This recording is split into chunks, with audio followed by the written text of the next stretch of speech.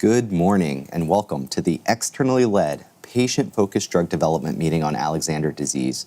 I'm James Valentine, and I'm joined here in the studio with Jenny Pearson, the president of End Alexander disease. And we're coming to you live from the Washington, D.C. metropolitan area, actually not too far from where the U.S. Food and Drug Administration's headquarters are located. It's my pleasure to turn it over to Jenny to provide some opening remarks. Jenny?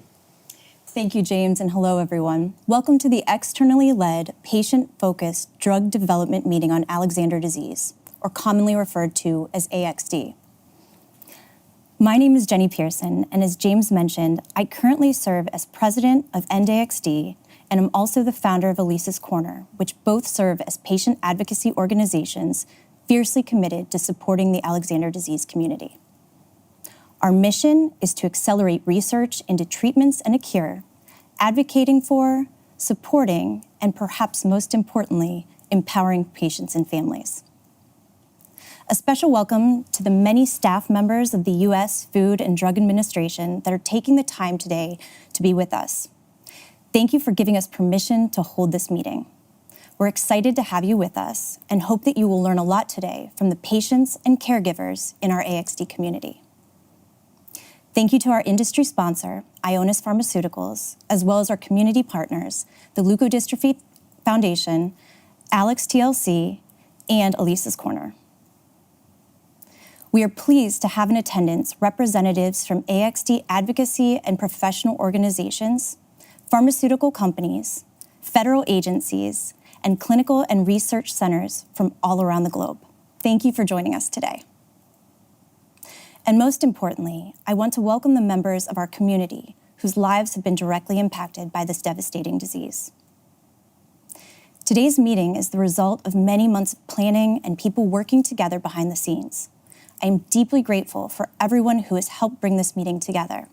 My dedicated fellow End AxD board members, our incredible AxD community members from all around the globe, and our esteemed medical expert, Dr. Amy Waldman. We are grateful to have this opportunity to ensure that patient and caregivers' perspectives are considered in the drug development and regulatory process. Alexander disease is a rare, progressive, and life-altering neurodegenerative disorder caused by mutations in the GFAP gene. A type of leukodystrophy, AxD can affect individuals at any age. It is typically classified by age of onset, infantile, juvenile, and adult, each with distinct but consistently burdensome clinical features. Symptoms can include motor decline, gait abnormalities, spasticity, bulbar dysfunction, autonomic instability, sleep and breathing issues, seizures, and cognitive or developmental regression in younger patients.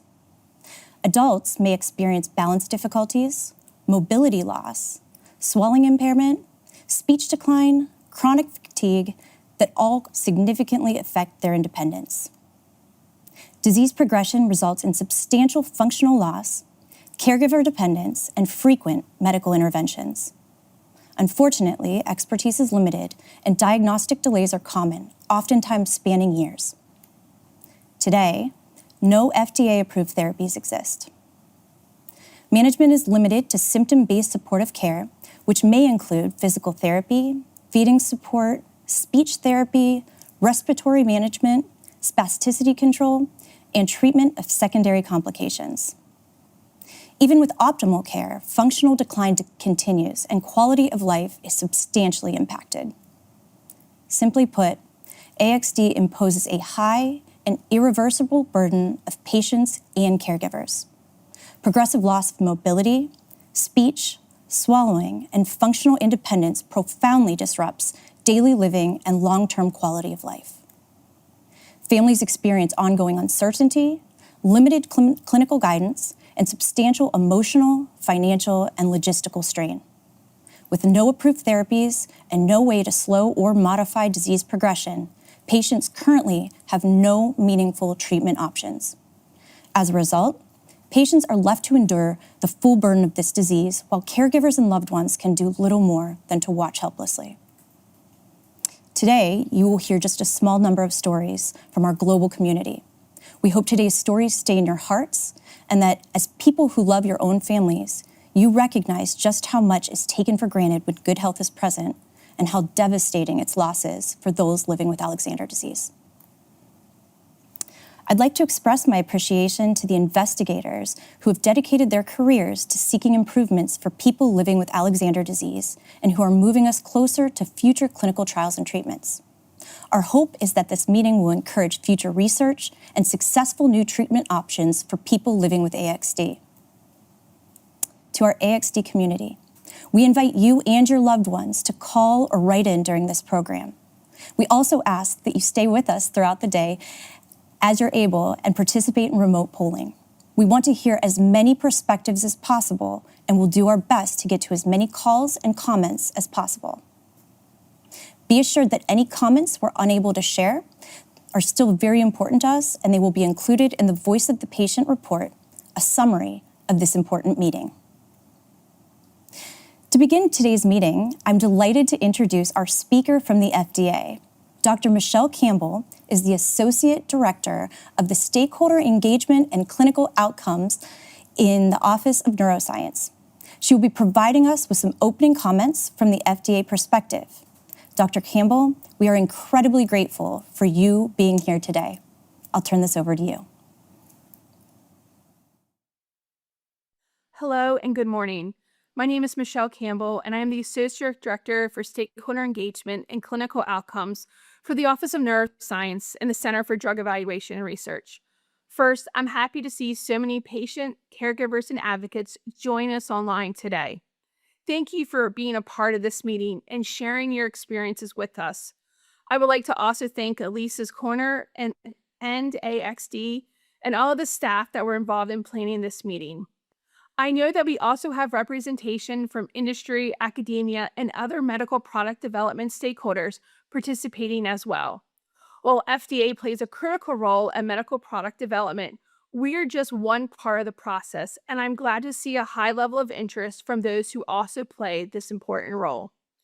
Additionally, many of my colleagues from various offices and other medical product centers, the Center for Biologics and the Center for Devices, from the FDA are attending as well. We share the patient's community's commitment to facilitate the development of safe and effective medical products for Alexander disease. Know when we say medical product development, we mean it in the broadest sense of identifying, developing, and evaluating potential therapies or devices that can help patients manage their condition. While you may not see us there in person, we are here. We're here to learn directly from you and your family's lived experience with Alexander disease. More than a decade ago, the FDA started its patient-focused drug development program. As part of this program, we have been having patient-focused drug development meetings that we affectionately call PFDD meetings. These meetings brought together patients, caregivers, and various members of the FDA community together to listen and to learn about a patient's experience with their disease or disorder. And here's what we learned. Patients are the experts in the lived experience of their disease or disorder. Patients are uniquely positioned to inform regulatory agencies and to provide an understanding of the burden of disease and their thoughts on currently available treatments. Another great outcome from the original patient-focused drug development meetings that we held was the growth of meetings like this, hosted outside of the FDA. And we've hosted over 100 of these meetings since its inception, externally outside of FDA. A product of all of these meetings is a Voice of the Patient report, which FDA can reference for future information when providing advice in a specific medical product development program for Alexander disease. As I said earlier, this is why we are here, to learn from the experts on the lived experience of Alexander disease. FDA promotes and protects public health by evaluating the safety, effectiveness, and quality of new products, but we do not develop medical products or conduct clinical trials. It is, however, FDA's responsibility to ensure that the benefits of the product outweighs its risks. Therefore, having this kind of dialogue is extremely valuable for us because hearing what patients and caregivers care about can help us lead the way in figuring out how to best facilitate medical product development and understand how patients view their benefits and risks of therapies and devices for Alexander disease. Our commitment to better understanding rare disease drug development's unmet needs and finding opportunities to accelerate rare disease drug development where appropriate is critical to all of our rare disease families, including yours. We often hear from families who ask us, does the agency use this information that we learn from these meetings into our everyday work? We use these learnings from today and from other engagement with the Alexander disease community to inform the advice we provide medical product developers. This can range from concepts that could be considered to support clinical trial endpoints to considerations of clinical trial design and what a clinically meaningful change from an intervention would look like to families. We truly learn so much from these meetings. We look forward to incorporating what we learned today into the agency's current thinking and understanding of how people living with Alexander disease and their families view benefits and risks of therapies and devices. We thank you for your participation. We are grateful to each one of you for being here today, sharing your personal stories, experiences, and perspectives. Thank you, and I now turn it back to the studio.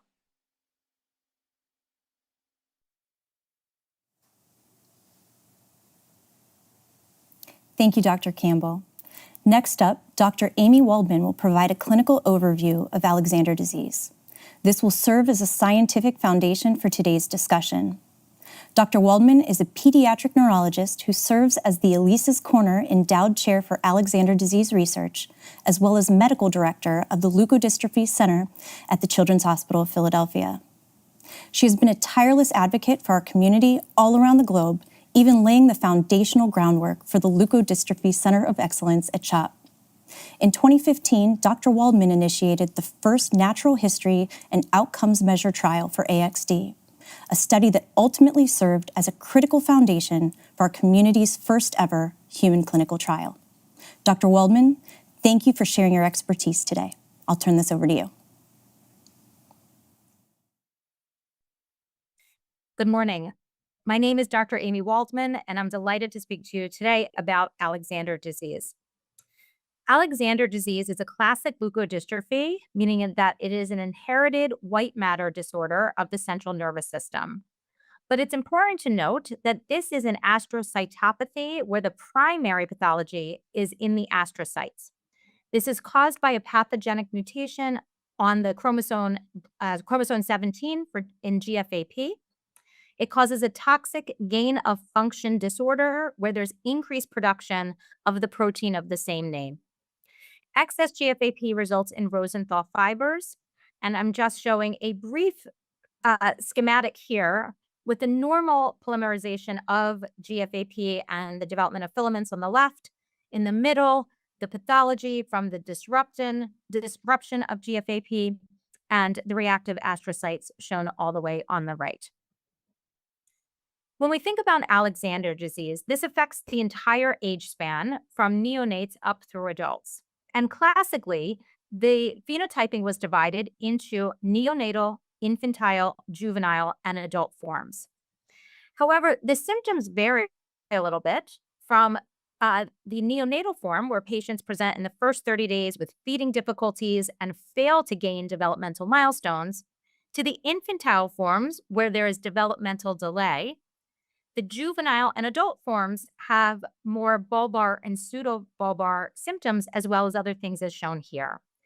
The challenge, however, is that age of onset can be difficult to define, and there's often a diagnostic dilemma. What if a patient presents in an unexpected age category? For example, a patient presents in the first year of life with bulbar symptoms, but lacks the typical features of the infantile form.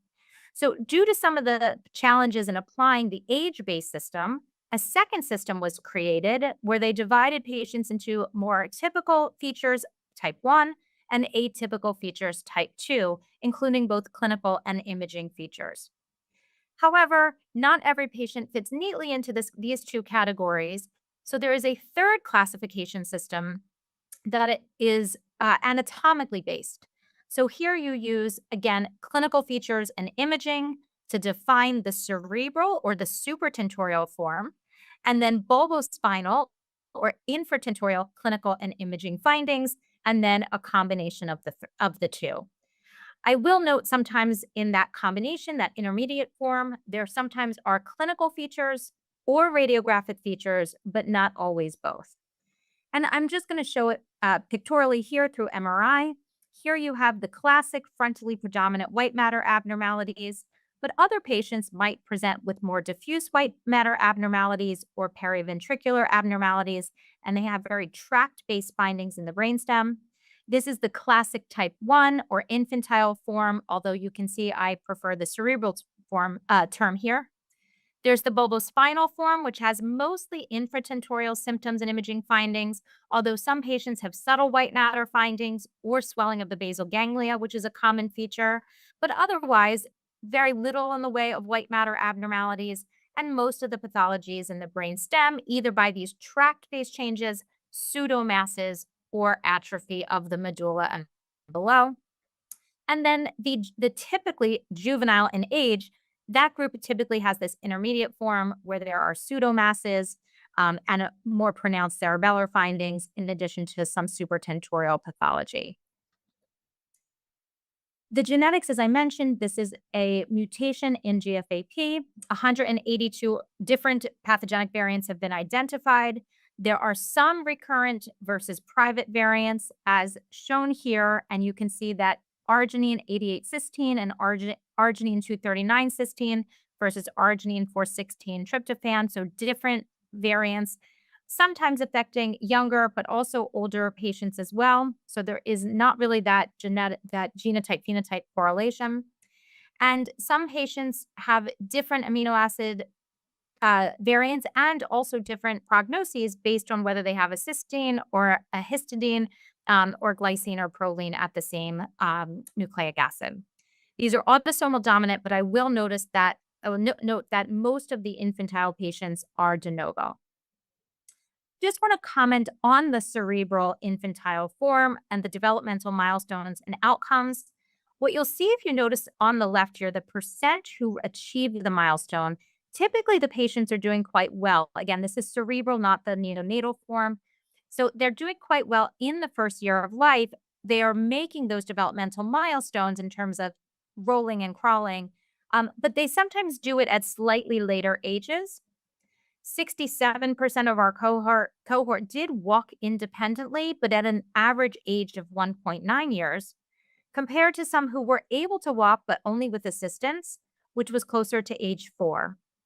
And I will just briefly show this graph showing the delay in onset. So the blue represents the gross motor delay compared to the green, which is the onset of seizures, and macrocephaly, which is sometimes a later finding. So saying, as shown here, that not all patients have every single symptom. So most of the cerebral patients do have developmental delay, but only about half had macrocephaly, and a large majority did in fact have seizures, which differs from the intermediate or bulbospinal forms. But if I can draw your attention to the red box, you'll notice that all patients with Alexander disease do have motor impairment, especially gait abnormalities or cerebellar signs and ataxia. So that is prevalent across all of the clinical subtypes. Unfortunately, as a leukodystrophy, this is a fatal disorder. A little over 20% of the patients from our cohort over the last 10 years have since passed away. Median survival has been estimated based on clinical reports to be 14 years for the typical cerebral or infantile form and 25 years for the later onset adult bulbospinal form. And as expected, the causes of death vary. These are medically fragile patients with many complications.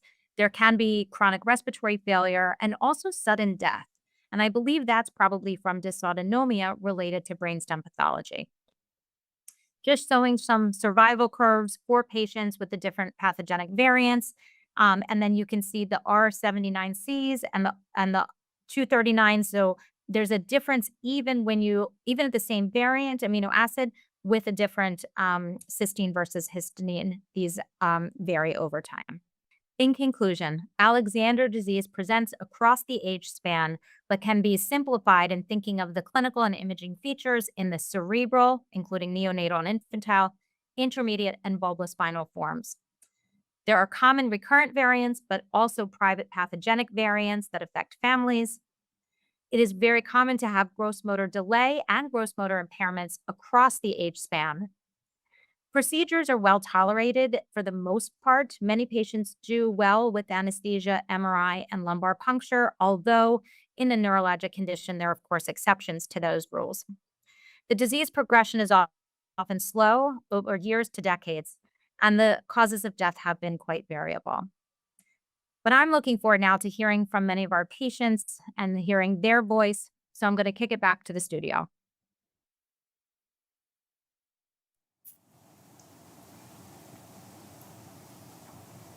Thank you, Dr. Waldman. I'd like to now welcome our moderator for today's meeting, James Valentine. James has worked the last 17 years as a champion for the patient voice as part of the regulatory process. He previously worked at the FDA, where he was a patient liaison, helping to incorporate the patient voice into medical product review across the FDA's various medical products center and review divisions. There, James helped develop and launch the Patient-Focused Drug Development Initiative. In private practice, James has worked with many patient organizations to ensure their community voices are heard by decision makers. He has also been involved in helping plan and moderate a large portion of the over 100 externally led PFDD meetings. So we are in good hands with James. I'll let you take it from here. Well, thank you so much, Jenny, and it's such a pleasure to be here this morning with the Alexander disease community. And I'm excited for where we're going for the rest of the program, which is to start to bring your voices in and learn from you. So now that we've heard a clinical overview from a disease expert, we're going to turn to that core of today's meeting, which is to hear from you, people living with Alexander disease and their direct caregivers. Patient-focused drug development, or PFDD, is a more systematic way of gathering patient perspectives on their condition and on available treatments. As you heard from FDA's Dr. Campbell, your input can help inform the agency's understanding of Alexander disease to inform drug development and review. This morning's meeting is going to be interactive, so let me tell you a little bit about what we'll be asking of you and how today's meeting will be organized. Today is structured into 2 sessions. Our first session will be exploring the patient and caregiver experience of living with Alexander disease and how those symptoms and health effects impact daily life. In the afternoon, we'll bring everyone back together to discuss your experiences with treatments and strategies to manage Alexander disease symptoms. What will these 2 discussions look like? We'll be using a few different methods to bring your voices in. For each of our topics, we'll start by hearing from panels of patients and caregivers of individuals living with Alexander disease. These panels will help set a good foundation for our discussion, and the individuals serving on those panels were selected to reflect a range of experiences with Alexander disease. But we know that won't capture the full range of experiences, and so after those panels, we'll launch into a facilitated audience discussion with all of you, our patients and caregivers who are in the live audience today. You'll be weighing in, building on what we heard from that panel. I'll be asking questions and inviting you to state your name and provide a comment. This will be able to be done in one of 2 ways. The primary way will be calling in. You can also submit written comments, and I'll go over how to do both of those things when we get to our first discussion. We'll also be broadening our understanding of the experiences of all of you in the audience by using polling questions. Patients and caregivers only will be asked to use a web browser, whether that's on your phone or opening up a new tab on your computer. And in fact, we're going to go ahead and get into that polling system now, because once you're on, you'll be able to stay on that throughout the entire day. You can actually, again, at this point right now, open up a new browser on your phone or a new tab on your computer browser and go to the website www.pollev.com/End AxD. That's www.pollev.com/End AxD. We'll be using these polling questions to broaden the discussion to all of our patient and caregivers in the audience, and will serve as a launching off point as we then go into the discussion, as you all will be thinking about those topics. So go ahead and go to that page now. Again, keep that up as we get to our first set of polling questions in just a minute. you'll be able to answer those on that webpage. After today's meeting, we'll also be providing you an opportunity to submit additional written comments. This will be for 30 days after today's meeting. So whether you're watching this meeting on demand afterwards and you want to contribute, or you're on live today and there's something that you weren't able to get in, you still will have 30 days to submit those comments. All of today's input, as well as any additional written input, will be summarized in a Voice of the Patient report, which will be provided to the FDA and made available online for researchers and drug developers. Before we get started, I'd like to cover just a few ground rules for today's discussion. First, we encourage people living with Alexander disease and their parents, family members, and other direct caregivers to contribute to the dialogue. Again, this will be done through polling questions, calling in by phone, and submitting written comments. The discussion today is limited to patients and direct caregivers with Alexander disease. We welcome and are pleased to have, in addition, our colleagues from the FDA, drug developers, and clinicians who will be here to listen. I also want to mention that views expressed today are inherently personal, and the discussion may get emotional at times. And so, respect for one another is paramount. And to that end, we ask that you try to be focused and concise in your comments, so that way we can hear as many voices as possible. So without further ado, let's get into our first set of polling questions. These are some demographic polling questions that will help us get a sense of who we have in our live audience today. Again, these are for our patients and caregivers only. If you haven't already, please go ahead and go to www.pollev.com/End AxD. Again, that's pollev.com/End AxD. You'll see the questions automatically pop up as we move move from question to question throughout the program. And once you're there and you make your selections, even when there's multiple selections, there's no need to hit submit. Once you click, it's automatically submitted. We'll be sharing these results live.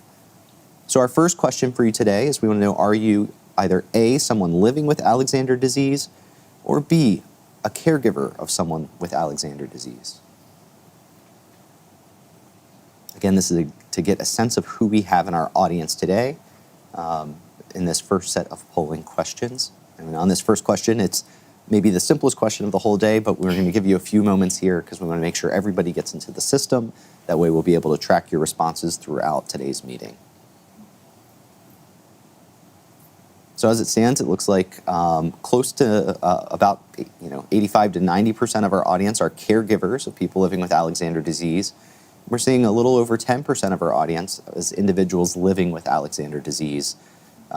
We encourage all of you, whether you're living with Alexander disease or a caregiver, whether that's a parent, another family member, anyone who has that personal experience of helping care for someone with Alexander disease, we want to hear your voices today. James, I'd like to add to that, if you don't mind. What I really like traditionally, I think sometimes us in the community, we focus so much on just the children and the caregivers, but I love seeing here, even though it's our most basic question, I love seeing that these patients are showing up and they see the importance of today's discussion and are really using their voices. So I know that's something I'm very appreciative to see, for sure. Thank you. We go to our next polling question. So here we want to get a sense of where you or your loved one with Alexander disease currently reside. The options here are A, the U.S. Pacific time zone, B, U.S. Mountain Time, C, U.S. Central Time, D, U.S. Eastern Time, E, U.S. Alaska Time, F, U.S. Hawaii Time, G, Europe, H, the Middle East, I, Asia, J, Canada, K, Mexico, or L, some other country or region that's not listed in those other response options. Again, we'll give you a few moments here to try to make sure we give everyone a chance to help answer this question, to help us give us a sense of where our audience lives all around the country and around the globe.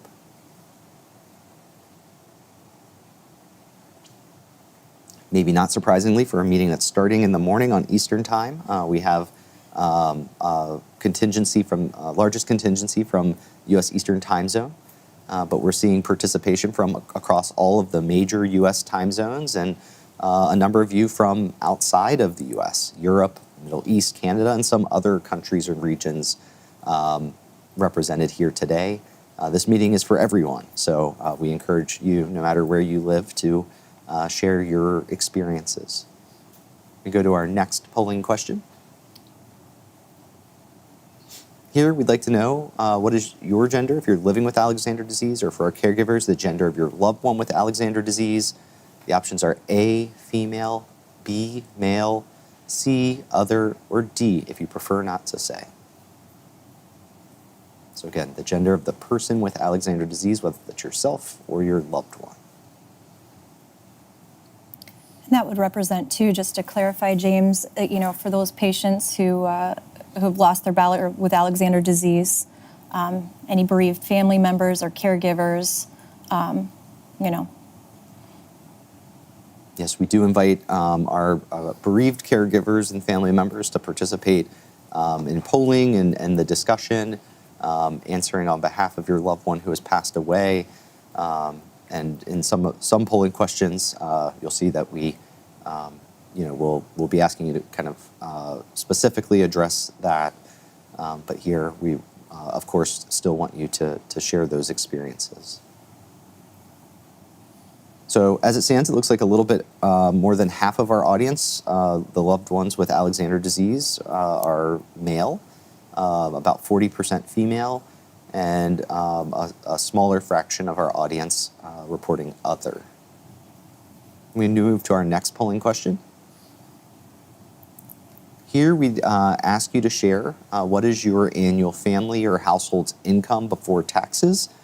The options here are A, less than $25,000, B, $25,000 to $49,999. I'll just say for the rest of these, I won't say all of the nines, but C, $50,000 to $74,000, D, $75,000 to $99,000, E, $100,000 to $149,000, F, $150,000 to $199,000, G, $200,000 to $249,000, H, if $250,000 or more, or I, if you prefer not to say.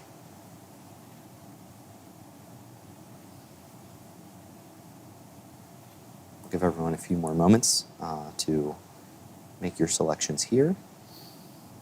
What's already standing out to me is that we have participation from in our audience today with household incomes across this full range of different household incomes. We know that this is important given the needs of your loved ones with Alexander disease or yourselves. And so thank you for answering this question to give us a sense of that range of your family's situation. All right, if we can move on to our next polling question here. Here, we'd like to know how old are you or your loved one with Alexander disease, or if you're a caregiver of someone who has passed away, the age that they passed away. And the options are A, less than 2 years of age, B, between 2 and 6 years of age, C, between 7 and 11 years of age, D, between 12 and 17 years, E, between 18 and 24 years, F, between 25 and 34 years, or G, if you or your loved one with Alexander disease are 35 years of age or older.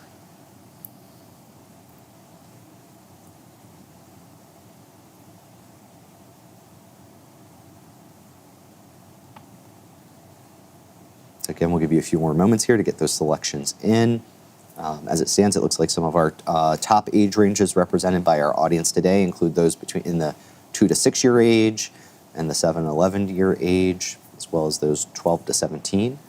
We do have some good representation from the less than 2 years of age group, and really every age range here is reflected. We want to hear about your experiences, your journeys with Alexander disease, no matter how young or old you or your loved ones are.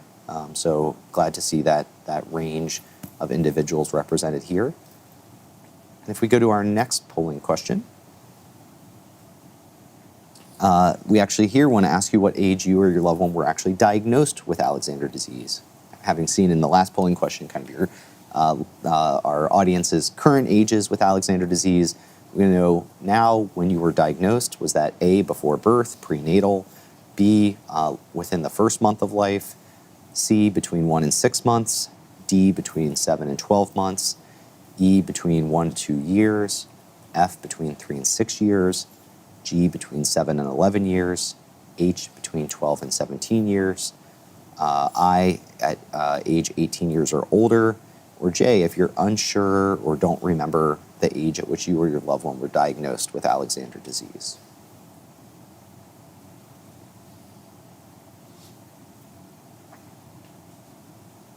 So as it stands, we'll give you a few more moments to get responses in, but it's looking like our top age of diagnosis for our audience today is in that 3 to 6 year category, followed pretty close behind the 1 to 2 years. We do see representation, though, everywhere from 1 to 6 months all the way up to after age 18. So again, regardless of when you were or your loved one were diagnosed, we heard in Dr. Waldman's talk, about how that, has historically played into kind of categorization of Alexander disease, but that's not a perfect system. And so we welcome you to share what your experiences were like at onset of the condition. All right, well, thank you all for participating in our first set of polling questions. You can keep that webpage up throughout today. Whenever we go to future questions, they will appear right there. But at this point, it's my pleasure to take us into our first session of today, which is all about understanding what it is to live with Alexander disease, its symptoms and daily impacts. You'll see on your screen some of the questions that we want to explore and have you weigh in on throughout the course of this morning's discussion. We want to know, of all of the different symptoms and health effects of Alexander disease, maybe which 1 to 3 of those symptoms have had the most significant impact on you or your loved one's life. We want to know how Alexander disease might vary from day to day. And one way to understand that might be understanding your best days versus your worst days. We also want to know how symptoms and health effects have changed over time, whether that's, again, day to day, week to week, month to month, or even over the course of years. And along with that, how has the ability to cope with those symptoms changed as they've changed over time? In addition to really understanding those direct symptoms and health effects, we also want to know how all of this impacts daily life.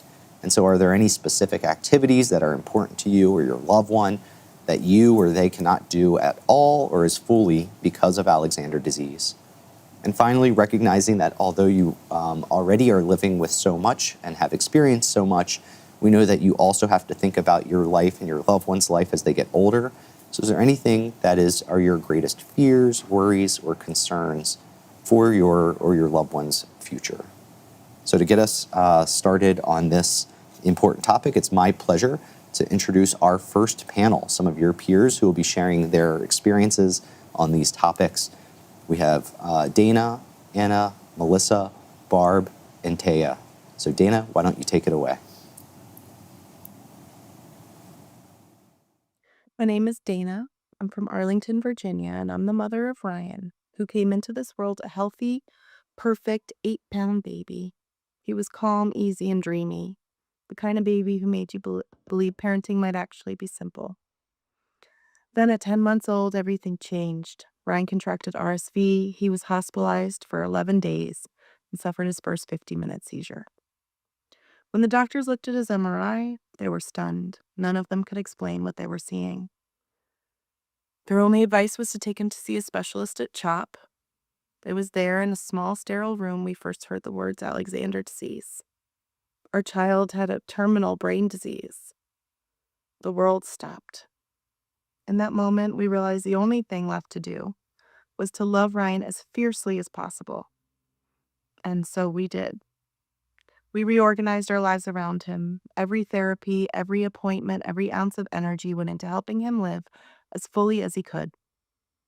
For years, he went to 7 different therapies each week. Everything was hard for him, eating, walking, even playing. He choked and gagged through meals, struggled to stay balanced on uneven ground, and tired easily. Talking took effort. Every word was hard won. But Ryan was determined, and he learned to walk, always with an adult by his side, and he learned to talk in full sentences. He loved preschool, even though his body could only handle half a day. He dealt with constant gagging and vomiting and overwhelming sensory issues. Loud noises terrified him, textures like fur or fuzz made him recoil, and his body overheated so quickly. Yet, despite it all, Ryan radiated joy, and his spirit and laughter filled every room. Though those years were hard, they were beautiful, and I believed he would live many more. I even stopped obsessively taking photos and videos, foolishly thinking I'd have time to capture more memories later. Then came March 2023, the turning point. Ryan was 6. He'd always struggled, but he was happy. Until he wasn't. His doctors recommended a G-tube since he hadn't gained weight in years. We thought it would help. Instead, it marked the beginning of his decline. He couldn't tolerate the feeds. Every attempt to nourish him brought screams of pain. Soon he couldn't drink without aspirating. Then he couldn't eat at all. His body was starving but couldn't accept food. Between April and June, our lively boy lost everything. His ability to talk, to walk, to dance, to play. He could only sit on the couch exhausted and in pain. The sounds of his screams still echo in my dreams. He started choking on his own saliva, drooling uncontrollably. Pillows became necessary just to help him sit upright. The child who once slept soundly through the night now woke every few hours, terrified and gagging. And then came the breathing. It grew loud and strained. Doctors said his oxygen was fine, but I knew something wasn't right. One night, after countless episodes of choking and gasping, we rushed him to the emergency room. The CO2 levels were dangerously high. He was admitted to the PICU, and we stayed there for 10 weeks. At first, the ventilator was part-time, and then full-time. And Ryan, my brave boy, began asking for his ventilator mask. It made him feel safe. What kind of world is it where a machine becomes a child's comfort item rather than a stuffed animal? He began having terrifying spells where he would stop breathing or his heart rate would plummet. His eyes would widen in panic as he reached for me, his face turning blue. This happened more than 20 times. He coded several times. Doctors gave him rescue breaths. We were told we had 2 choices: a tracheotomy with months of hospitalization and no guarantee of success of keeping him alive, or to let nature take its course. His beautiful smile began to fade as his tongue protruded from his mouth. The sparkle in his eyes never left, but his body betrayed him more every day. By the end, he was on over 25 medications. After 10 weeks, we brought him home on hospice. For a brief moment, he was stable, and then one day he stopped breathing again. I bagged him. Miraculously, he came back. And the next day, he did not. On October 18th, 2023, Ryan died. And he was only 6 years old. The sweetest, most courageous boy to ever live. In just 6 months, he went from dancing around the house, eating chicken nuggets and cracking jokes, to losing every single body function. Yet through it all, Ryan's mind remained sharp. He knew exactly what was happening to him. I whispered over and over, "This isn't your fault. You are so brave. We love you so much, and we're taking the best care of you we can." We kept waiting for his decline to level out, for a new normal to emerge. But it never did. Each day brought new heartbreak, a new loss. Ryan endured unimaginable pain. But beyond the physical agony was the cruelest part. He was aware of it all. He was just a 6-year-old little boy who wanted to play. Instead, he lived in terror as his body failed him. No child and no person should ever have to endure what Ryan did. And yet, even in his suffering, he shone. He lived with courage, and grace. And we miss him more than words can explain. My name is Anna, and I live in Munich, Germany, together with my husband Michael and our 3 kids, Arthur, Thilo, and our little Alexander girl, Hilda, who just turned 2 this summer. Hilda means fighter, and little did we know how true that would become one day. After a completely normal pregnancy, Hilda developed just like any other baby. She smiled, she made eye contact, she breastfed, and met her first milestones. But after a few months, small differences appeared. She was slower to lift her head, slower to roll over, and her muzzle tone in general seemed lower. Our doctor recommended physiotherapy for her, so we started it when she was about 8 months old. When we introduced solid food, it became a real struggle. Hilda refused everything. Every spoon caused gagging, vomiting, and tears. We told ourselves that every child develops differently, but deep down I knew something wasn't right. As a mother of 2 other boys, I could feel this was more than just a slower pace. When she was about 1 year old, we enrolled her in daycare, hoping that being around other children her age might help her eat more and move more. But after 2 months, they asked us to take her out again. Her feeding difficulties were simply too severe and too time-consuming for them. Overnight, we lost childcare and with it my chance to return to work. That was when we knew we needed real answers. In February this year, after so many months of uncertainty, we finally received the diagnosis through genetic testing, Alexander disease. It's impossible to describe how that moment felt like. The ground disappears beneath you. Seeing Hilda again after the conversation with the doctors was heartbreaking. Every little milestone she had worked for so hard suddenly felt fragile again. Hilda has always been our sunshine, a joyful, enthusiastic, sweet little girl who lights up every room. She laughs easily, she loves being around people, and has this contagious excitement for even the smallest things. Everyone who meets her falls in love with her gentle, happy spirit. Since that day, our life feels divided into before and after the diagnosis. At the time of the diagnosis, we just bought a plot and were about to start our family home. Suddenly, we questioned everything. Should we sell it all and travel the world? Simply enjoy every moment we still might have together with her. But then we thought of our boys, their school, their friends, the stability they need, and the medical care Hilda now requires. And learning about the clinical study with Ionis was the first time hope returned. When Hilda was accepted into the trial this April, we finally felt we had something to hold on to. With the diagnosis in hand, we also managed to secure a specialized daycare for her. So we decided to continue with building the house, but planned it with uncertainty in mind. We made space for a potential wheelchair, prepared for stair lift, and thought carefully about Hilda's room, knowing what the statistics say about life expectancy. Feeding and drinking are still our biggest daily challenges. Hilda only accepts certain pureed foods and still breastfeeds. We're slowly trying to reduce breastfeeding and expand the flavors she tolerates. Even drinking water is difficult. She often needs to be fed spoon by spoon.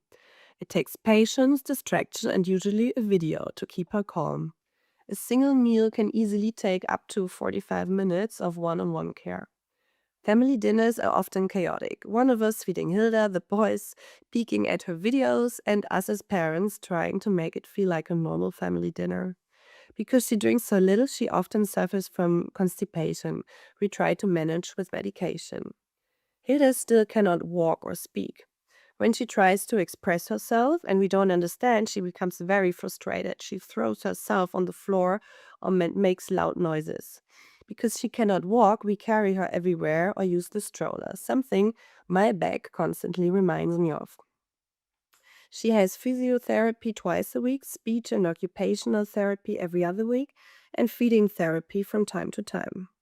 All of this takes a lot of time and energy. We try to balance everyone's needs, but it's hard. Family trips, time as a couple, even simple afternoons in the park, everything now revolves around Hilda's rhythm. We love to travel, but since the diagnosis, we no longer feel safe going to remote places, always worried that seizures or other complications might appear one day. The lightness we once had is gone. But beyond all the daily challenges, our biggest fear is what lies ahead. Alexander disease comes with a limited life expectancy, and the idea that one day Hilda's body may slowly fail her is unbearable. The thought of watching her lose abilities she worked for so hard to gain and not being able to stop it is a weight no parent should have to carry. We often ask ourselves, will she start school like her brothers? Will she see them grow up, experience her first crush, her first party, maybe their weddings? These questions are painful, and they are always there. Since joining the study, we've seen progress, small but meaningful. Sometimes after an injection, we notice a little leap, a new sound, more appetite, or more courage to stand while holding onto something. That is why we place so much hope in this medication, and it can give us more good years with her, and by the time we desperately need for the next medical breakthrough. I'm sharing our story today because the medical chart doesn't show what this disease truly takes from a child, but living with it does. My name is Melissa, and my son David is 17 years old. He was diagnosed with Alexander disease leukodystrophy when he was just 8. Looking back now, I can see the early signs, but at the time, every concern had an explanation. When David wasn't walking independently by almost 2, we were told he just had low tone and physical therapy would help him catch up. When he wasn't talking much, we tried speech therapy, hoping it would just give him some confidence. His vomiting was blamed on food allergies. His pickiness was also blamed on allergies. When he struggled to gain weight, I was told to feed him more, and even though he choked on many foods and could only manage soft textures. When he didn't sleep, we were told to adjust his bedtime. When he fell often, we were told to get braces and a walker. Individually, each issue seemed manageable, but together nothing made sense. It felt like puzzle pieces kind of falling into place, but no one could see the picture until it was too late. In 2nd grade, everything changed when the school nurse pulled me aside with concerns. That pushed us to a neurologist who ordered an MRI. I'll never forget the phone call with the results. The voice on the line used words I'd never heard, like white matter changes, demyelination, muscular dystrophy. I grabbed a piece of paper and wrote as my hands shaking. I still carry that piece of paper in my wallet. Months of testing followed. Finally, insurance approved genetic testing, and a few months later, we got this diagnosis of Alexander disease. Some symptoms we've learned to manage. David eventually got a G-tube. That lifted the constant fear around his weight and feeding. Now he eats just for fun. Skittles, French fries, those are his favorites. And he's at a healthy weight. It also makes giving his medications easier.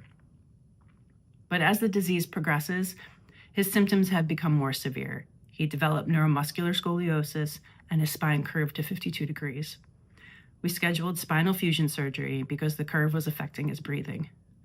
Recovery was extremely hard, and he never regained his previous mobility, but he can breathe better now, and that matters.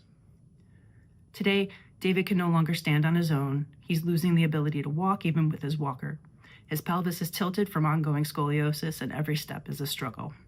He tires quickly, even with his wheelchair. He attends physical therapy 4 times a week, plus weekly occupational and speech therapy. He now uses an assistive device to help project his voice when his words aren't coming out clearly. This isn't one symptom, it's dozens happening at once, each one stealing a little more of his independence. He needs help with everything: dressing, showering, eating, using the bathroom, moving from room to room. As he grows taller and heavier, caring for him physically becomes harder. We had to move to a larger home that could fit his wheelchair, and we held a fundraiser to buy a wheelchair-accessible van.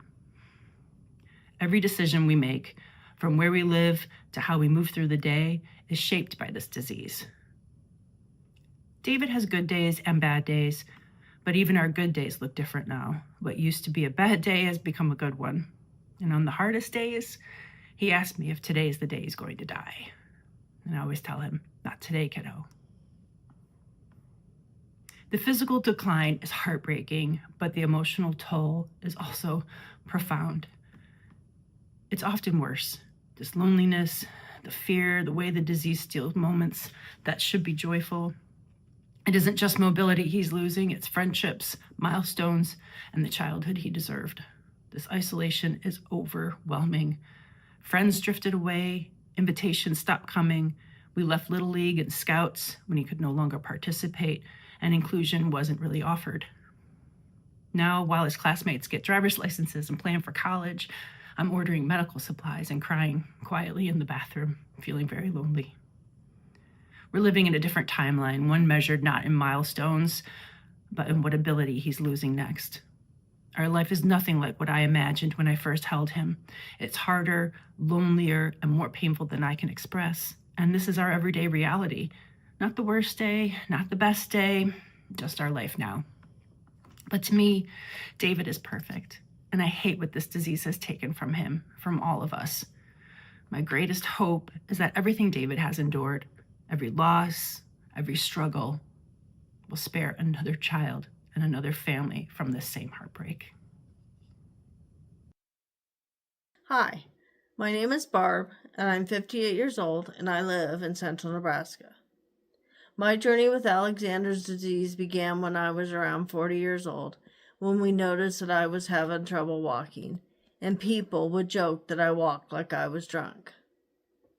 Eventually, stairs became more difficult for me, and I was having random falls. So after 3.5 years of going from doctor to doctor and specialist to specialist, we finally went to the Mayo Clinic in Minnesota, where another MRI was performed and a DNA test was finally done.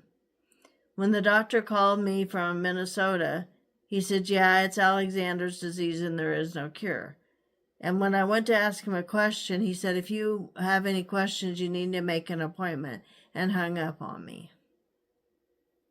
Well, after that phone call, I was getting depressed. I was no longer able to work because they were worried about me falling at work. And I wasn't finding any answers or help here in central Nebraska.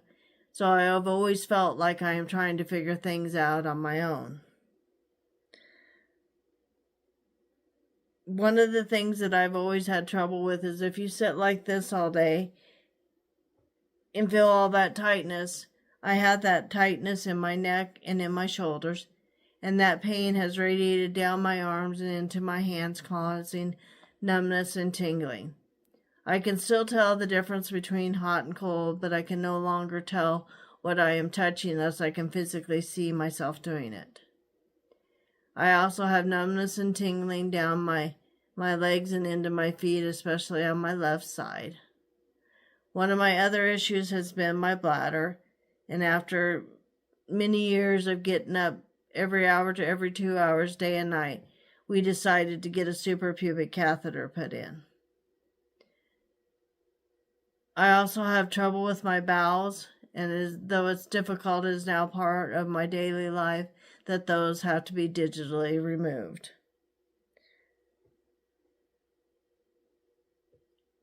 I, up until about 6 weeks ago, was able to transfer from my chair to my wheelchair or commode, but I am no longer able to do that.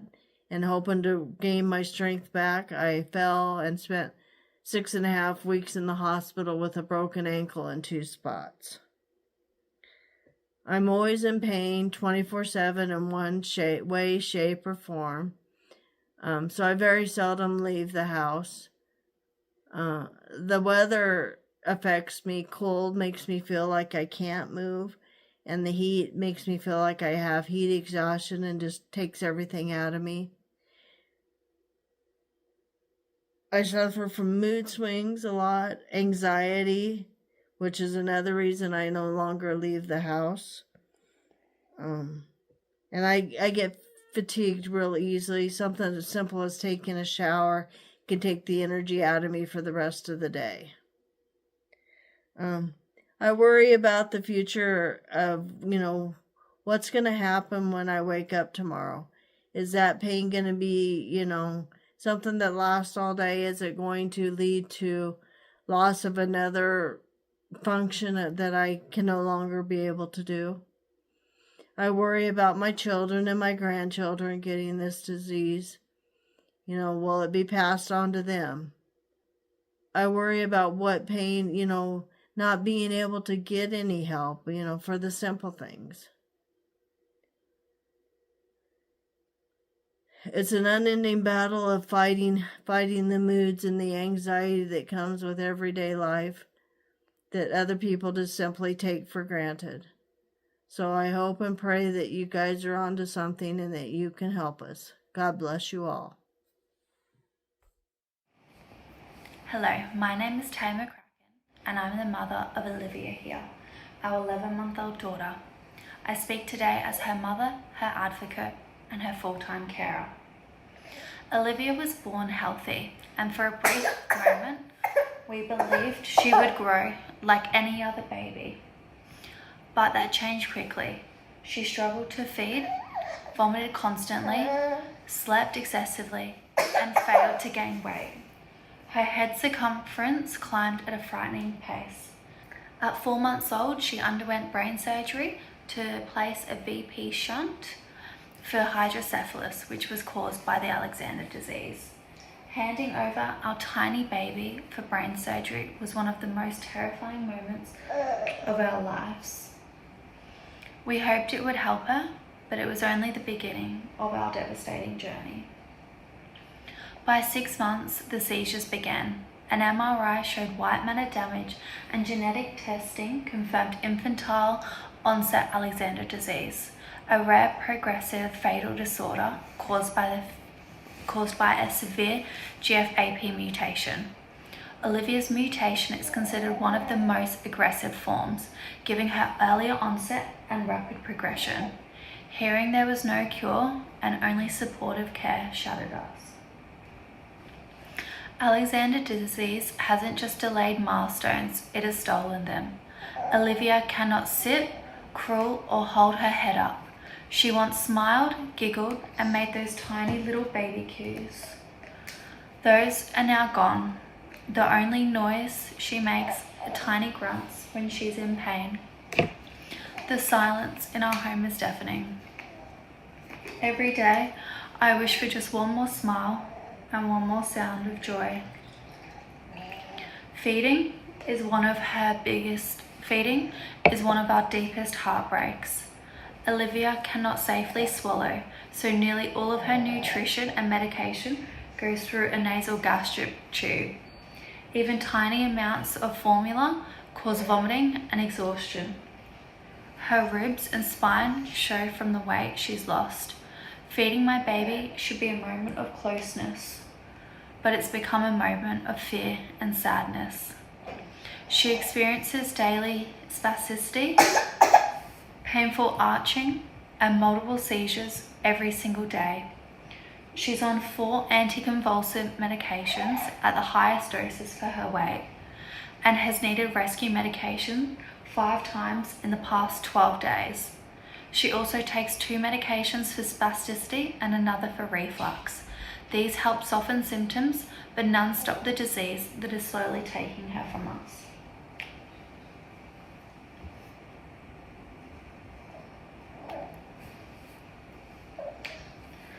Daily life is ruled by medical care. Our home is filled with feeding pumps, syringes, tubes, and medications. Outings require careful planning, and nights are broken into shifts as we monitor for choking, vomiting, seizures, and pump alarms.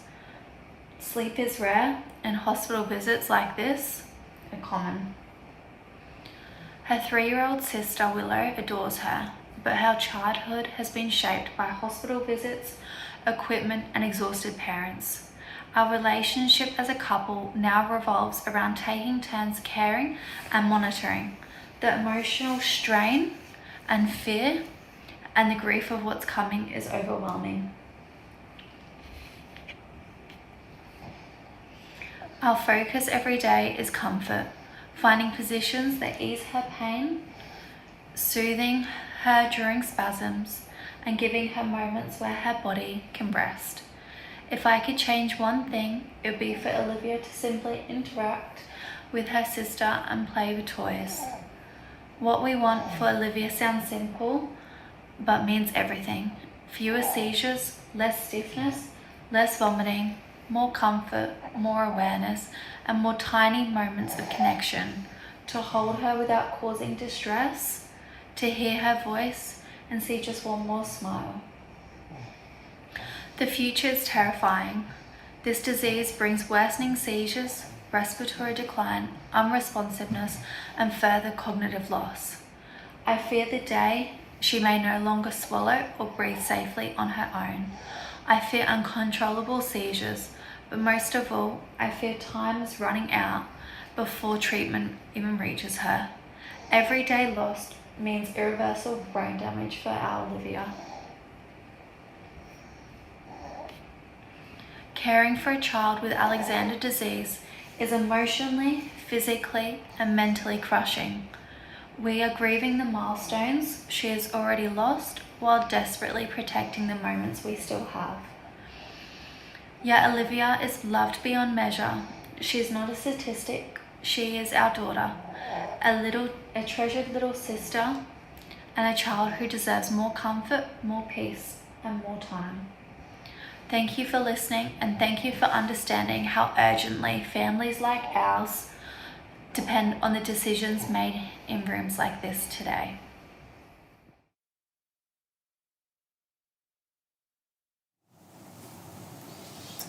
Wow. Thank you, Teja, and to all of our panelists so much for being so brave and willing to share your and your loved ones' stories and journeys with Alexander disease with us and getting us started on this really important topic of trying to understand what it is to live with Alexander disease. For all of our patients and caregivers in the audience, if you'd like to share your experiences with the symptoms and health effects of Alexander disease, how they're impacting your daily life, we'd like to welcome you to call in at this point of the discussion. This is our first opportunity today to expand the discussion to all of you who are joining us live. You can call in by dialing 1-703-844-3231. Again, that's 1-703-844-3231. When you call in, you'll be connected with our operator who takes some information down from you, and then we'll be able to bring you into the discussion. So please feel free to call in now at any point during our discussion today.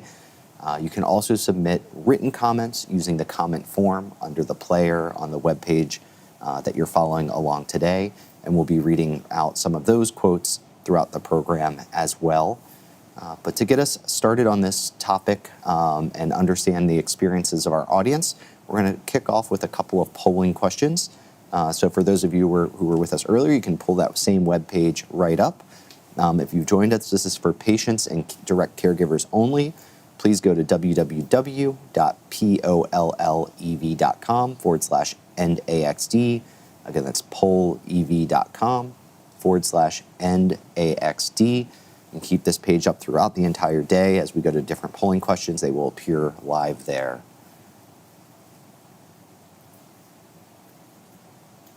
So this morning, our first polling question that we have for you is we'd like to know which of the following Alexander disease-related health concerns that you or your loved one have ever had.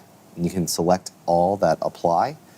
The options here are A, feeding and swallowing issues like dysphagia and aspiration, B, motor delay or loss of motor skills, C, gait disturbance or impaired balance, D, stiffness or muscle tightness, E, seizures, F, respiratory difficulties and abnormal breathing, G, sensory disturbances like numbness or sensory issues, H, difficulty speaking or vocalizing or loss of speech, I, bowel or bladder dysfunction, J, pain, K, anxiety or depression, or L, some other health concern that's related to Alexander disease that either you as a patient or your loved one living with Alexander disease have ever had.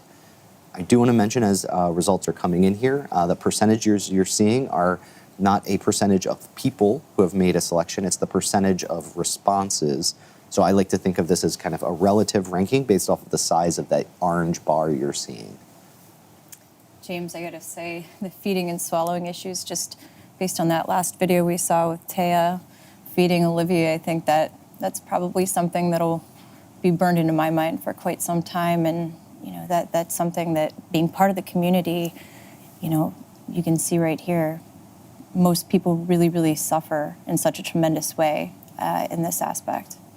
Yes. So some of the most reported health concerns experienced by our audience are those feeding and swallowing issues, as well as motor delay and loss of motor skills, gait disturbance, impaired balance, and difficulty speaking, vocalizing, loss of speech, although many others have been reported quite a bit. And every single thing here being reported by, including other things, by a number of individuals in our audience today. So we can move to our next polling question. You will recognize the response options when we get there. So a little different than the last one. Here we want you to select, of those same Alexander disease related health concerns, which are the most troublesome for you or your loved one. And you can select up to 3 of those top most troublesome Alexander disease related health concerns. Again, the options are A, feeding and swallowing issues, B, motor delay and loss of motor skills, C, gait disturbance or impaired balance, D, stiffness or muscle tightness, E, seizures, F, respiratory difficulties, G, sensory disturbances, H, difficulty speaking and vocalizing, I, bowel and bladder dysfunction, J, pain, K, anxiety or depression, or again, L, some other Alexander disease related health concern that represents a top 3 most troublesome one that you or your loved one experience. And as you're making these selections, I want you to think about what we saw in the last question. So many things were experienced by so many. What came to your mind as you're picking those things that are the top 3? Because we really want you to call in, write in, and share the why. You know, what did you pick here as your top 1, 2, or 3? And why did those come to mind as the most troublesome? I think as we see, not only was it the most common experience, but it is the top symptom being reported as most troublesome is the feeding and swallowing issues. We know that can look different for different individuals, and so we do want to hear about the range of those experiences. We see after that the motor delay and loss of motor skills, and then third, the difficulty speaking and vocalizing, and then maybe fourth are the gait disturbance and impaired balance. The only thing here not being reported as a top 3 most burdensome symptom is the sensory disturbances. We even see some anxiety, depression, and some others being reported as top 3. If you're one of those people that picked others, please call in, write in, let us know, what those things are as well. Yeah, and James, like Dana mentioned in her video, all of the anxiety, and same thing with Melissa, so much anxiety because so many of these patients are cognitively aware of what's happening to their bodies, and that anxiety component is definitely a real symptom that is part of this condition. Absolutely. So thank you for participating in these first couple of polling questions. We'll come to other questions throughout our morning session here. So again, you can keep this webpage right up for the next time that we do so. Again, you can call in, write in to share some of your experiences with these different symptoms and health effects. But to get us kicked off as part of the live discussion here, it's my pleasure to welcome a panel, our Zoom panel here, some of your peers in the community who will help answer these questions too. Maybe Laura, we can start with you. As you're looking at that big long list of all of those symptoms and health effects, are there 1 or 2 of those that rose to the top as being clearly the most troublesome? Hey, James. Thank you for having me today. Yes, for Grayson, I would say really the hardest thing for him has been he's actually lost the ability to walk. And so to see his body struggle with that and just helping him with walking when he used to be able to walk on his own, and just seeing how that affects his body in other ways because it shows up in tightness in his joints. And he doesn't complain of it being uncomfortable, but it definitely looks uncomfortable. So to see him be able to walk around and do the things that kids his age should be able to do, and then to watch him lose that ability. Yeah, Laura, can you share with us maybe Grayson's age? What age maybe did you first start notice some of those impacts on mobility and the ability to walk? So Grayson is a big teenager now. He's 13. He was diagnosed at 4, but really we saw things developmentally really from the beginning. But his ability to walk, he started walking at 2, and then over probably the last, I would say 2 to 3 years is where he's had the biggest impact on his walking, and just not being able to walk independently anymore. Unfortunately, my husband and I are tall, so he has inherited that gene of being tall, and his body is not really able to compensate for the height that he's grown to.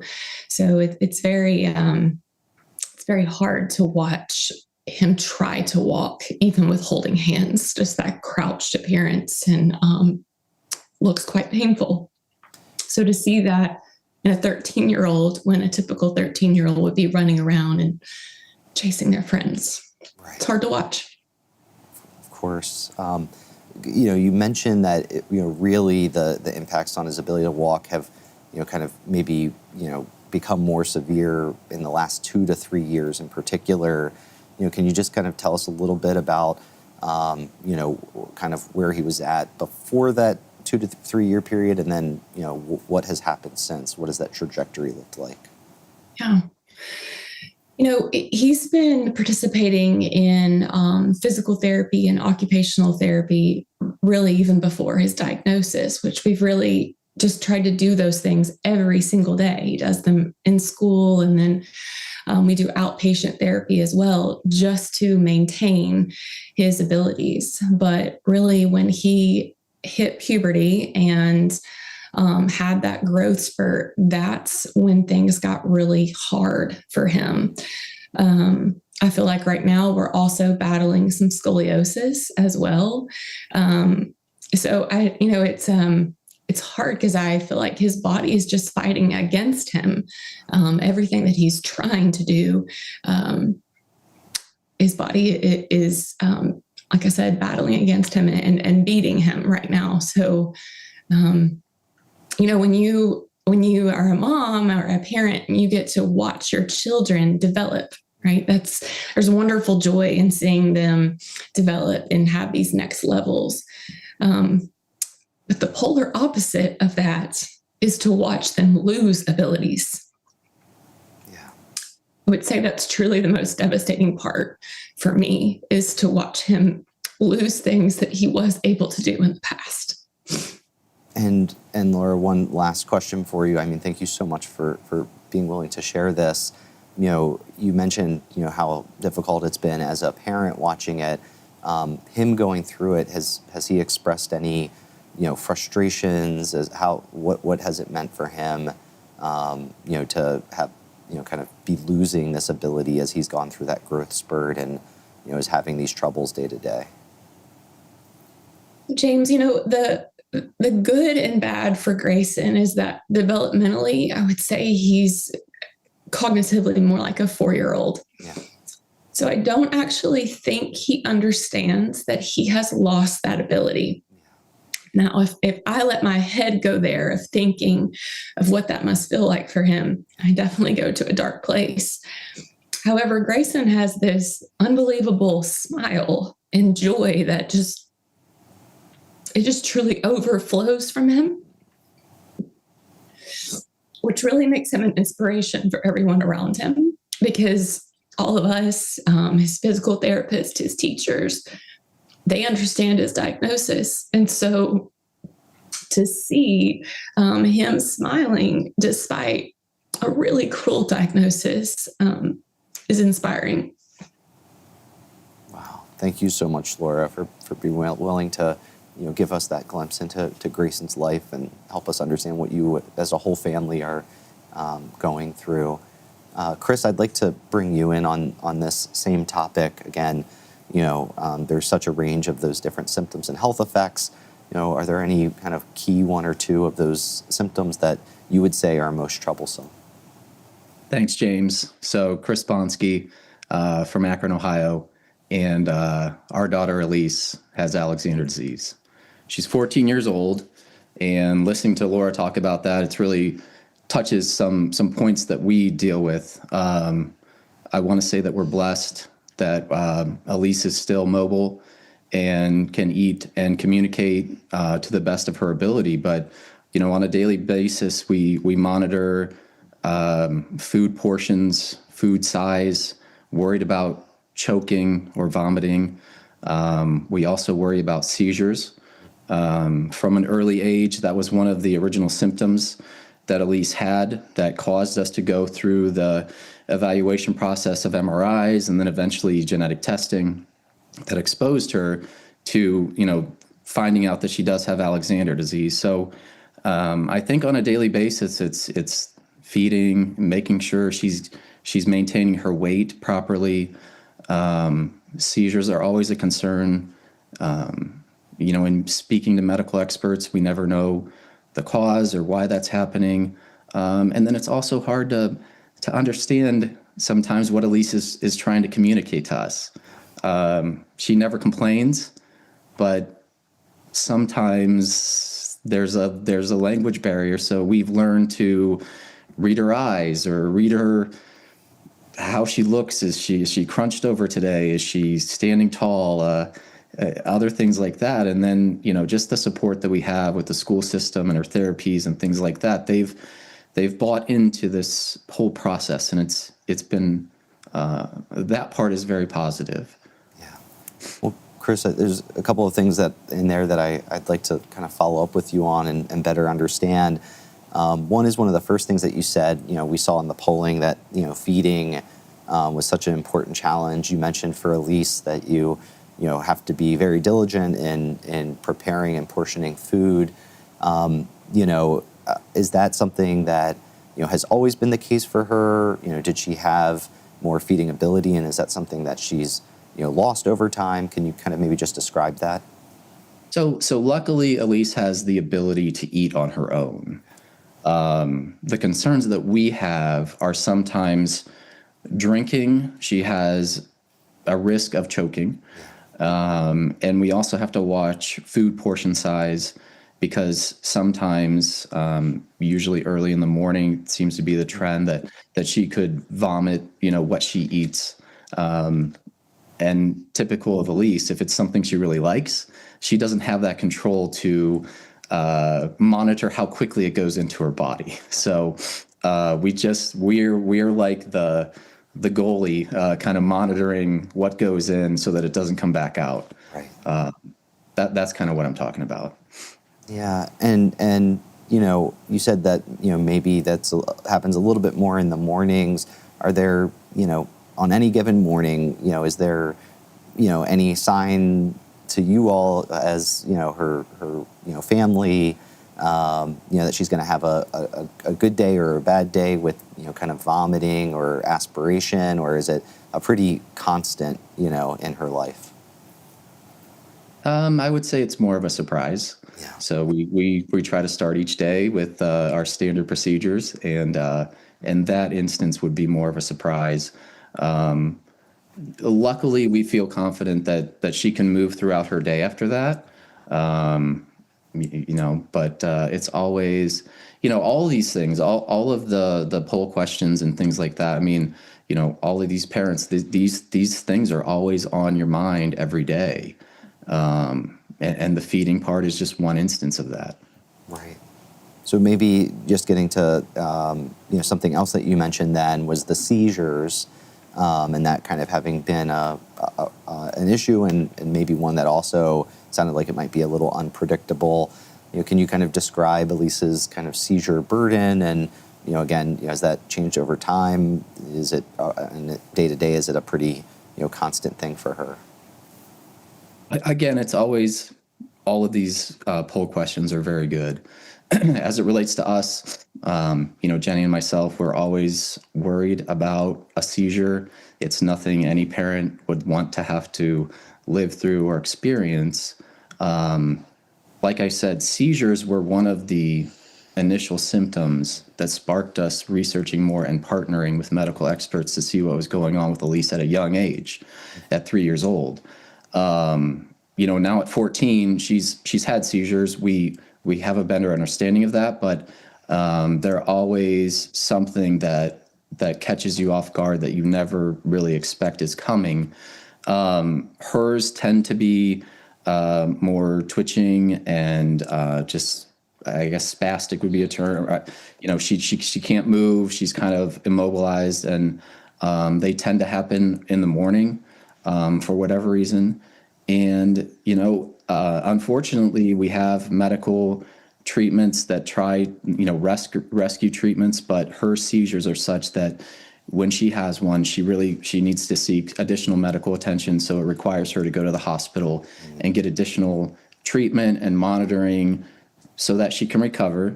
But as parents, it's tough because it just takes so much out of her that her recovery time, it can take 48 hours to several days until you see Elise back to where her baseline, back to where she needs to be. Right. So it's just a very challenging symptom that I'm sure a lot of these parents deal with. Well, thank you so much, Chris, for weighing in on all of that. I will add, as knowing Elise, as her mother, there's also someone who's hanging half in, half out of the screen that we probably should acknowledge, and that is Emerson. It'd be great to see your whole face, yes. But Emerson wanted to participate as Elise's sister. She's a big part of her care team, and we've been teaching her what advocacy looks like, and she's happy to be there. Yeah, Emerson, anything you would like to share about what you see with your sister, to help us understand what she's going through? Yeah. How do you feel about it? Yeah, it can be hard with the seizures because also it's hard for her to recover, and also there's this one time where she wouldn't eat. Sometimes also she gets these sores in her mouth that also won't let her eat or brush her teeth, which can be hard sometimes. Yeah. Wow. That's a good point. Yeah, thank you for adding that, Emerson. Well, thank you both so much for sharing and giving us that glimpse into Elise's life. I do see that we have a phone caller I'd like to bring into the conversation. We have Mark from Pennsylvania, who's the parent of a 21-year-old living with Alexander disease and wants to share some of the impacts as a result of that. And so, Mark, I'd like to welcome you to the program. Are you with us? Yes, I am. Thank you very much. Great. Well, we'd be very, very eager to hear what you wanted to share. Well, I am a parent of a now 21-year-old that was diagnosed at 14 with Alexander disease. And I guess I'll share my personal experience. My son is the strongest person I know. And as such, I'm very proud of what he has done. But watching what he has experienced in the last 7 years is devastating to me. It started while I was in high school, and it physically affected him. He has urinary issues initially. It then robbed him of his ability to walk. He's in a wheelchair. And eventually he went to college. We were blessed that was an opportunity for him. However, a series of seizures resulted in his having to discontinue the college experience. And in the last year, it has attacked his respiratory system. And as such, he now has a trach and relies on a vent at night so that the CO2 in his body doesn't, for lack of a better term, result in his death while he's sleeping. As a parent, it literally takes my breath away to watch what he goes through daily, and the helpless feeling that you have in doing as much as you can and knowing that you're failing your child. And I know I'm not failing him, but not being able to bear that burden or make it easier for him is truly heartbreaking. Seeing him, when he has a wonderful group of friends that keep in touch with him, but I know how hard it is for him to see them progressing through life. And he's not just in neutral, but in many cases in reverse, because he feels, that they're moving forward, and he's becoming more and more dependent on my wife, myself, and the family to care for him. It's just, it literally takes my breath away. Yeah. And Mark, if you don't mind me asking, you really helped us understand, kind of in a shocking short amount of time, from his teenage years to now being 21, everything, so many things that he's experienced, and obviously the trach, being, a pretty extreme intervention. Could you maybe just help us understand a little bit of, what his, day-to-day life does look like now? Is there, anything that he, still is able to do, that's important to him? Is there, does he have good days versus bad days? Can you help us maybe understand a little bit of what that looks like? Well, now he requires basically a nurse 16 hours a day in our house. He has many, many, many medicines. He has cough assist treatments, because one of the issues with many people with Alexander disease is they have a difficult time swallowing or coughing.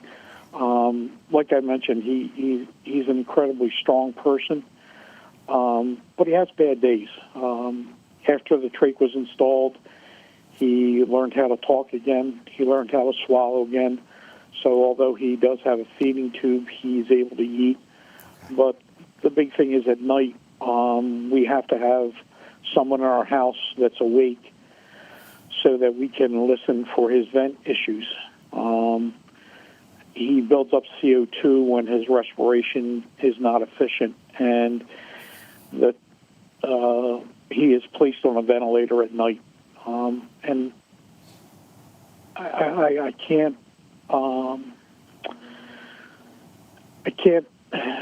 explain how hard it is that as a parent that I wake up at every noise in the house wondering if it's the vent, even though I know there's somebody here for it. Right. And how exhausting it is at times. But I dare not share that with him, because it's I'm living beside it, not with it. Right. And the strength he shows in living with it allows me to continue. Yes. Wow. Mark, thank you for being so willing to call in and, help give us, this important glimpse into his life and your life. And, it sounds extremely difficult and hard for anyone to understand that isn't going through it, but it was so important for us to hear that today. So thank you so much. I'd like to turn back to our Zoom panel here and, continue this discussion as we're talking about some of the different, symptoms and health effects, things that have had the greatest impacts on your and your loved ones' lives. And Deb, I'd like to maybe come back to you here as you, reflect on your experiences. What comes to mind as, those biggest impacts of Alexander disease? Thanks, James. My name is Deb. This is my son, Daniel. I don't know if you can see. You can see. We are from Atlanta, Georgia, and he was diagnosed at 2.5 and passed away at 14.5. Hearing everything that everybody's input, it's just incredibly difficult because, as the caller said, you feel like you're failing your child, and there are just things that you just have to watch and just know there's nothing you can do.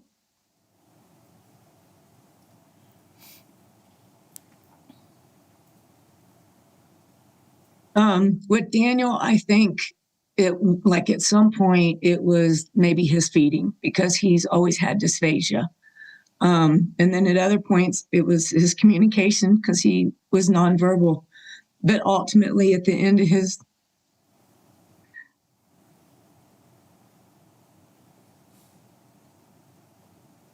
It's okay, Deb.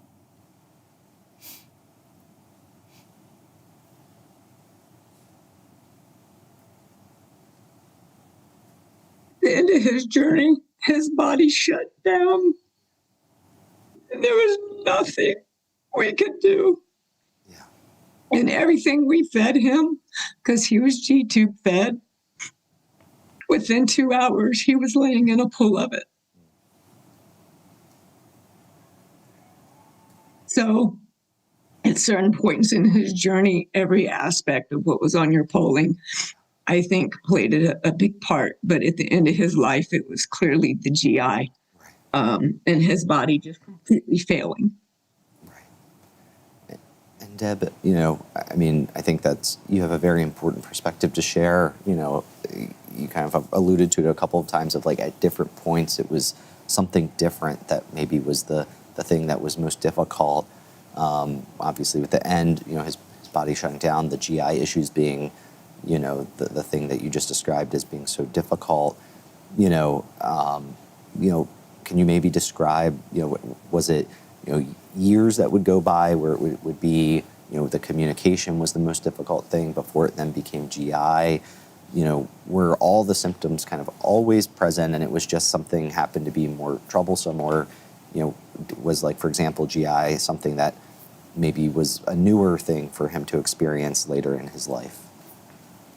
So early on, obviously, it was the communication, lack of, you know, us trying to figure out his communication style, having to look at the eyes, the body language, the posture, the movements. We had to guess what was going on with him. So early on in his life, I would say the communication was the biggest frustration and part. GI issues were a huge part throughout his journey because he went from extreme constipation to where we'd even have to go into the hospital because enemas didn't work. To within the last 2 years, it went completely opposite, where it was nothing was being absorbed and it was all literally going straight out. So obviously that impacted quality of life, but it also impacted, were we able to go anywhere? Were we able to continue our therapy? So I would say the last 18 months were very impactful of whether we could even choose to leave the house or not. And, you know, in terms of that, was that at like the same time that he started the G-tube? Did you start the G-tube as a result of you know, that difficulty of having anything stay in him? You know, what was that relationship between those two, that intervention and that symptom? So the G-tube, we actually had placed at 4 years old because he was failure to thrive. And no matter how much I was telling the doctors, he's not eating, they were blaming me until finally he became lethargic and it became an emergency where we had to take him in because he was not moving. So he's had a G-tube since he was 4 years old. So that really kind of wasn't like, it may have been directly impacted because I know that all of it is, but as far as like why all of a sudden did he go from extreme constipation to the opposite, that was just clearly his body shutting down and there literally was nothing anybody could do. Right. Wow. Well, Deb, thank you for being so willing to share that. I know it has to be incredibly difficult and we're so appreciative of you being here and you know, sharing Daniel's story. I do see we have another phone caller that I'd like to bring in. We have Deidre from San Antonio, Texas, who's a parent of an 11-year-old daughter who kind of wants to talk about chronic vomiting being their most troublesome symptom. So, Deidre, I'd like to welcome you to the program. Are you with us? Yes, thank you. Welcome. Hi. Yes, my daughter Lauren, she is 11. She has dealt with chronic vomiting her whole life. Ever since she was born, we were told it was reflux. You know, it's normal for babies to reflux, but it was a lot of reflux. She somehow still maintained her weight for the first couple of years. She was vomiting up to 10 times a day. Sorry. And she would vomit all night long. While she was sleeping, it would wake her up, and she would puke across her bed. And this also involved choking, too. It's hard to pick one symptom. On the polls, I've picked literally every symptom on there. But she was puking so much that while she was eating, it would take her about 4 hours to finish a meal. And at the very end of the meal, she would choke, vomit it all up, and it was like we had to start all over. So we were spending all of our days eating because she would just choke and vomit.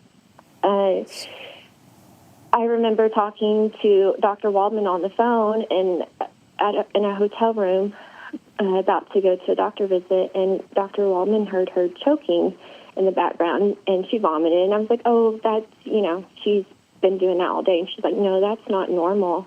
That's not safe. I got her a G-tube. She had that G-tube for a couple of years with other medications to help her nausea. Right. She would still vomit several times a day with her G-tube. She would gain 5 pounds, lose the same 5 pounds, gain 5 pounds, lose the same 5 pounds. And then last year, it got to where all the medications had stopped working, where she was keeping nothing down. We were vomiting all day, all night again, literally change of clothes 5, 6 times a day, taking clothes to school calling me, telling me that she had vomited. And, Lauren has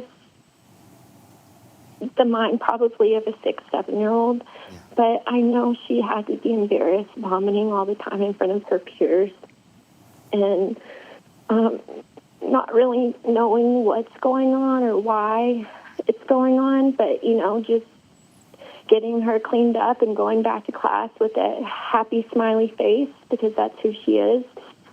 And then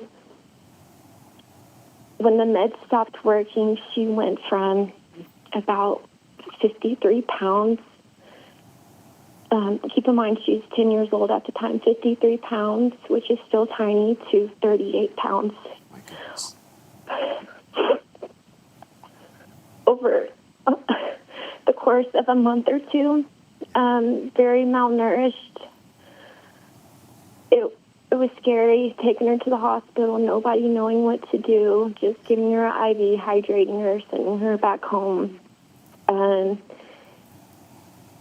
then we got her scheduled to try a GJ tube because it was our last resort, and we couldn't even wait for that appointment to go in to have the surgery. She had immediately, I had to take her to the ER because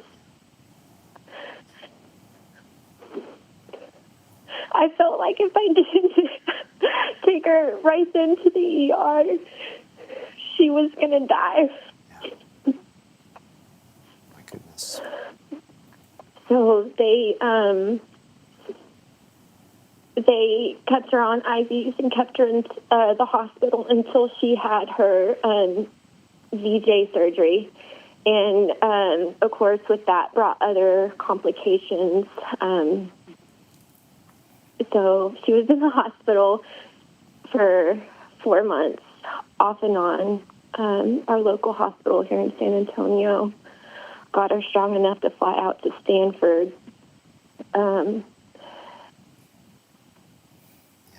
After a hospital stay there, came back home. She was hospitalized here again, and then we got her strong enough to go to CHOP.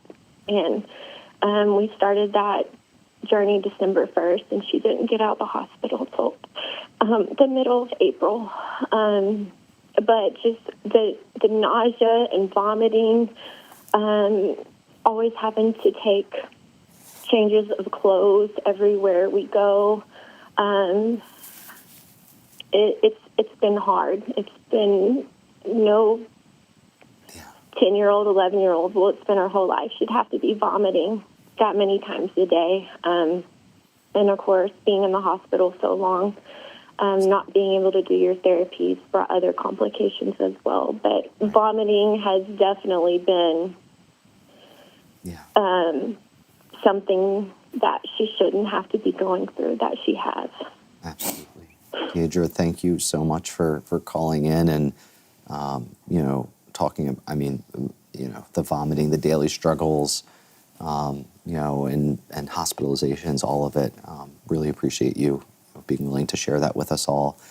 I do see that we have a lot of written comments that have been coming in from those of you participating. So I want to check in with Jenny. What are we seeing? Yeah, I think a lot of what we're seeing in the comments, we're seeing so many come in, and a lot of commonalities from what these individuals on the panel and the callers are saying as well. I'd like to read a couple. First of all, Josephine from Sweden writes, balance problems, feeling unsteady on uneven ground, intellectual changes and difficulty speaking, small facial twitches, scoliosis, brain fatigue, and quite honestly, so heartbreaking, night terrors. She often says that she just can't get the words out. We also received a written comment from Brian in Minnesota, who's the father of Spencer, who is 21 months old. He cannot crawl or walk. He struggles with fine motor control, and he still cannot eat solid foods. We also received something from Lisa in Maryland, who is a parent. She said, we saw the breakdown everywhere, presenting difficulties with swallowing and speech, the loss of bladder control, and in breathing challenges. Mason was cognitively fully intact, but his body simply stopped working. Watching him fight while his body failed him was devastating. Well, thank you to everybody who's been sending in those written comments. We'll keep sharing those throughout the program, and know that if we don't get to yours today, that we did receive it, and we will be able to include it in that Voice of the Patient summary report. I do want to shift gears a little bit. We've been focused primarily on those most troublesome symptoms and health effects. We've already heard a little bit about this next topic we're going to explore together, which is the impacts on activities in daily life. To get us started on that topic, we'll turn to a polling question. So if you can go ahead and open up that web page, go to pollev.com/End AxD. Here we want to know what specific activities of daily life are important that you or your loved one with Alexander disease are not able to do or struggle with due to Alexander disease. And here you can select up to those top 3 most difficult or impossible tasks. The options are A, walking or mobility, B, independent self-care, things like bathing, dressing, and toileting, C, restful sleep, D, eating and drinking, E, communicating with friends and family, F, travel or vacationing, J, participating in recreational activities or events, H, attending school or having a job, or I, some other specific activity of daily life that represents a top 3 most important thing that you or your loved one are either not able to do or struggle with, because of living with Alexander disease. Again, as you're making your selections, I want you to think about, what about, your loved one's Alexander disease makes these different activities difficult. It might not be a single symptom, but really, some number of things. And why, is this being reported as a top greatest impact? What does this look like? How does this impact day-to-day life and quality of life? As it stands, it looks like walking and mobility is being reported as maybe the top specific activity of daily life that's difficult or impossible, followed by eating and drinking. After that, we see communication with family and friends, as well as independent self-care being reported. But importantly, every single one of these specific activities of daily life are in some number of people's top 3 greatest struggles as a result of Alexander disease. So Whichever of these things you chose, we do want to hear about those, and we encourage you to call in and write in with those experiences. If you would like to call in, again, that phone number is 1-703-844-3231, 1-703-844-3231. Just like our earlier callers, we'll just take a little bit of information from you and be able to then bring you into the conversation. To kick off on this topic, I'd like to go back to our Zoom panel here. And Leslie, maybe we can start with you on this, thinking about those activities that are difficult or impossible. What came to mind for you? Hey everybody, I'm Leslie. I'm from Alabama, and my son is Asa. He is 3 years old. Got a little picture of him if you can see him there. Mm-hmm. He was diagnosed at 10 months old.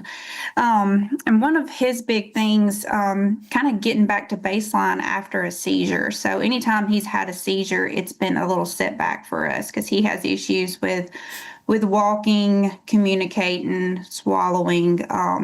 We have to do thickened liquids, so he is able to eat on his own, but we have to have thickened liquids. We've had issues with vomiting also. Especially in the middle of the night. So I totally get what Desiree was saying about Lauren. We always carry a lot of extra outfits, a lot of towels, all that kind of stuff. But Asa is walking. He started walking at 2.5 years old. His feet are very pronated, so it looks painful for him to walk, but he wants to walk now. And he's a big climber too, but we have AFOs that help keep his feet, but he gets very fatigued easily also. So yeah.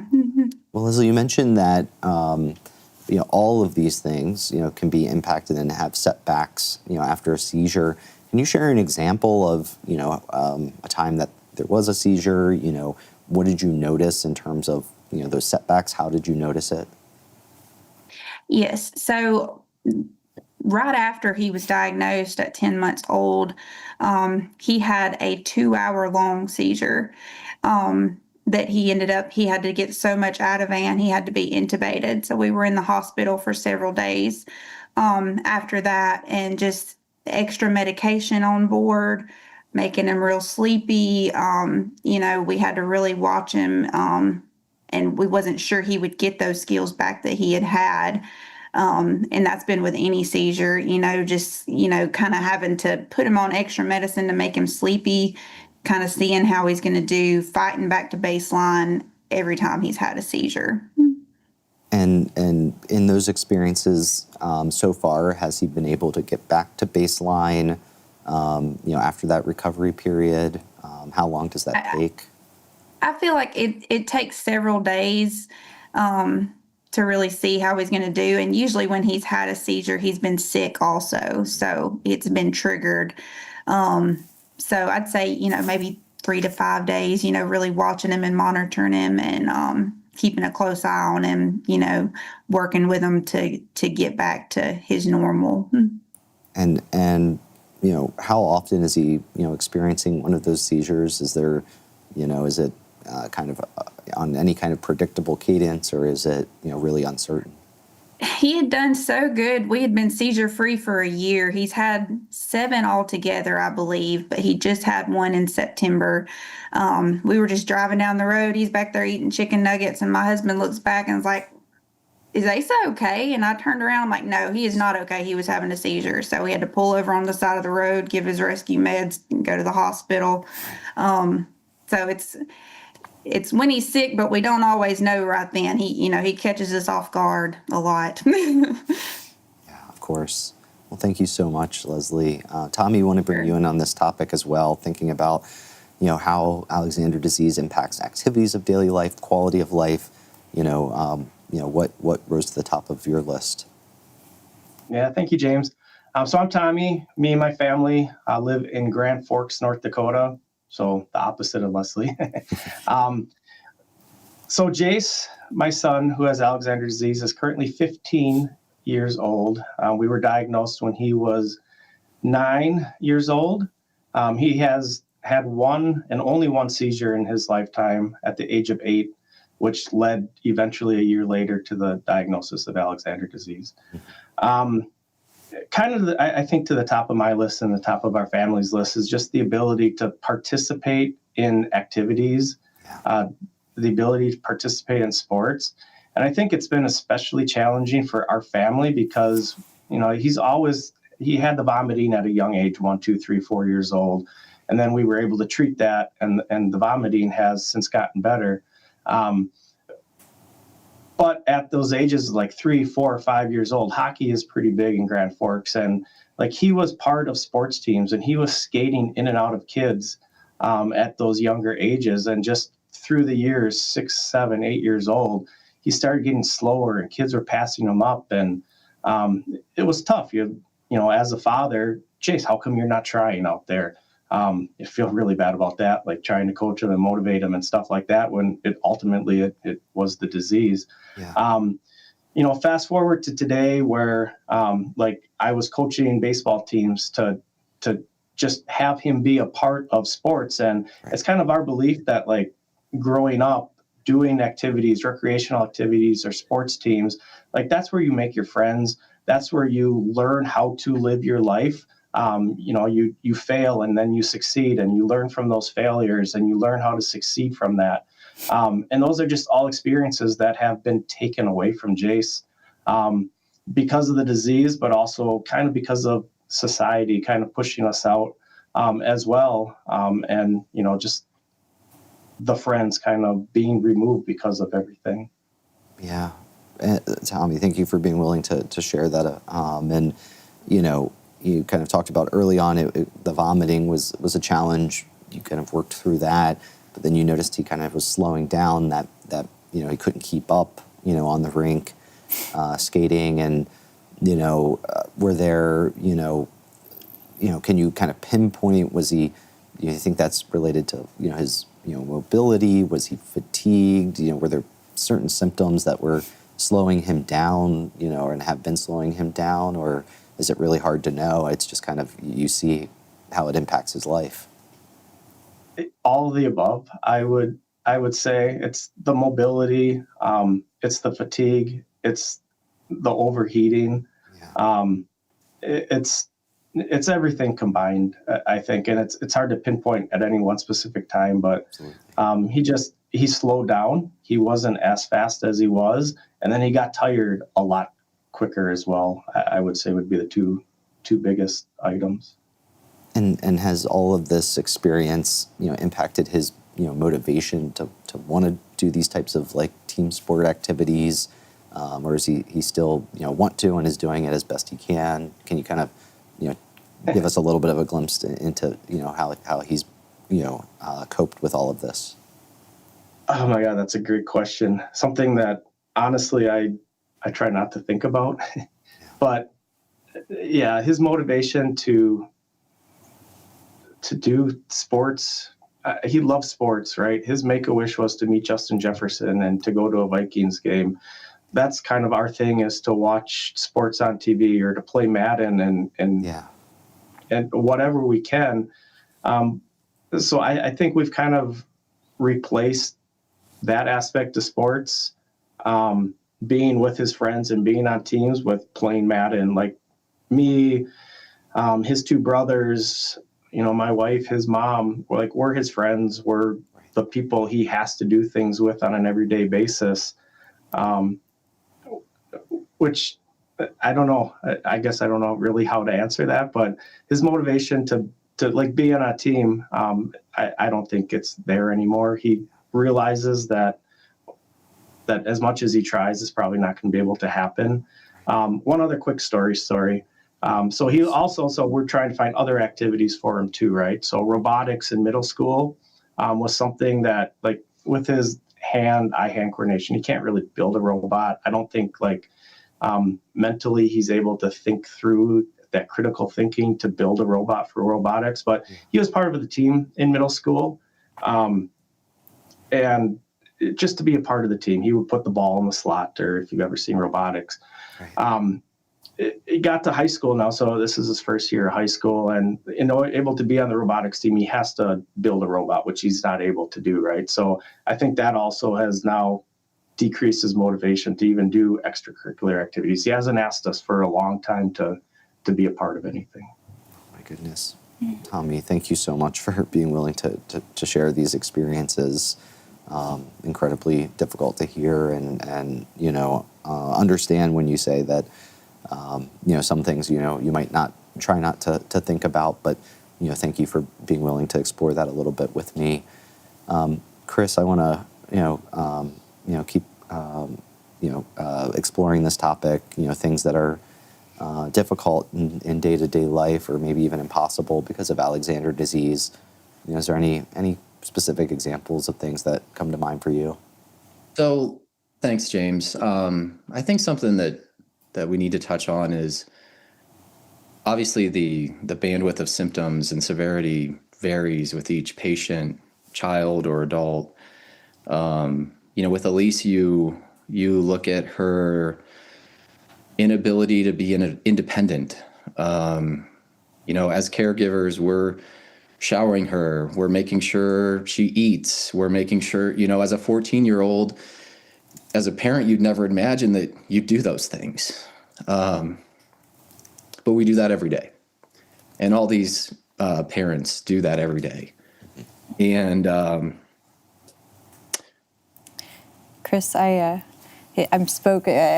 called because, we live the same journey through Alexander disease, and we have a written comment that came in from Angela in Texas, and this is something I think we both could appreciate with Elise.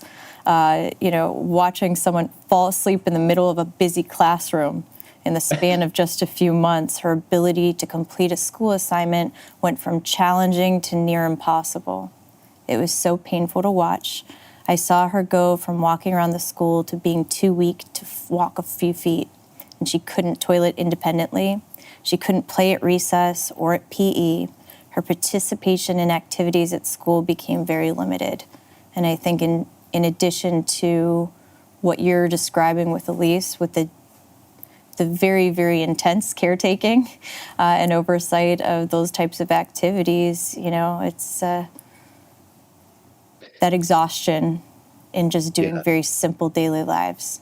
yeah, and I think what we could encourage everybody on this call to do is partake in the therapies and partner with the medical experts that can take an interest in this disease to make sure your kid is as strong and as healthy as they can be.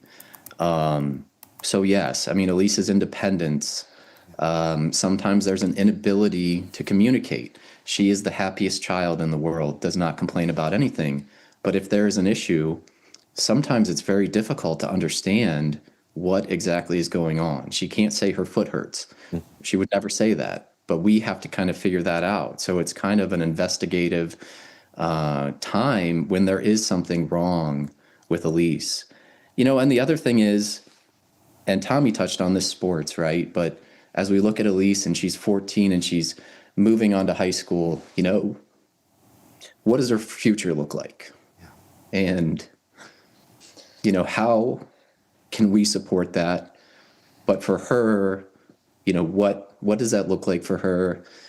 And we love, it's exciting to think about what your child can do, but there's always, this limitation to what she can do. And we will be here for her, but it's very challenging to address that at times. And Chris, if you don't mind me following up on something you said, because we talked some about communication, but what you said was really interesting to me about earlier you mentioned that you found ways to kind of read her body language. She's not verbally expressing, but you see it in her eyes, you see it in her body. But you talked about independence and what things she can do, or you as a family can do with that kind of intense caretaking. When you kind of think about, the level of communication that you have with her, are there, activities that you feel that level of communication allows for? And then are there other things that you maybe avoid or don't do, where communication, maybe if she was more communicative, it might have been something that you all could explore together? You know what we observe with Elise is she is a sponge, so she is able to observe and take in everything, right? She loves to sit down and listen to a story, and she can in her own way tell you the plot or what is happening. She loves to watch shows. She loves animals, and she loves her family and friends, right? But you know, what we have done is, you know, if you met Elise today, you might not be able to understand Elise's language, but what we do is, you know, we're looking at her eyes, we're looking at her motions. Is she lagging today? Is she crunched over? We have to look at all those things to evaluate. You know, she participates in hippotherapy, so horseback riding. So maybe that Saturday morning, you know what, it's cold. She doesn't look right. You know, we have to make those decisions for her. Right. And we've done that her whole life. You know, we're used to that. But when we look at this poll question and we look at what these families are facing, those are things that you have to do every day. You're making this decision, whether it be for a infant, a 5-year-old, or a 14-year-old, or an adult. You with this disease, you have to help them, and you have to make the right decisions. And it's hard. But I appreciate, you know, everyone here, everyone does that. Yeah, thank you, Chris. We're getting a lot of online comments that I thought, you know, specific around the sports and the activities that these patients like to participate in. And I'd like to reference a couple. Lisa, who is the mother of Mason, he had to throw a football from his knees and play goalie in the W sitting position rather than standing because all this disease is taken from him. He lost strength and mobility so quickly and in turn lost so much of his independence and freedom, and this was really hard on him. I think that ties in sadly, nicely to the conversation that we're having. Josephine from Sweden writes, just receiving a diagnosis this spring at 13. My daughter can no longer swim, go on a boat, and do typical leisure activities that healthy kids do, dancing, ice skating, gymnastics. So I want to, again, keep thanking you all for writing in, sharing those comments. We'll keep sharing them throughout, and we certainly are you know, hearing some themes, but if you have something to share, even if it's along the same lines of something we've heard, your personal take is still very important for us to hear. You know, maybe just to check in, Deb, with you is, you know, again, you think back and think about, you know, what activities, you know, were possible, where things became difficult, you know, what stands out as things that were important to you all as a family that became difficult or impossible to do? So we are a baseball family. Okay. So we got involved in what's called Miracle League here. And that was just the highlight of his week. We played both spring and fall through them. After the third season, he would just sit there and he refused to come off of the bench. And everybody's like, get him out here. He loves it. Right. And so they were all trying to be forceful. And it's like, but he's tired, he's hot, he's this and that. So that was very difficult. And then just watching him not want to be out there anymore was gut wrenching. So like Tommy was saying, you kind of go from the active, which he tried ice hockey as well, which he couldn't do on his own. He'd have 2 people support him as he was going, but it was great. But having to go from the live sport of him actually playing to, I don't want to, like he would just insistently shake his head, no. We went to where we started becoming the spectator. Yeah. And so the joy in his eyes and his stimming was just, it was just incredibly beautiful and sad at the same time. So he kind of told us in his way, he did not have the desire to try to do it himself, but he absolutely had the desire and will and want to go and be that spectator. So that was kind of our transition. So we only really got to experience maybe 2 years of where he actively participated. And was there anything that you could tell, that was, might have been reasons or, driving, his, kind of own communicating that, he was, didn't want to participate and led to then you discovering his joy of being a spectator? Were there things going on with his health or, his abilities or any insights you can share there? So definitely regression. He would get overheated very easily, so we had to be extremely careful in the summer and spring. But his scoliosis and his mobility, I just think I don't know if it was painful. He never showed pain after he got his shunt. But you could just tell in the way like his body was walking or trying to move. So I think if it was me to try to answer on his behalf, I think it was because he was not able to have that mobility.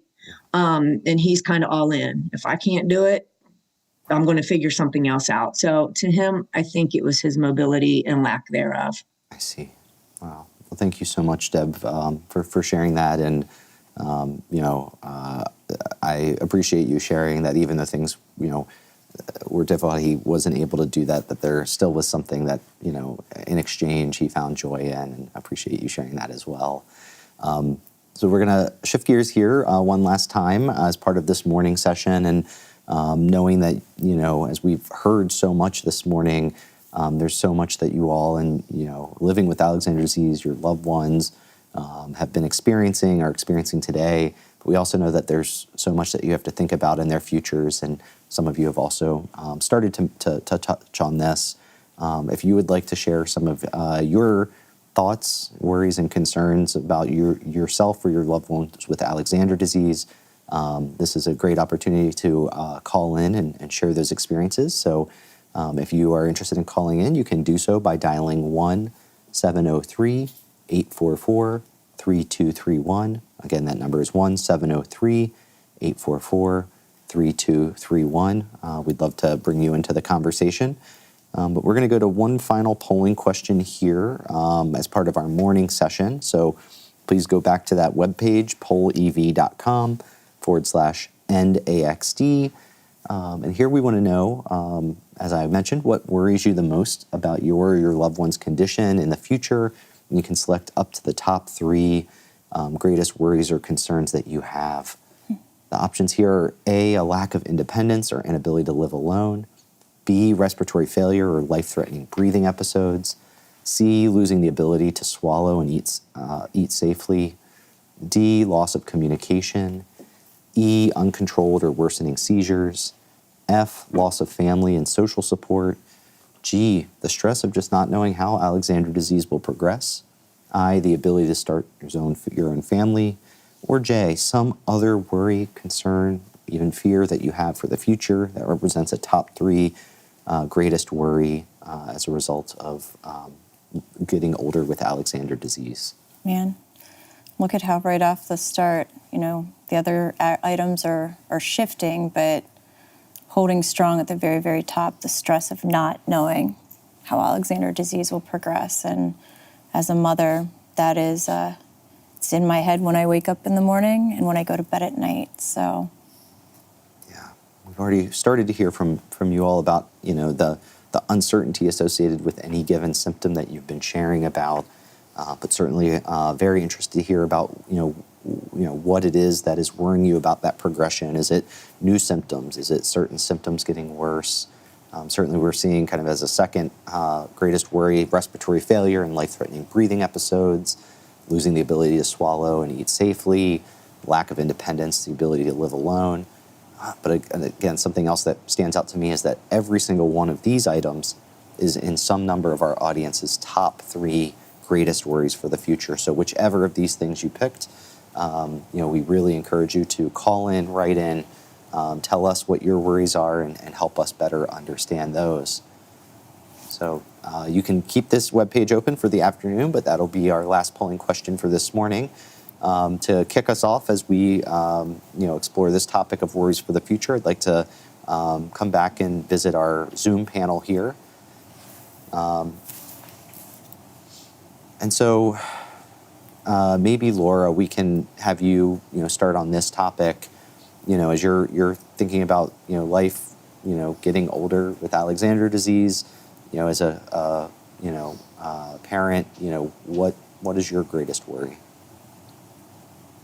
Thanks, James. And I apologize earlier. I think my nerves and emotions got a hold of me, and I forgot to tell you who I was and where I'm from. So I'm Laura. I'm Grayson's mom, and we live in Chattanooga, Tennessee. So sorry about that.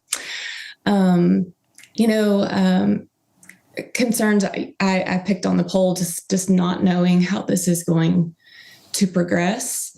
For Grayson, we're already seeing the regressive side of this disease. So just the unknown of what his future is going to look like, what suffering is going to look like in our son is very scary. I think it's also scary for us to know, how are we going to take care of him as we age? And, although he's our child, he's now pretty tall, and he's 100 pounds. And just thinking of not only just the emotional burden or lift of this disease, but truly the physical side of it, of just moving him around. I'm quite thankful that my husband's strong and his big brother is strong to help move him around. But, there's going to be a day that big brother moves out, and Josh and I are not getting younger. So just literally of taking care of him long term, and especially what if something were to happen to Josh and I, to take care of him.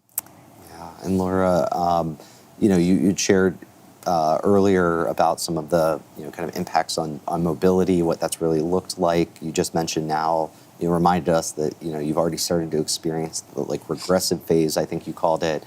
Are there related to those concerns of being able to care for him, are there specific amount of regression or regression in certain areas that make you most worried about being able to care for him?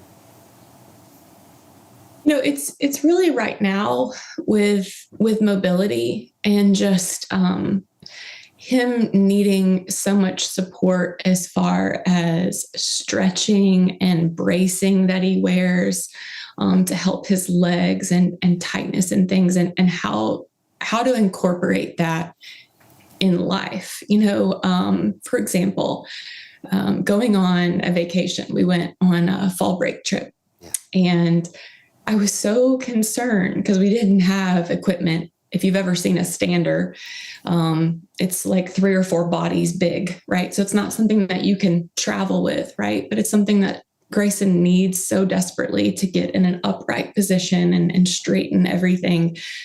So the whole time we're on a trip, I'm worrying about not having the equipment that he needs on a day in and day out basis, where it sure would be nice just to be a family just going and enjoying the vacation and having that good quality time together. But instead, I'm worrying, am I making Grayson worse by not having all this equipment on board? Because again, it's big equipment and it's not something that you can just travel with. So, yeah, and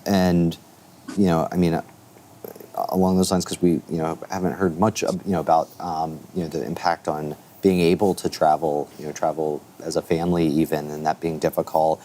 Is this something that as he's been regressing, and because of those worries that you just shared about, are you making him worse? Is that something you're doing less? Is this something that you're at least so far have been able to accommodate? Are you worried that you won't be able to accommodate it? I do think it is definitely getting harder as his mobility has changed, and also just a size factor. Just this past year, we, I guess actually it's been over a year now, we were on a flight, and as other people have mentioned, just the GI side of things, and Grayson previously has dealt with severe constipation, and we were on a flight and he had to go to the bathroom, and I don't know about you, but bathrooms on a plane are tiny. I can barely get in them, much less me and him, and coaching him through kind of the uncomfortableness of constipation. So he ended up having to go on the plane in his pull-up. And then it was a matter of, cleaning him up after in an airport. And, as we literally laid him in the floor of a bathroom at an airport to clean him up, I thought to myself, well, when I'm not advocating for an extremely rare disease, I'm going to advocate for better places to take care of your kids that are, they don't fit on a small changing table anymore. And those are just things that it's painful to do, because I'm thinking he's 13 and he shouldn't have to be on the floor of an airport. And it's just those concerns of the entire trip. You're kind of consumed with that you're robbed of that time, your family, to make sure that he's okay, and that he's as comfortable as he can be while enjoying that time with us. Right. Wow. Laura, thank you for sharing, all of those examples with us. Again, so incredibly challenging and heartbreaking to hear about, the experience of kind of not having the ability to navigate life with dignity and, an airport bathroom, so appreciate you sharing that as well. Want to check in with our panel, kind of see if there are other, worries for the future, that, anyone here would like to, share with our audience, whether it's something that's kind of come up already that you want to expand more on, or maybe something that hasn't yet been talked about much today. James, we do have Elisa's sister here. Yeah. Emerson. And I think it's worthwhile to understand that there's a whole other side of this, where how it impacts the siblings, yes. Right? So as everyone's talking, we kind of jotted down a couple points. So if I may, I'd like to have Emerson kind of talk as a sibling to someone who has Alexander disease. Yes. Hi, Emerson. Hi. So as a sibling to Elise, I feel like we have like an extreme connection with me and her, which is like normal for siblings, but I feel like it's different because I help her eat, drink, get her dressed, and do her hair. Which I feel like if growing up with her, if I don't know what I could do, like if a worry that I have is not growing up with her, like losing her, like I don't know what I could do. Yeah. I don't know. Also, it's hard to see not knowing if she's gonna progress through this. Yeah, baby. And I feel like most people don't really understand how I feel because most people at school don't really understand because they can do normal family activities. Like it can be hard for us because Elise can't stand for that long of time, which can make grocery shopping hard, going to the mall, and like just going to the restaurant. Yeah. Also, being a sister to her, like really wants me to like pursue caring for people because I feel like I just love caring for her and I love her so much. Emerson, she's very, very lucky to have you as a sister, and we're very, very lucky that to have you being so willing to share as a sister your worries and everything that you do to help her and what that means to you. So really, thank you, Emerson. As your mom, I have to tell you how incredibly proud I am of you. And I know, looking at this panel here, I know there are siblings that are such a big part of the story who take on inconceivable burdens just because they love their siblings so much and they're willing to do anything to take care of them and love them. And I know I speak on behalf of everyone. I am so proud of you, just like I'm so proud of all of the siblings out there who do the same thing when they feel like most people just don't get it. You're incredible. Thank you. Love you, Mom. Yes, Deb, please. Emerson is a mom. Thank you. I know you're much younger than my son was. My son, I have an older son that's 15 years apart from Daniel. So I have an older 15-year difference. So Emerson, it's incredible to hear how this journey has impacted you as a younger person and as a younger sister. And I just want to thank you for being so brave and so courageous. But I would also like to add to that, what she said is that people don't really think I think have a perspective of how it impacts the siblings. And my son, I never knew because he was super kind of like me. If we don't talk about it, it doesn't exist, right? So he never really expressed how hearing his little brother was diagnosed. And all of his decisions from that moment on has completely changed his world and has made him such a great young man, because prior to the diagnosis, he was so consumed in his identity, in his sports, in his whatever he wanted that was selfish. And then the moment he heard that his little brother's life is now literally being fought for breath by breath, he did 180. He is now an assistant pastor. He chose a college that was with an hour to an hour and a half to get home in case his brother needed him instead of the number one choice to go to New York. So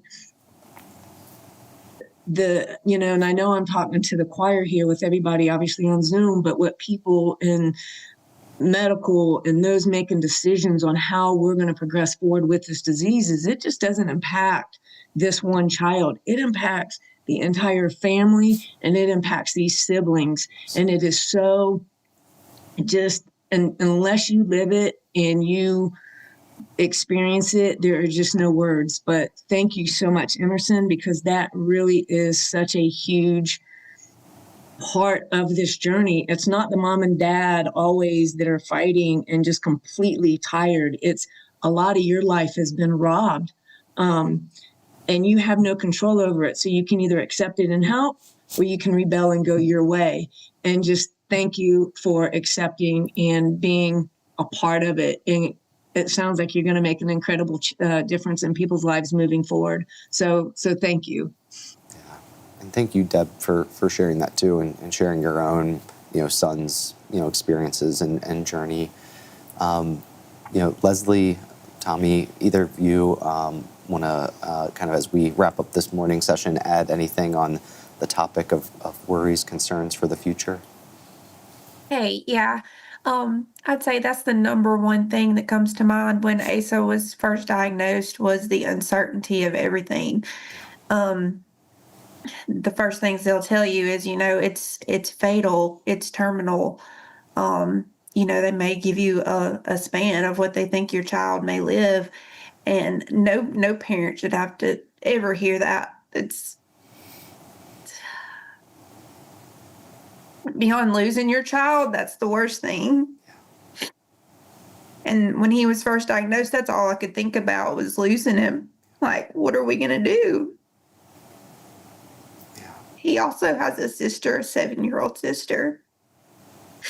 And it's just that anticipatory grief. Like, you want to enjoy your time. You want to be grateful you have this time because others have passed. You want to be thankful and happy, but it's hard knowing what could happen and the uncertainty of the time frame. Right. So yeah, that's the hardest of everything. Thank you, Leslie. Tommy?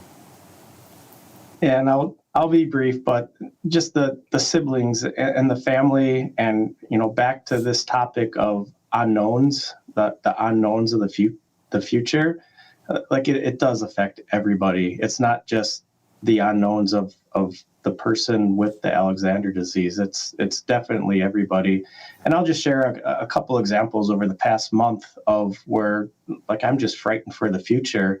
When Jace asked me, when am I going to be able to drive? When can I get my driver's license? And not having to find a way to either push it off or to say it's probably not going to be possible to do.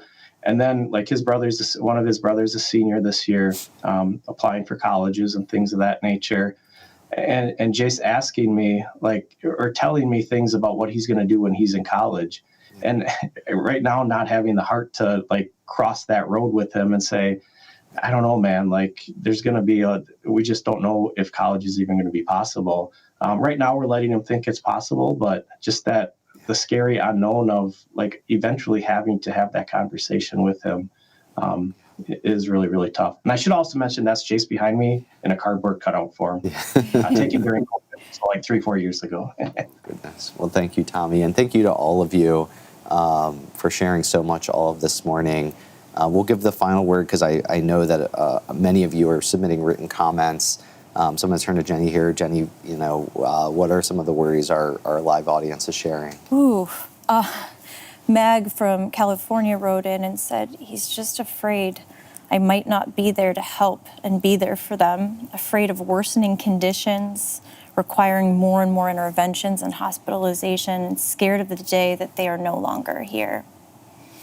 Thomas in California writes, for Max to die, to lose a spark and joy of life and abilities, I'm terrified of losing his connection to the world and us. Carla from Florida writes, I carry the heavy ache of knowing that a day will come when her mind and her body slip further from her control. She will ask why this is happening. And when that moment arrives, I will have to find a way to gently explain that the progression of Alexander disease is leading her towards her final days here on earth. Oh my goodness, wow. This has been a truly incredible morning of you all opening up and really helping us paint a picture of what it is to live with Alexander disease. I think Deb said, if you haven't lived it, you can't understand it. And while that's absolutely true, I think we understand it so much more than we ever could have without all of you being so willing to open up and share with us. And we are so appreciative of that. So at this point, we are going to take a break in our program. We will resume in about 30 minutes at 1 p.m. Eastern Time. We're going to come back and we're going to build on everything that we've learned from you this morning and start to explore some of your experiences with treatment and treatment approaches and management strategies. But for now, thank you, and we'll see you at 1 p.m. Eastern.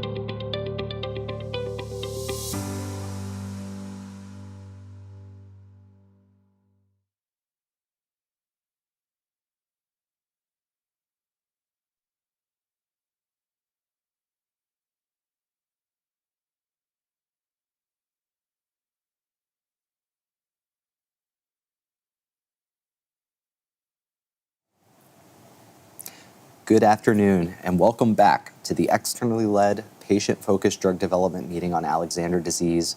I'm your moderator, James Valentine. I'm here with Jenny Pearson from End AxD, and we're really looking forward to our afternoon with all of you, this community living with Alexander disease, caregivers of those living with Alexander disease, to build on the conversation that we had this morning, where you helped us understand what it is to live with the condition. And as we shift gears to now understanding your experiences trying to manage the symptoms and health effects and what it is you're looking for from future treatments. But before we do that, it's my pleasure to turn it over to Jenny to introduce our afternoon speaker. Thank you, James. I'd now like to welcome back our esteemed clinical speaker, Dr. Waldman from the Children's Hospital of Philadelphia, who will provide us with an overview of the current treatments for Alexander disease. With that, I will turn it over to Dr. Waldman. Welcome back. This afternoon, I want to speak to you about treatments for Alexander disease. So we'll start with the clinical management, and it's important to note that there are no disease-modifying therapies for this disease. There are a couple of options, and we'll talk about that today. In managing patients with Alexander disease, right now we are just trying to mitigate symptoms. That is all we can do, starting with seizures. As you know, seizures can be provoked by an illness or unprovoked. And we use our traditional anti-seizure medications like levetiracetam and valproic acid. For the most part, seizures can be controlled, but it is not uncommon for patients to have breakthrough seizures despite adequate levels of anti-seizure medications. The other symptom that is quite common is failure to thrive in our younger individuals and vomiting in some of the older patients. A lot of the intermediate patients will have these brainstem masses in the dorsal medulla, as you can see in these MRI images here. And that is very difficult to treat. I've tried valproic acid, I've tried methylprednisolone, I've tried prednisone, and sometimes they might have temporary improvements, but continue, despite everything, to have breakthrough vomiting and to lose weight. Other patients have trouble gaining weight even in the absence of vomiting, as shown by the growth curve in the middle here. For these patients, we will try the typical reflux medications, cyproheptadine. We'll try to control it through those strategies, but ultimately, many of our patients end up needing a G-tube to control weight, and sometimes due to significant dysphagia from the brainstem involvement. Other patients might have sleep apnea, again, from this atrophy of the brainstem. So they have trouble with obstructive sleep apnea and central sleep apnea. Again, the obstruction from airway hypotonia. They have a lot of dysphagia, which is very difficult to treat. Increased secretions, which I'm not showing on the slide. So sometimes we'll use medications to dry up secretions. But gas exchange and retaining CO2 and this obstructive sleep apnea is a concern based on the atrophy that we see in the brainstem. Also, thinking about brainstem involvement, a lot of our patients have bladder dysfunction. The younger patients don't have the capacity to toilet train early on. Some of our older patients have urinary tract infections or upper motor neuron bladder and a lot of debilitating symptoms. A lot of our patients will have anxiety. I do think that that is related to the extent of the disruption of the cerebral white matter. We'll use fluoxetine and other psychiatric medications. Therapies, physical therapy, occupational therapy, speech, and feeding therapy are a mainstay across the age span, depending on the patient's symptoms. I didn't put on this slide, but another symptom that can develop over time is spasticity, for which we have baclofen or Botox. But often we are just trying to mitigate symptoms since there are no disease-modifying therapies to date. That being said, there are some options in the pipeline that I just want to mention. There is one clinical trial that has recently completed its enrollment and has reached the end of the 60-week double-blind period. This is a phase 1 through 3 global, multi-center, randomized controlled, double-blind study evaluating the safety and efficacy of zilganersen or ion 373 in patients ages 2 to 65, although a sub-study was open for patients under 2 years of age. This is an intrathecally administered drug, initially or placebo for the first 5 doses. At one point, we changed to intrathecal administration of drug versus sham via a lumbar puncture every 3 months. And a clinical study report is expected in 2026. There is another potential trial that might be submitted for a pre-IND either in late 2025 or early 2026. This is for an in vivo gene therapy, so a very different approach. And so that might come across the FDA's desk sometime soon. And while there are other potential targets in consideration, there are no other clinical trials planned at this time. So I will move off of the clinical treatment and talk just very briefly about clinical trial design considerations, again, using our natural history data. So this is from our natural history study. We did a number of clinical performance measures and observer scales as shown here across the domains of gross and fine motor function, speech and language, swallowing, pain and ability, and neurocognitive assessments as well. And I just want to show you a few brief highlights, including the GMFM-88 or the Gross Motor Function Measure 88. This is applied to patients of any age, and so we were able to capture cerebral, intermediate, and bulbospinal patients, and you can see the spread of scores. 100% is normal motor functioning. And you can see while some patients do have very high functioning motor skills, the majority of the patients in the cerebral form are quite lower. And there are some individuals with the intermediate and bulbospinal form who have more motor impairments. The GMFM-88 correlates very well with the 10-meter walk test. And you can see the patients that are scoring the highest on the GMFM-88 also had the fastest speeds on the 10-meter walk test. This is the Pediatric Evaluation of Disability Inventory. It's a computer adaptive test given to up to age 21. So this we're focusing on our children and very young adults. It breaks down their skills into mobility, activities, responsibility, and social.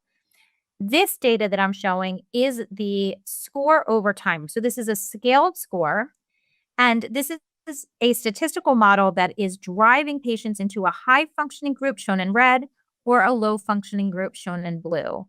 And if you look in patients under 5 across these domains, most patients are gaining skills. But then patients tend to either plateau, as shown in the activity score, or lose skills, as shown here in mobility, while others continue to plateau and some others even continue to gain skills over time. So this is a parent-completed metric. I also will briefly wrap up with biomarkers. So GFAP is a biomarker that can be measured in the spinal fluid and plasma.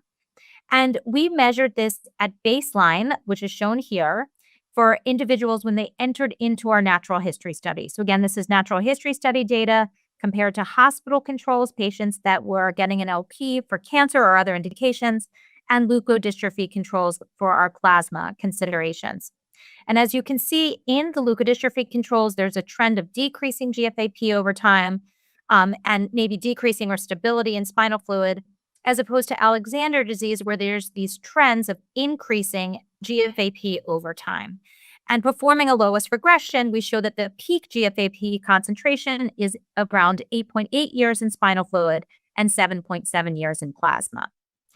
When you look at a smaller group that had longitudinal CSF and longitudinal plasma, you can see big increases in GFAP in the first decade or up until 8 years of age, followed by a plateau or a decrease over time. And I'm showing the different cerebral, intermediate, and bulbospinal subtypes. And the same trend is seen in plasma with a decrease over time, or an increase in the beginning followed by a decrease over time. And on the right, you'll see a fold change. So now this is comparing a patient's increase to their baseline. And you can see that there's dramatic increases early on, followed by more of a plateau and a decrease as patients get older. So I hope this natural history data also provides a little bit more context as you are seeing these other therapies come across the desk. But for now, we're stuck just evaluating and treating the many symptoms of this disease. So I will conclude it there and turn it back to the studio.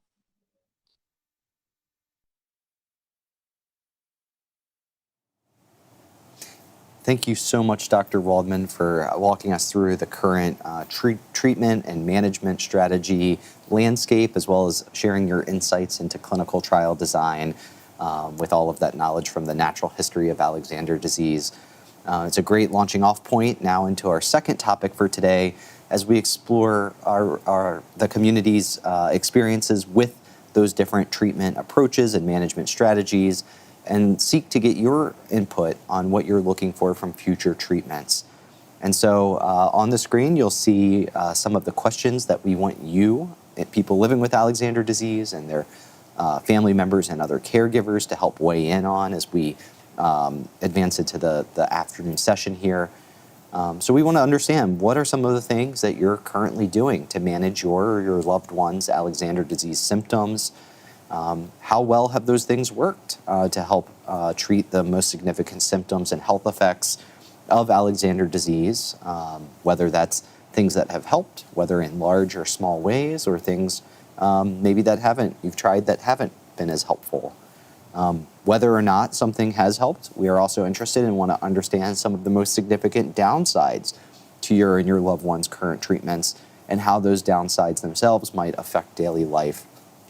Once we've explored these questions, again, trying to understand what it is that you're doing to try to help manage the symptoms of Alexander disease, whether that's medications, other types of therapy, occupational therapy, physical therapy, speech therapy, for example, or even more holistic approaches, and even lifestyle modifications. Again, anything that you might try or do to make life with Alexander disease a little bit easier. We're going to shift gears and look towards the future. And we want to know, short of a complete cure, what specific things would you look for in an ideal treatment for this condition? Or a related question, what factors would be important to you in deciding whether to participate in a new research trial that might come along for a new treatment? So to get us started on this topic, it's my pleasure to introduce our second panel of the day. Individuals from your community who'll be sharing their experiences and views on these questions. We have Tyler and Jill, Leon, Ekaterina, Joey and Leah, and Nancy. So Tyler and Jill, take it away. My name is Tyler, and this is my wife, Jill. We live in Seattle, Washington, and we are the parents of Eli, who is an 8-year-old who was diagnosed with Alexander disease when he was 18 months old. When Eli was a toddler, he was full of joy, curiosity, and energy. He was always smiling, babbling, and exploring every corner of our home, climbing the stairs, opening drawers, and filling our days with laughter. He had a spark that drew everyone in, and his determination seemed unstoppable. We knew his level of independence was unusual for a child with his diagnosis, and we felt incredibly fortunate to have that precious time watching him grow and thrive. Sadly, those years of independence were short-lived. As the disease progressed, it gradually took away the abilities and milestones that he'd worked so hard to achieve. When Eli was 3 years old, we learned about a clinical trial being conducted at Stanford University that Eli might qualify for. At that point, he was still fairly mobile and doing relatively well. We spoke with the study coordinator, who walked us through every step of what participation would involve, procedures, testing, and the risks. As parents, those conversations were difficult. You never want to put your child through something invasive or uncertain. But with Alexander disease, you live knowing that decline is inevitable. We realized that while Eli was doing relatively well in that moment, time was not on our side. We saw the trial not just as an opportunity to help our son, but as a chance to help all families facing this devastating disease. We felt, and still feel, a deep responsibility to do everything we can to advance science, to open the door to hope for families who will walk this same path after us. If that meant Eli would become a test subject, we were willing to accept the risks and challenges that came with it. Fortunately, the trial has been a mostly positive experience. It has given us not only moments of hope, but also a glimpse of what progress can look like. Today, at 8 years old, Eli walks only short distances and only with assistance from a caregiver or a mobility device. He can no longer eat by mouth and relies entirely on a G-tube for nutrition. He also has lost verbal and sign language abilities. These are unimaginable losses for parents to witness. Yet through it all, Eli continues to show incredible resilience and strength. Eli takes 2 seizure medications that have successfully kept him seizure-free for the past 3 years. These seizure medications come with a whole list of unpleasant side effects. We would love to see the FDA research newer and safer seizure meds with less side effects. Recently, his speech therapist introduced him to an eye gaze communication device. To our amazement, he quickly learned how to use it, scoring 5 out of 10 on his very first try. And even spelling his name. The moment gave us an overwhelming sense of hope. For the first time in a long time, we saw Eli communicating again in his own way. It reminded us that our children are capable of so much more than we often realize, and that innovation and access to assistive technologies can truly change lives. One of the most difficult parts of Eli's care is his strict feeding schedule. He must be fed every 3 hours through his G-tube, a process that requires planning, sterile conditions, and specialized equipment. This makes any outing a major logistical challenge. Even a short road trip outside the house requires a mental checklist and careful coordination between feedings, clinical trial visits, and multiple medical appointments. Eli's care is a 24-hour-day commitment. We often think about how transformative it would be if therapies could strengthen the muscles needed for swallowing, giving children like Eli the chance to eat safely by mouth, even just occasionally. That would not only improve the quality of life, but also bring joy and normalcy back to family routines that so many take for granted, like sharing a meal together. Eli is also not potty trained and shows little interest in it. As he grows older and heavier, daily caregiving tasks, lifting him into bed, changing diapers, transferring him between wheelchair and other surfaces, has become physically demanding for us and for his school team. These are challenges that many families living with Alexander disease face daily. Any therapeutic treatment that can improve gross motor skills would be an incredible advancement. Like all parents in our community, we hope for a cure. But until that day comes, we believe that targeted, symptom-focused therapies are essential. Before joining this current clinical trial, Eli experienced severe, frequent vomiting, sometimes multiple times a day. Since starting the trial, that symptom has completely stopped. It has been life-changing for our family, but once consumed so much of our time and energy, washing sheets, cleaning up messes, managing his discomfort has disappeared.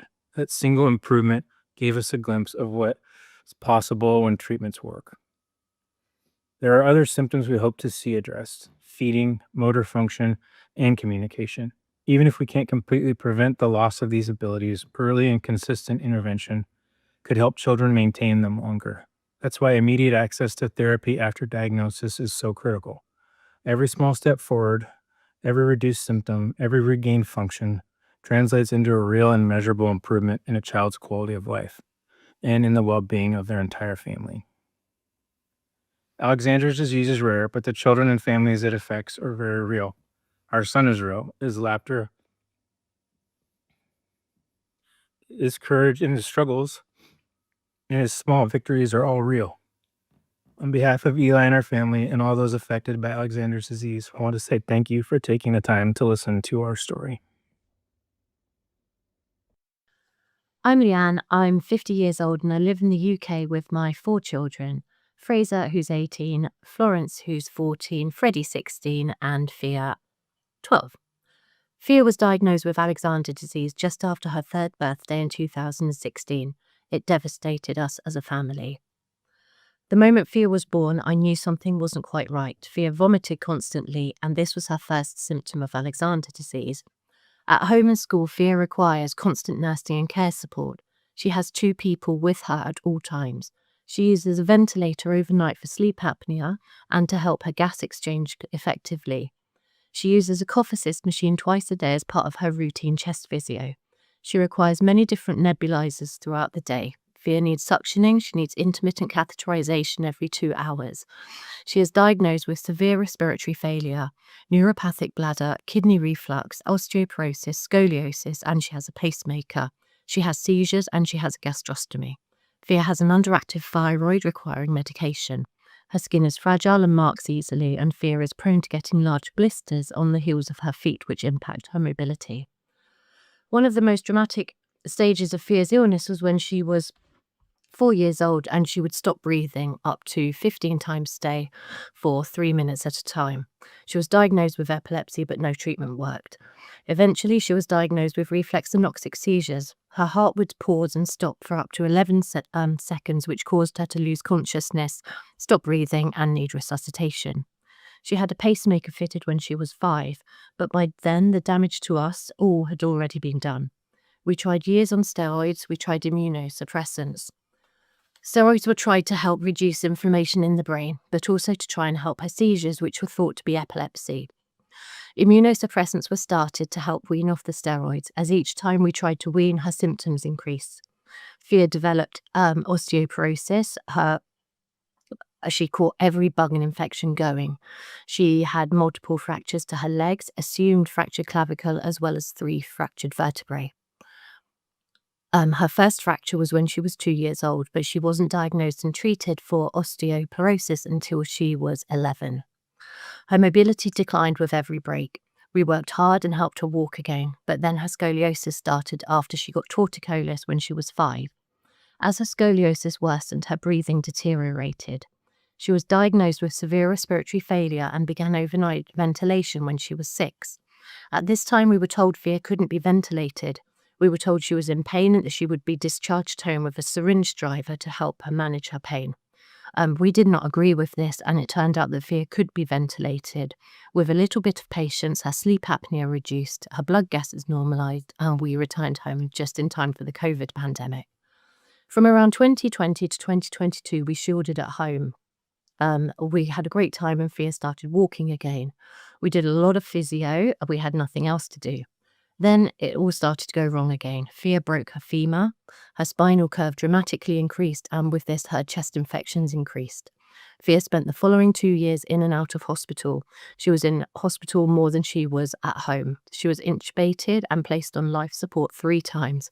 She was in pain, she was bedbound, and we did everything we could to get her the spinal fusion that she needed. Every hospital stay, Fraser, Freddie and Flo struggled more. More disruption, more uncertainty and more fear. Freddie once told me his friends don't understand him. He doesn't feel anything anymore. Someone's grandma was sick, he said, but I felt nothing. This disease just doesn't destroy the individual's life. It destroys the lives of everyone around them, and no child should have to live like this. Eventually, Fia underwent her spinal fusion just days after her 11th birthday. Through all of this, Fia has retained her cognitive ability. She asks if she's going to die, and that breaks me. All I can say is I certainly hope not, and not today, thank you. Fia wants to walk again. She just wants to be able to go upstairs to her brother's bedroom. She wants her old life back, nothing extravagant, just to be how she was. Fia wants her independence. She wants her speech to be understood. She wants to be able to do what she wants when she wants. She wants to just walk out of her bedroom when she chooses to. She is totally dependent on others for every aspect of her life. She wants to be able to surprise people and just stand up again. She wants to move herself if she's uncomfortable. In her eyes, she wants to get better. Back in 2020, we hoped that Fia would participate in the Zilganersen trial, the only current treatment for Alexander disease. But because of her need for spinal surgery, it wasn't possible. We chose surgery over the trial. We knew that her curve was over 100 degrees. We thought that once she'd had her surgery, we would then be able to access the clinical trial. However, Fia's surgery didn't happen until 2024. Initially, we felt we could hold on. We thought we'd have time. Fia had made progress, she'd walked again, but due to the delays with her surgery, we can't hold on any longer, and our time is running out. Zilganersen is not just a treatment for Fia, it's a lifeline for all of us, and it's a hope. The hope that it would give Fia, me, her dad, her siblings a chance to live again. Right now, we are overwhelmed with care routines, and my children have lost their childhoods. They carry the scars that will never heal. But with a treatment for Alexander disease, we could all go on to do great things. I spend my life buying more supplements, more equipment, researching, waking earlier, going to bed later, buying more equipment, and until there's barely any hours left in between. I live, breathe, and do everything to have another day with Fia, to make tomorrow a better day. I just want to have Fia Fia back. I want to hear her laugh again. I want her voice to improve. I want her mobility to improve. I want to avoid the need for a trachea, avoid more interventions, avoid being bedbound again, avoid Fia being in pain, and above all, we want to avoid the time when Fia says it's enough now. I want to avoid losing Fia bit by bit. We've done this for 10 years now, and it just gets harder and harder. Alexander disease has been relentless, cruel, and personal. It's taken so much from Fia. It's taken so much from all of us. Over and over again, we have been helpless and we have been heartbroken. Everything we do it with hope. When Fia needed spinal surgery, we faced a huge battle. 10 minutes before her surgery, the anaesthetist took me to her side and told me to reconsider. She feared Fia would not survive. This wasn't new news. It took me many years fighting her corner, stating that without surgery, Fia would die. But this time I was unprepared. I was too focused on willing Fia to live. As her mum, the decision was mine and Fia's alone. Without surgery, Fia would have died. She was in pain and she knew. She understood. I knew Fia would be okay. We do everything. We do hope that it will make a positive difference, and ultimately Fia gets the final chance and the final choice. She wants this. She wants to get better. Good afternoon. My name is Ekaterina and I live with my family in Moscow, Russia. My first son Ilya is 2 years old and was diagnosed with Alexander disease. During the first few months, he was no different from other babies. As time went on, my anxiety grew with it. He turned 6 months old and showed no signs of sitting up, but he crawled beautifully on his belly. When he turned 9 months old, he still couldn't sit up on his own, but already stood up leaning on furniture. Doctors reassured me they thought it was just his developmental quirk. In the fall, after his first birthday, he had the first seizures accompanied by mild cold. We decided it was febrile seizures. In May, he had another seizure, this time without any triggers. When we did an MRI and saw a truly frightening picture. Doctors suspected leukodystrophy and ordered genetic testing. Whole exome sequencing revealed a mutation in gene encoding GFAP. The mutation was later confirmed by Sanger sequencing. Our pain and fear are beyond words. It's impossible to accept that any moment your child's life could end, and you can do anything about it. It's even harder to realize that your child won't develop like everyone else, that their skills will fade. Every day I wonder if my child will be able to talk or walk tomorrow. Will he able to attend school? Will he have friends? I don't have the answers. I don't think anyone does. We're currently doing everything we can to delay any deterioration of his condition and ensure his quality of life. But there's only so much we can do.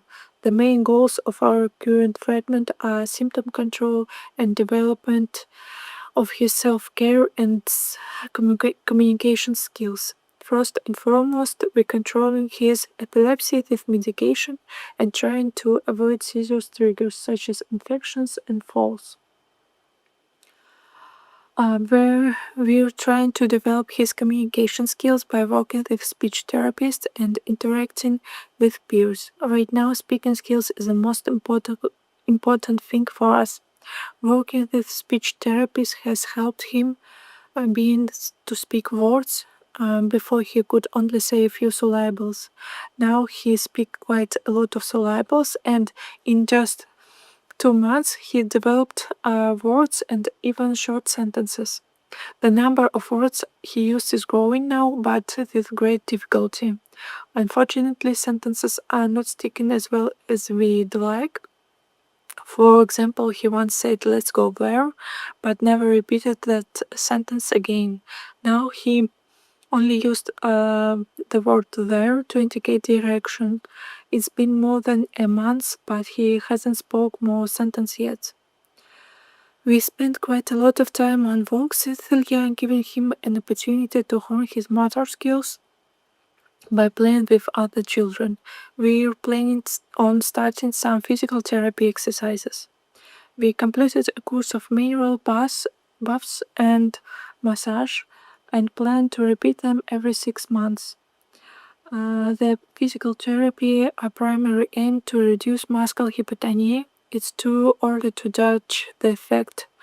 We started them right away after diagnosis. Ilya has just been diagnosed with hearing problems. We plan to consult this specialist to determine the extent of hearing loss and develop a treatment plan. That's all. Perhaps all of this is supporting him, but it doesn't protect him for the underlying cause and therefore from worsening his condition. I know there is no cure right now that could minimize or cause his illness, but it would be great if he could eat, walk, and talk till the end. So we'll be looking for a status we can participate in. I hope one of them will put end of his disease. Hi, my name is Leah. My name is Joey. We are from Pottstown, Pennsylvania, and we are the parents of our 5-year-old daughter, Sophie, who was diagnosed with Alexander disease at 6 months old. We knew Sophie's path in life would be very different than most children shortly after her first seizure at 5 months old.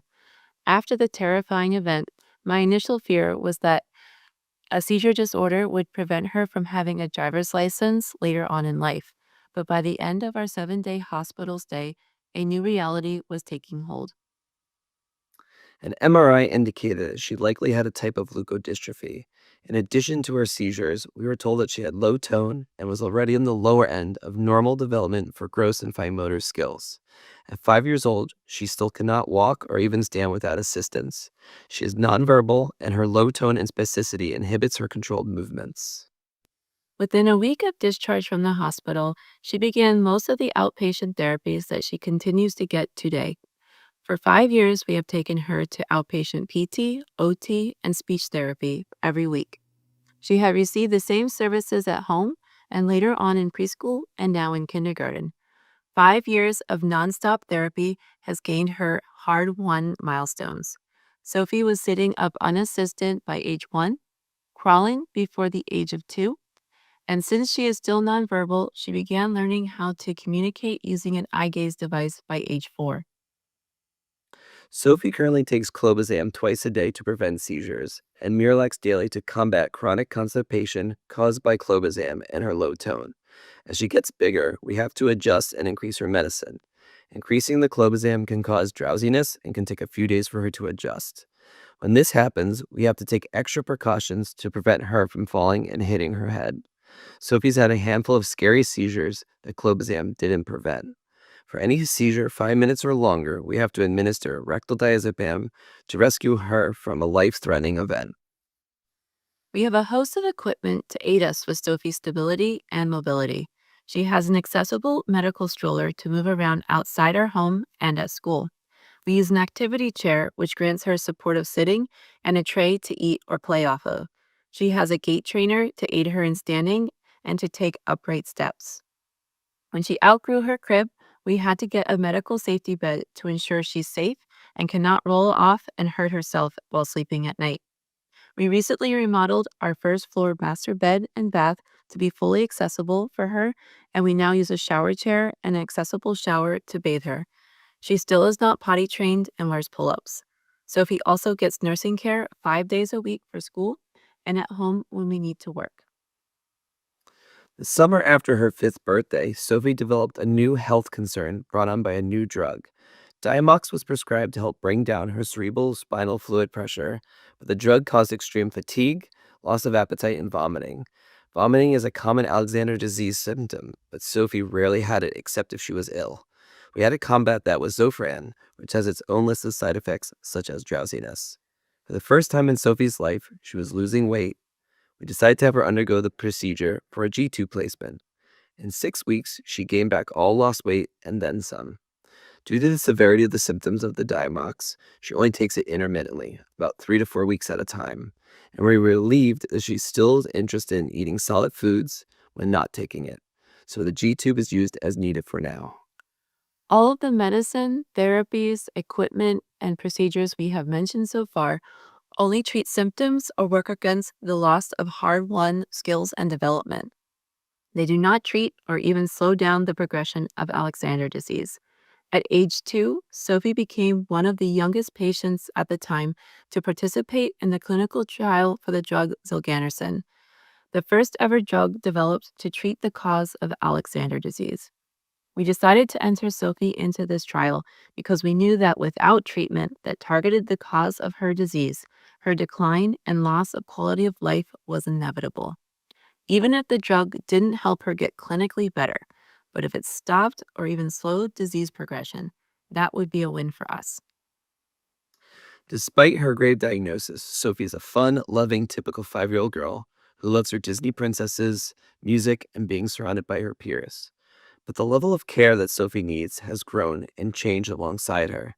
Time spent taking care of Sophie each day takes away time from taking care of her younger brother. We never have paid time off saved aside for family trips or vacations. As each new health issue arises, we fear how much more will be added to our overflowing plate and what impact it will have on Sophie's quality of life. Our short-term hope for Sophie and all Alexander disease patients is a treatment that not only lengthens their time with us, but also preserves their quality of life. Our long-term hope is that continued research and medical advances will prevent children like Sophie from ever having to face the challenges and setbacks that she has suffered from Alexander's disease. Hi, my name is Nancy. I'm from New Jersey. My daughter is 18 and is afflicted with juvenile onset Alexander disease. When our daughter was born, we named her Hope. We knew the odds were 50-50 going in because her father had the mutation, but we were aware of the research due to his family pedigree, and we put our trust in it. Hope was born in 2007, a perfect APGAR score and so beautiful. She was a difficult baby, though, diagnosed with dairy and soy intolerance due to her excessive fussiness and vomiting. We learned that Hope had the mutation in 2014 when she was 6 years old at Mass General through a research blood test. This was when I began to fear that the vomiting that continued was an expression of the disease. But in 2015, she had her first MRI. The lesions were missed in the interpretation of those results. We were relieved and began a long journey through a revolving door of 5 different specialists to try to explain her symptomology any other way. In 2018, at Children's Hospital of Philadelphia, Dr. Waldman saw the lesions on the original MRI and gave us the answer we dreaded. The lesions are in the brainstem where the vomiting center is located. Therefore, the persistent vomiting and ultimately her failure to thrive over the last 3 years were due to Alexander disease. She tried and failed multiple medications until Depakote gave us a glimmer of stability. She was 11 then and the size of a 6-year-old. After starting Depakote, she grew taller, gained weight, her shoe size doubled, and for a short while we saw her coming back to life. She cooked up a storm. She was great in school. She was active and relatively healthy. She took up fencing and even surfing. Then the pandemic hit, and with the hormonal changes as she became a teen and the global anxiety, Hope's disease progressed and depression set in. She was 13 when Prozac was prescribed, and after a period of self-harm and a suicide attempt in 2021, we added psychiatry to the ever-growing list of specialists. Between 13 and now, she's added copious medications. Most are to manage the intractable nausea and gastroparesis. Depakote, erythromycin, omeprazole, famotidine, Zofran, sucralfate, which she takes morning, night, and throughout the day, as well as midodrine for the excessive dizziness coming from dysautonomia. For the depression and anxiety, she's been taking increasing doses of Prozac and Wellbutrin. The side effects of midodrine are high blood pressure and urinary issues. It's likely that her central tremor comes from long-term Depakote use. There are days when Hope wants to give up. She thinks this regimen doesn't even work. We've tried alternative therapies, too many to name. She no longer gets out of bed every day because she's too dizzy, can't come down the stairs. She has an adjustable bed that keeps her upright so that she doesn't pass out from the blood pressure issues. She uses a cane. She'll use a wheelchair if there's more than a couple of blocks to walk. She wakes retching and dry heaves all day, in spite of all of that medication to tame the nausea. She has tried and failed many treatments, too many nausea meds to count. She's had 2 hospitalizations in the last year with high-dose IV steroids that caused her stomach to bleed, blew out her vein, and caused awful after effects of rage and weight gain and even deeper depression. Scopolamine caused her to be practically comatose and wheelchair-bound in a Disney vacation. Ativan makes her a zombie. What makes this disease uniquely cruel is that her cognition is sharply intact. Hope is fully aware of everything that she's losing. She battled to graduate high school with a 4.36 GPA and academic awards in spite of missing months of school in the last couple of years. She watches her friends go off to college, start jobs, and fall in love, while she remains in constant physical and emotional pain and tethered to the medical system, increasingly isolated. Her friends have forgotten her. I wish people could feel what she feels. The endless dizzying nausea like a stomach flu or morning sickness that never ends. The inability to stand up for very long. That is the lived reality of Alexander disease, rare and relentless. Families like mine are pleading for compassion, but also urgency. Hope is selflessly given to the research, for science, and for others like her so they don't have to suffer the way she has. We need pathways for drug development that don't leave ultra-rare diseases behind. Alexander disease doesn't just steal mobility, it steals milestones, dreams, and futures. Her name is Hope. We're counting on you to restore ours. Thank you.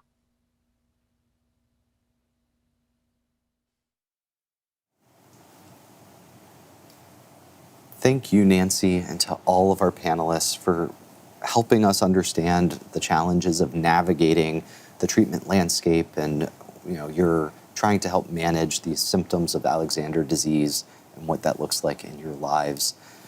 So at this stage, it's our second opportunity to broaden the discussion today to include all of you, people living with Alexander disease, family members and caregivers of those living with Alexander disease. So if you would like to share some of your treatment experiences, whether that's with medications, other types of therapy, holistic approaches, even lifestyle modifications, again, anything that you might try to do to make living life easier, we welcome you to call in now. You can call in at 1-703-844-3231. Again, you can call in at 1-703-844-3231. When you call, you'll be greeted by our operator who will take down a little bit of information so that way we can then bring you into the conversation. But to get us thinking about this topic of current treatment approaches, I'd like to invite you to answer a couple of polling questions to get us started. So for those of you who are with us this morning, you'll know this is a good time to open up your web browser on your computer, a new tab, open up a browser on your phone, go to www.pollev.com/End AxD or pollev.com/End AxD. Keep this open throughout the afternoon session. Every time we go to a new polling question, it will automatically appear there. You can make your selections. There's no need to hit submit. Each time you make your selection, it will be automatically logged. And here in this first question we have for you as part of the afternoon, we want to know This is focused on specifically on medications. What medications have you used to treat symptoms associated with Alexander disease? And you can select all that apply. The options here are A, seizure medications, B, medications for vomiting or nausea, C, laxatives or bowel regulating agents, D, bladder dysfunction medications, E, sleep medications, F, anxiety or depression medications, G, an investigational medicine in a clinical trial, H, some other medication that's not otherwise listed here, or I, if you or your loved one have not used any medications for Alexander disease. And one more reminder is this is the first question this afternoon we're seeing where our audience can make more than one selection. So those percentages you're seeing are not the percentage of people making any selection, it's the percentage of responses. So you can view these as kind of a relative ranking based off of the size of that orange bar. Wow. No surprise, given my reality with Alexander disease, that seizure medications would be at the very top of the list. Yeah, we're seeing, as it stands, seizure medications and laxatives and bowel regulating agents right up there at the top, followed pretty closely behind by medications for vomiting or nausea. We're seeing a wide range of experience and a lot of other medications. So we want to hear your experiences with these different medication approaches. And for those of you who have not used any medications, we would want to hear about your experiences, whether you believe that there's just not currently any symptoms that need to be treated, if there's been other non-medication approaches that you've tried. And in fact, that is a good launching point into our next polling question. So here, putting aside kind of medications, we want to know what other treatment approaches have you used to help manage the symptoms of Alexander disease? Again, you can select all that apply. The options are A, physical therapy, B, occupational therapy, C, speech therapy, D, eye gaze or other communication device, E, feeding therapy or other feeding support, F, mobility and positioning equipment, G, a ventilator or respiratory support, H, some other treatment approach that you use to try to help manage symptoms that's not otherwise listed, or I, if it's not applicable because you're not using anything to manage symptoms. Give you a few moments here to log your answers. Give us an idea of some of those things that you're using outside of medications.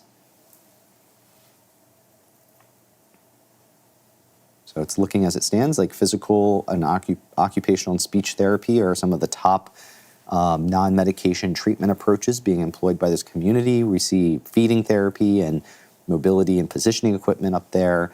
However, each of these things is being used by a number of people, including some other treatment approaches. Again, very interested to hear about things, even those that we didn't list in these polling questions.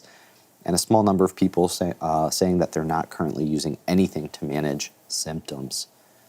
So I have one more polling question here to get us started.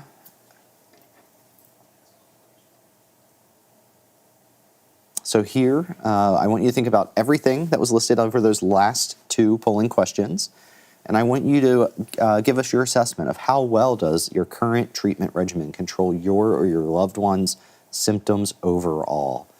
The options are A, not at all, B, very little, C, somewhat, D, to a great extent, or E, not applicable because you or your loved one are not using anything to try to manage your loved one's symptoms. Wow. And as you're making this selection, this is the big question I want you to think about calling and writing in. Tell us, what did you pick? How do you assess your current treatment regimen or your loved one's current treatment regimen? For those of you, about 2/3 that are saying somewhat, the treatment regimen helps somewhat with symptoms overall. What does somewhat mean to you? This is going to be very, like every question, individualized. Is it helping with some symptoms but not others? Is it helping a little bit with all symptoms? What does that look like? Same for the about 30% of you that are saying very little. Where is it helping a little and where isn't it working? And for the about 8% of you that are saying to a great extent, what has that looked like? What has really helped? we're not having anyone report that the treatments aren't helping at all, and against a small number of people saying that they are not using anything.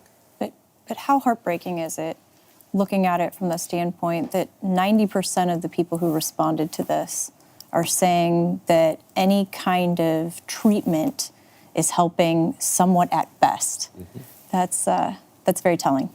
Yes. And now we hope to explore with you what that means, what that at best has been looking like.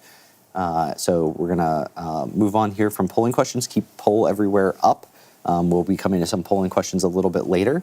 But as we're kicking off here, while some of you are calling in and writing in with your answers, I'd like to welcome our Zoom panel for this afternoon, some of your peers from the Alexander disease community who will be helping answer some of these questions. Mag, maybe we can start with you to kick things off. Again, when we're talking about current treatment approaches, we're casting a really wide net, even things that weren't listed in those polling questions. I'd like to start with things that maybe have helped, whether that's a little or somewhat or to a great extent. What comes to mind for you if you think about things that have been helpful? Hi, my name is Mag. I'm from Bakersfield, California, and my daughter Mia, she is 12. She's been diagnosed since the age of 4, so I've been living with this since for the past 8 years.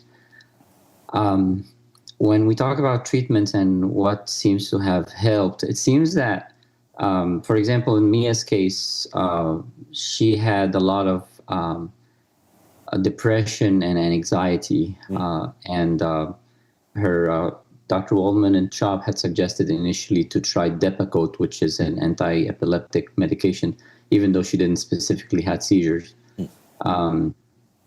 And that helped initially a lot with her mood, but over time it kind of dropped to that, like, to some extent range, and then we over time we also had to add more antidepressants, like we're currently also using Prozac with increasing doses, and it seems that some days it helps, some days it doesn't, and we're not sure like where to go from there. We're starting to involve psychiatry at this point. We're waiting for a consult with psychiatry.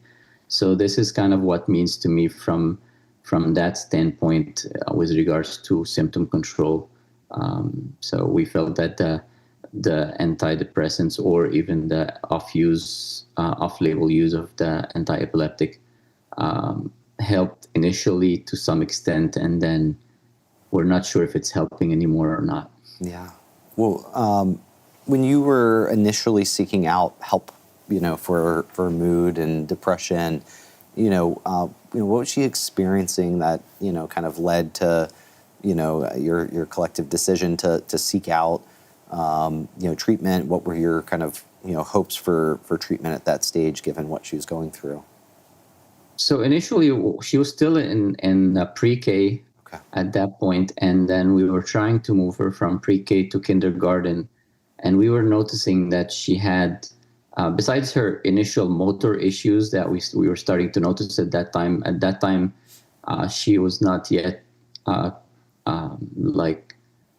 in a wheelchair or anything like that. She used to be able to walk, but besides that, her separation and anxiety was a little bit unusual as compared to other children at this stage. She's been going to school pretty much since she was 6 weeks old. And so, but then we felt that, and she was in a good school, good teachers, knew her friends, everybody was caring for her. We tried to exclude all sorts of like when any possible, how sometimes children have a little fear from a certain teacher or a certain situation. Sure. We tried to exclude all that, and we felt like something is still wrong. And then on the day she was supposed to move from pre-K to kindergarten, she cried uncontrollably to the point that they took her out of her kindergarten class to put her back in her pre-K class. And that was very humiliating and very, very, very sad. But again, we felt at this point that this was pathological and that we had to address it. And so we were already as part of the natural history study at CHOP, and we asked Dr. Waldman, like, what could we do about that? And she suggested starting the Depakote. And at that time, it did help. It did calm her symptoms significantly, and she was able to go through. And how did you? Yeah, I was going to say, how did you notice the Depakote, helped with that separation anxiety? What did you maybe first notice? She stopped crying. She stopped crying. She stopped being anxious. She was able to enjoy her day. There was, even when during the day they would call us, oh, Mia cried a little bit today for so many hours. Mia didn't participate in this activity because she was sad. And then we started getting less and less of these calls. We were able to drop her off and leave her in the morning, and that was okay.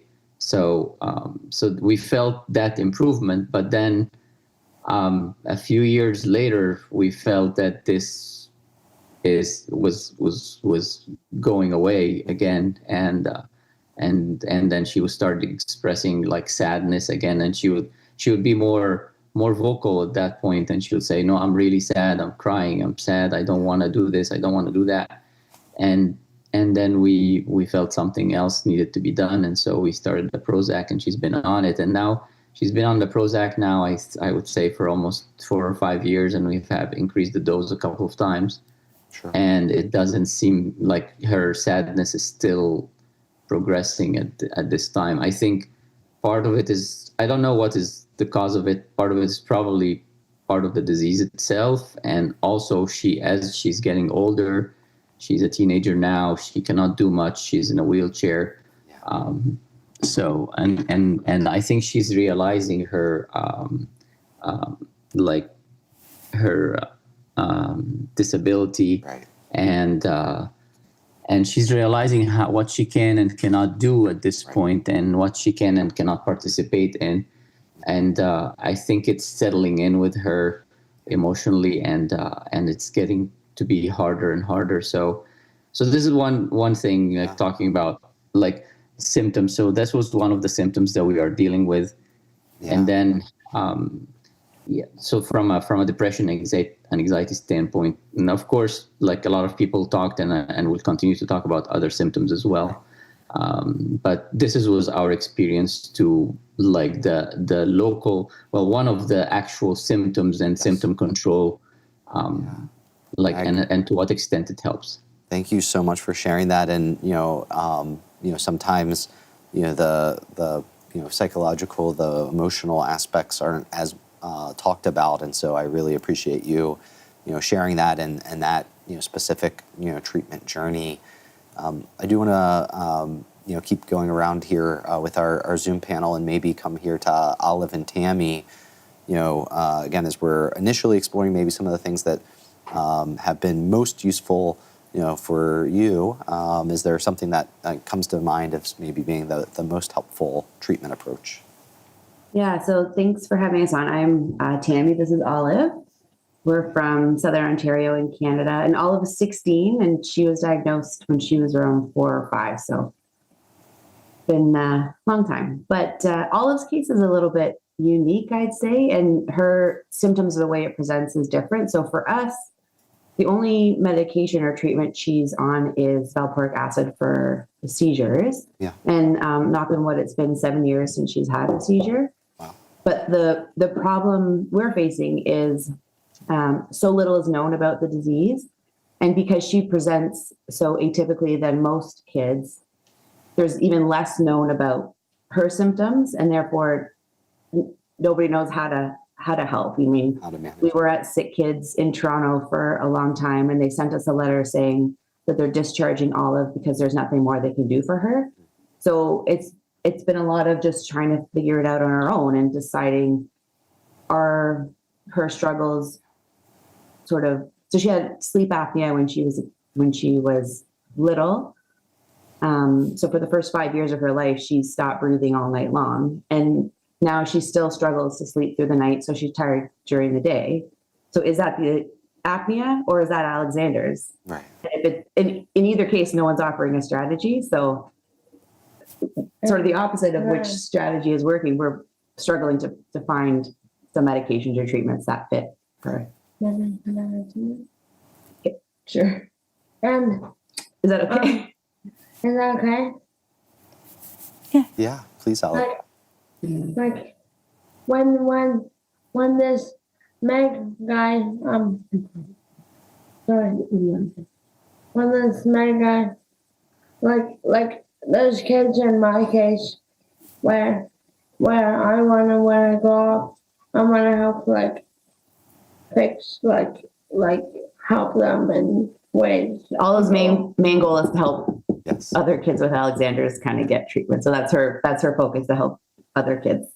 That's wonderful, Olive, and thank you for sharing that with us and being here today. You are helping other kids, so thank you so much. Yeah, and Tammy, thank you for sharing that. Kind of sleep apnea, it sounds like is one of those kind of unique challenges of not being able to necessarily know if it's Alexander disease or not, and then obviously challenges of navigating getting some help or relief from that. I do see that we have a phone caller. Do you want to bring them into the conversation? We have Corinne from Utah, who's the parent of her son living with Alexander disease, who wants to share some of their treatment experience. So Corinne, I would like to welcome you to the program. Are you with us? I am, thank you. Great. So we're exploring, kind of experiences with current treatment approaches. What would you like to share with us? I do agree that it's so hard because we have been to doctors who actually had to look it up if they had the wherewithal. Some didn't even until we got there. We had to explain what the disease was. And the neurologist that we currently have, we're actually trying to change neurologists because it's really a lot of do nothing and wait. When we first got diagnosed, he went in because he was falling.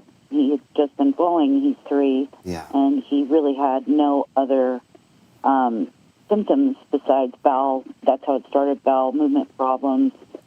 Nobody would recognize that was something neurological, I guess. And so he was falling. When we brought him out of the hospital, they put him on valproic acid, and he came out of the hospital not walking, couldn't hold up his head, and in the bathtub would fall over, all of which were symptoms he didn't have before. And I thought to take him off the valproic acid, although I see that it does work for others. But immediately he started walking again, and about a week after, he just spontaneously walked to his dad, and I was just crying, going, "Oh my God, you're walking again!" Yeah. He's on Keppra. He started on 0.5 6 months ago when we were diagnosed. He's now on 5.5. Okay. I'm not sure. It's the scary part is what do we do when he gets to a point where he can't take as much, where there's a maximum of that, considering that I don't want to put him on the valproic acid. Right. And so that's a worry. And also he doesn't really talk. I mean, he talks. He says a lot of things that he probably just thinks we're really stupid and don't understand. But we're working with speech therapy. I do have some questions if anybody in the panel has. I wondered if anyone knew about I heard about these new treatments that are coming out, and if you looked at Paxton, you wouldn't think that he was sick, except for that he doesn't talk and he has an odd gait. And I'm just, like everyone here, hoping for a miracle is where we're at right now, and hoping that we can keep him at least the way he is, and hopefully maybe hear his voice say "Mom" or something sometime. No, that's... Or just so that he can live a good life. Yes. We share that goal with you, and hearing about his treatment journey and hearing what's important for you, if new treatment could come along and help in that way, are both very, very important to help advancing that, that goal of that we all share. So, Corinne, thank you so much for calling in and sharing some of those experiences, even some of those downsides. Obviously, a big one with valproic acid, and for your son. So really appreciate it. I do want to check in with our panel and see if there's any other kind of beneficial treatment kind of experiences that we haven't talked about yet that anyone would want to share. Yes, Deidre.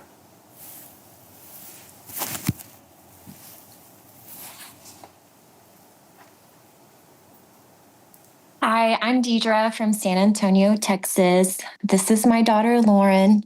She is 11 years old. She is my daughter. She is a big sister. She's a granddaughter, a friend, a neighbor, and a student.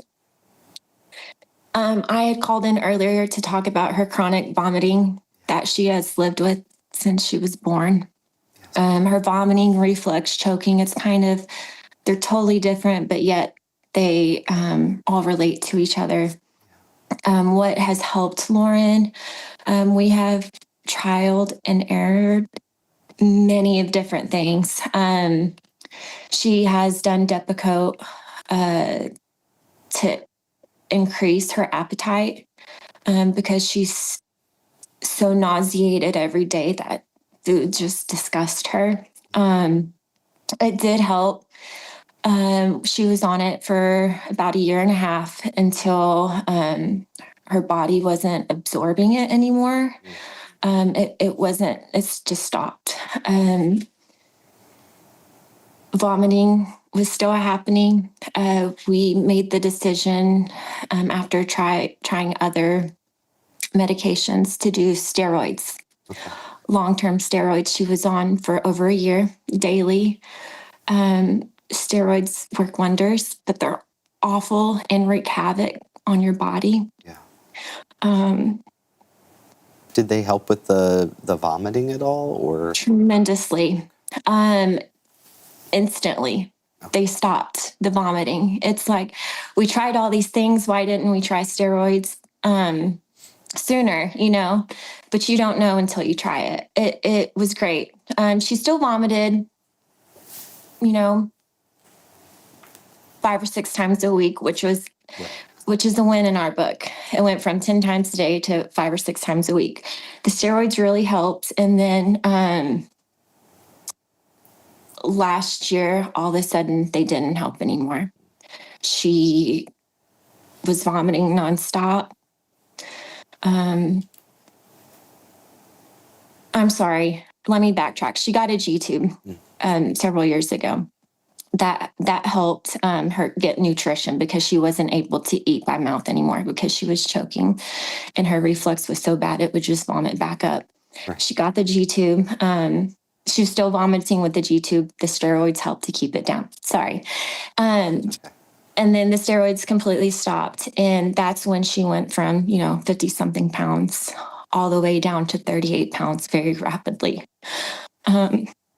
She went from running and jumping, climbing, playing with her friends, to being too weak to do anything. Lauren has never complained about anything. She would vomit and smile and go on about her day until she vomited again.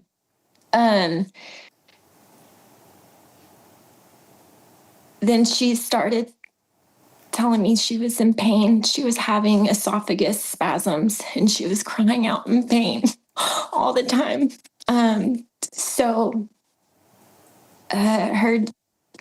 Of course, she was in the hospital. They decided to put her on baclofen to help, relax those muscles in her esophagus. It worked. I really thought we were getting somewhere. It was incredible. I was like, this is great. but it would only last for a couple of hours. And as we all know, there's 24 hours in a day. And just because we're all sleeping doesn't mean that Lauren goes to sleep. She still has those esophagus pains while the rest of the world is sleeping. So her doctor kept upping her baclofen. Yeah. Me not knowing the side effects, it's a muscle relaxer. I didn't realize. I just thought we were helping her esophagus. It made her completely just turn into a limp noodle. Yeah. A floppy fish. Couldn't walk anymore. Still vomiting though. It started vomiting again.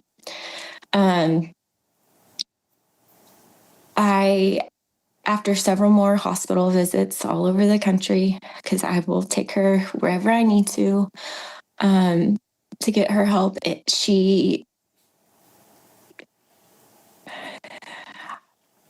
Earlier I had said I thought she was going to die. Yes. And I've never said those words out loud. But I thought she was. And so we had made her an appointment to get a GJ tube. We decided that we had to. It was last resort. Set the appointment. We couldn't wait any longer. She was literally lethargic, dwindling.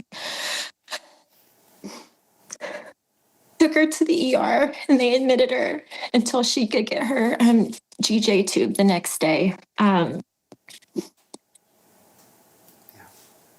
She slowly started gaining weight. She was still in the hospital a couple months after that.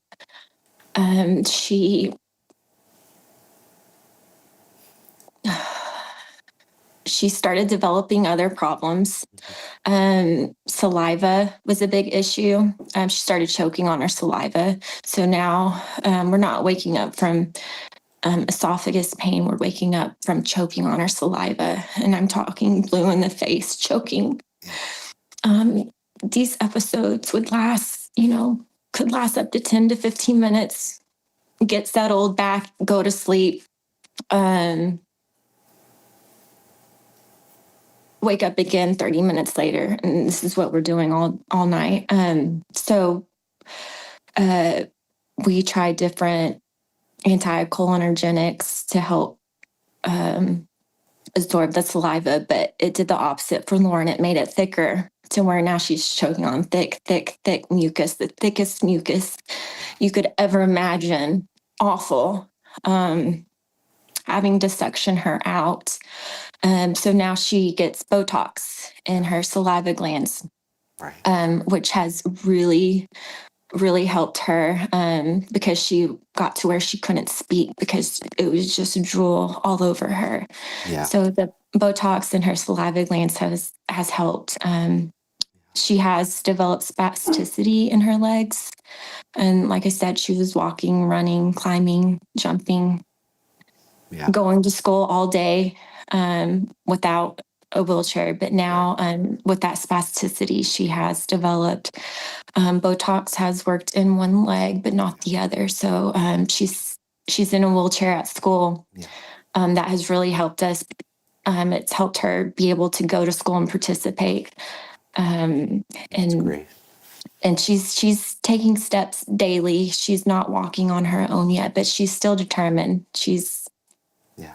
Well, thank you, Deidre. It's, so much of her story being, kind of chasing success and then having it stripped away and repeating that cycle over and over again. And I really kind of appreciate you walking us through that. I do see that we've been getting a lot of written comments on this topic of things that have been helpful. So I want to bring in some of that. So Jenny, what are we seeing from the web? Hey, thank you. Right, getting us to a lot of questions or a lot of comments coming in. Brian from Minnesota says, we've seen many specialists and pursued every resource available to help him. Currently attends therapy 3 times a week. Their speech, physical, feeding therapy, also receiving in-home therapy once a month through their community program. They've traveled to CHOP and then also locally at the University of Minnesota to ensure he's receiving the best care possible. Josephine in Sweden says physical therapy, a lot of physical therapy themes throughout all of the comments here. And their child sings in a choir, so believes it helps her voice and her lungs. She attends adapted training with children who have disabilities. So what a beautiful example of programs that are made for our loved ones. We also see here very consistent theme.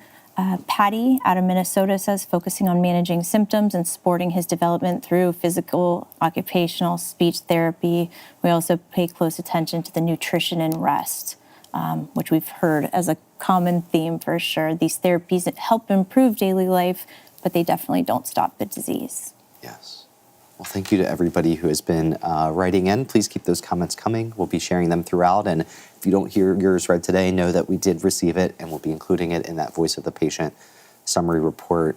So I do want to expand the discussion. Of course, we're very happy to hear about other treatment approaches that may have provided some relief or helped in some way. But we also recognize that, as we've already been hearing kind of the other side of that coin, that sometimes treatments are not as fully successful or come with some important downsides. So we have a polling question to help us start thinking about this topic. So if you can go back to that browser on your phone or that tab on your browser on your computer, go to pollev.com/End AxD. Here we want to know, what are the biggest drawbacks of your current treatment approaches? And you can select up to 3. The options here are A, not very effective at treating the target symptoms. B, they treat some but not all of the symptoms.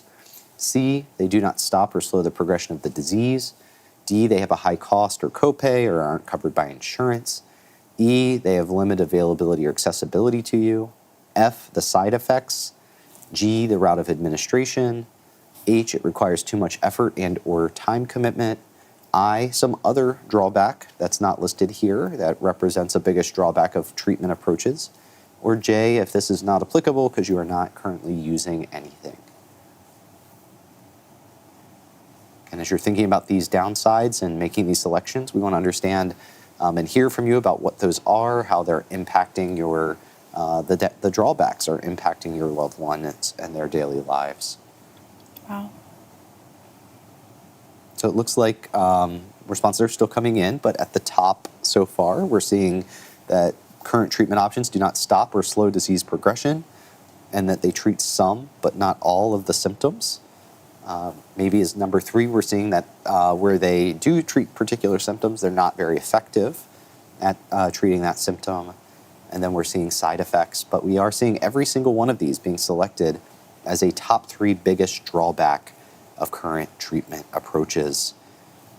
So I'd like to, come back to our Zoom panel here and invite Stephanie and Phil to maybe kick us off on this topic. As you're thinking about, treatment approaches, things you've tried in the past or are currently trying, is there a biggest drawback that comes to mind to you? Hi, we're Stephanie and Phil. My daughter Emery is 9. We are pretty new to the Alexander disease community. She was just diagnosed just this last spring. But of course, symptoms, we've been living with it for much longer. I think, we're still in the early stages of navigating everything, but for us, I think the biggest drawback is just not knowing how long the medication is going to work. Her biggest symptom is the nausea and vomiting and the pain that comes along with that, and failure to thrive. And she's been on Depakote since June, and initially it was working really great. We've kind of taken a couple steps back in the last couple of months where it hasn't been working like we saw in the beginning. So where do we go from here? We're just not sure. So when you say it worked in the beginning and kind of now it's not, and obviously that is a theme I think we're starting to hear of, like, things help in the beginning and then they don't, and we're kind of starting over. But can you kind of walk us through that? Like, you start to notice that there's relief, and then is it like a gradual wane? Is it, what kind of tell us how you notice when something's, when that is stopping working. What does that look like? Yeah, I think for the Depakote, it wasn't super gradual. It was like it was working really pretty good, and then we started just having like a bad week that turned into a bad couple weeks that turned into a bad month. And for us, that's just a lot of nausea. Yeah. She's thrown up a little bit twice, but not like her full-blown episodes like they were in the past. Before we were diagnosed, she was hospitalized for failure to thrive, and she was put on high-dose steroids. And like Deidre said, those were great. It was like we had a kid that was suddenly gaining all this weight, feeling amazing, like it was almost like nothing had happened. But as you know, long-term steroids are not great on the body. So when we had seen Dr. Waldman, we decided to try the valproic acid. So the wean off the steroids was gradual, but we never saw the symptoms percolate back up. Right. With the steroids, but with the valproic acid, it was sort of like, it was sort of abrupt. It was working, and then it just really wasn't. Right. And maybe just, if you don't mind explaining, when you have something that's helping, like the steroids, what is that, kind of, how do you make that your personal, kind of benefit risk decision about, deciding that at this point we want to wean because of, how difficult it is, to manage, and the side effects. At what point did you reach that moment where you said, okay, it's time to think about, stopping steroids? Yeah, it's very tricky as a parent who observes your child in pain and dealing with these very intense symptoms for a long, long time. We just saw her feeling good, and that felt so good. It felt so wonderful to be in a space where she was finally thriving and feeling healthy and happy and doing all the things that like normal kids do, or, whatever. I really lean into because I'm not a doctor, and I don't know. I'm a mom. I want my daughter to feel as good as she can, as long as she can.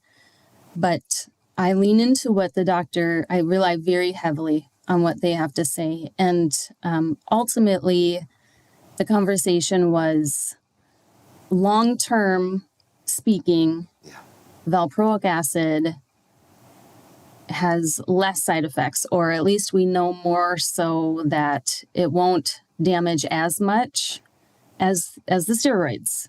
I mean, so it was in that case, it was particularly important to have that option, with a different long-term profile to switch to, and make that wean, because it wasn't just a wean off, it was a wean off and then start something new. Yeah. Yep, exactly.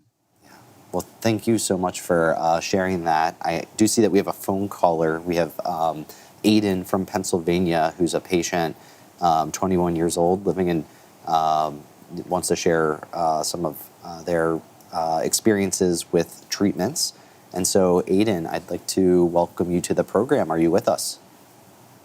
Yes. Hi, Aiden. Would love to, if you want to share any of your treatment experiences with us and let us know, how that's been going for you. We'd love to hear that.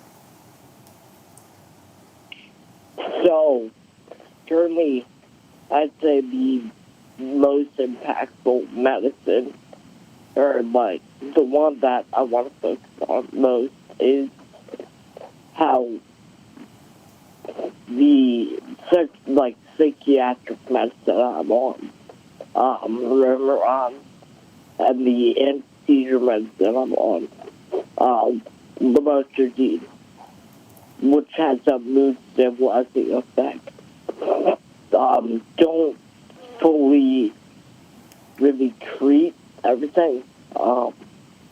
And the numbness is, like the numbness of emotion is pretty distressing. And I think really everything's just insufficient. The seriousness of everything, it does help with, but the kind of overarching effect of the disease on my life isn't at all helped. I can't really hang out with friends outside my home, and I can't experience life as I should. And this medication doesn't obviously fix that, and it doesn't really eliminate those thoughts from my head. I have a tracheostomy, which you'll meet. There's no medication that helps with that.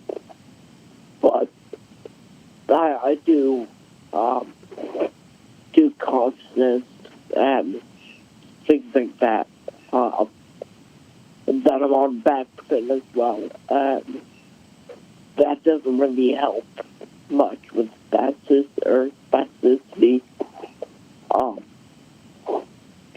I'm on the Maxidol, which helps with reflux, and I haven't really had the vomiting since starting that.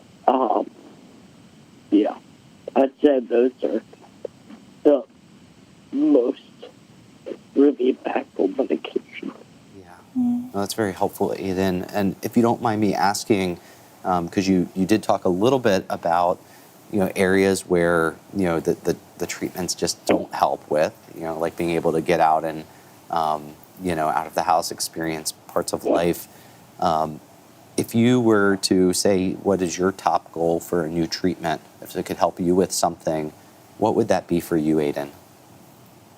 My top goal, I feel like, would be either reducing the kind of amount of my CO2 builds up, so that the whole tracheostomy and all the implications really are reduced.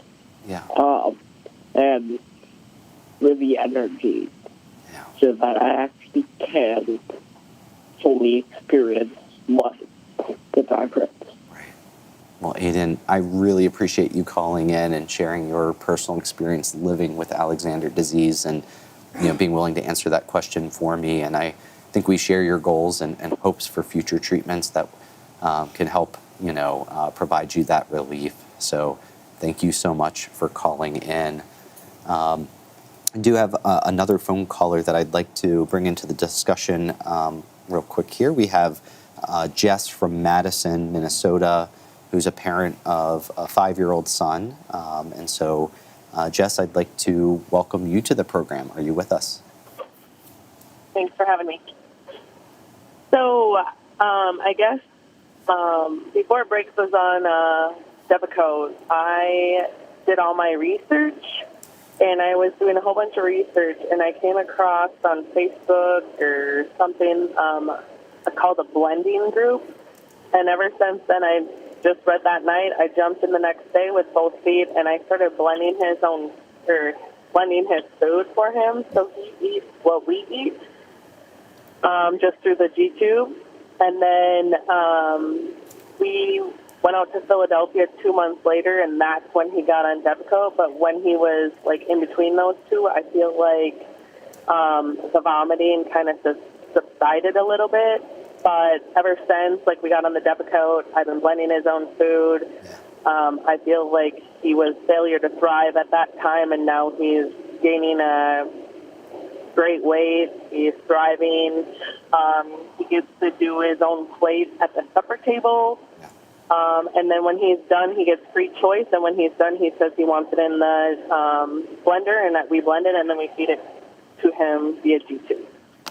Oh, that's wonderful. And it's, not a medication, but, a strategy like that is right, thing. and gets him engaged in, his own decision making around foods.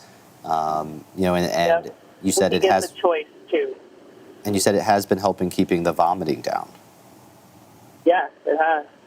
Oh, it's been trial and error. Obviously, you're trying to add all this stuff in to gain weight, but some of it was too much or not enough. And then I just put a lot of thought into it, and I'm like, why am I not just giving him what we eat? Why am I adding all this other stuff to it? I mean, everybody, I have a toddler at home, and I'm like, she's thriving. Right. So I'm like, okay, I'm done counting calories and all that stuff. I'm just going to make your plate, and how you put it together is how you're going to get it through the G-tube, and he's been gaining weight. So. Wow. That's great. Oh, that's so wonderful to hear. Thank you, Jess, for being willing to call in and share that kind of, approach. And I love the partnership with them and his own care there. I do want to come back here to our panel. Emily, I want to bring you into this discussion of current treatments and see if there's a kind of current treatment approach you would like to comment on and share about. Definitely. Thank you so much, James. So my name is Emily. I'm from Buena Vista, Colorado, and I'm the mom to a beautiful 7-year-old little boy named Atlas who has Alexander disease. I would say overall the medications and treatments that we have available to just work through symptoms are in a way keeping his body from teetering off of a cliff. We have things that are keeping the systems running and functioning to keep him out of the emergency room and the hospital. But we still are dealing with very regular emergent situations or things where I'm like, if this doesn't work today, we're going to have to head in. We've had more recent challenges around management of secretions with both vomiting, but also like the mucus and things that others have spoken about. And have had some of the most terrifying experiences of my life trying to keep my little boy alive. And it's something where we do all of our machines, all of our medications, our nebulizers, our suction, and he's sitting there playing, happy as can be, and I hear a noise. And my stomach drops, my heart starts pounding, and he's not breathing. He's choking. In that moment, I am having to step out of being a mom, and I'm having to be a rescuer. I'm flipping him over. I'm doing back pounding. I'm trying to suction. I'm trying to get him back to breathing. But in the midst of that, he's staring at me in my eyes, and the blood vessels are breaking in his eyes. The color changes in his face. And I'm doing a countdown in my head of how long until he's going to pass out or how long until I need to start saving him a different way. When I went to his medical team about this, of what else can we do? It was a question of, do you know CPR and do you know rescue breathing? So like the heartbreaking part of all of this is you try to do everything perfectly every single day for them. And you're still a moment away from a pure disaster, and you just never know. Oh my goodness. That whole, concept of having to, be a rescuer, as you put it. You're treating the symptoms every day and in a day out, but it's not. What I'm hearing is the big gap or downside is that there still are these imminently life-threatening moments, and you're having to do everything that you can. Those moments where you need to be a rescuer, I mean, how does that impact, navigating life? Like, are there times where, you aren't the person that's around to do that? Are you able, to have others, care give? How do you navigate knowing that you might need to, there might need to be rescue at any moment?